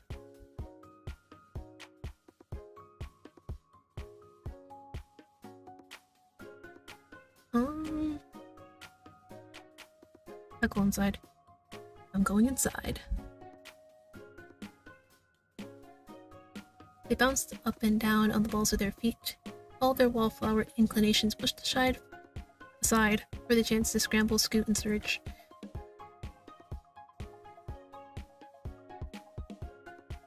For money.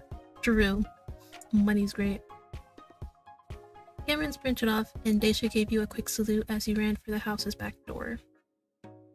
And I think that's where I'm going to stop the stream. Oh my god. Because I can bet there's like a bunch more after this. Thank you guys for hanging out, especially this late. Oh man. I had so much fun with this actually. honestly did not know what to expect from this. But I'm really glad I tried it out, you know. I'm very much looking forward to more of it. I believe they will be starting their Kickstarter either the 24th or the 28th of this month. I can't remember, but I know it's October 20 something.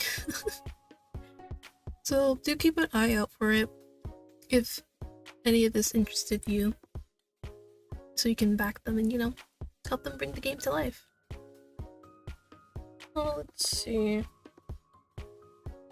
Yeah, I think I'm just gonna call it here. I don't feel like reading tonight. Yeah, I don't feel like reading tonight. What's tomorrow? Friday? Oh yes, I will see you guys tomorrow. We'll be doing Minecraft with Dawn. For those who don't know, Dawn Armor Confusion. And yeah, I will make sure that we are ready for tomorrow. And without further ado, I bid you goodbye and see you tomorrow at 1 p.m. I believe it was. Yeah. Bye!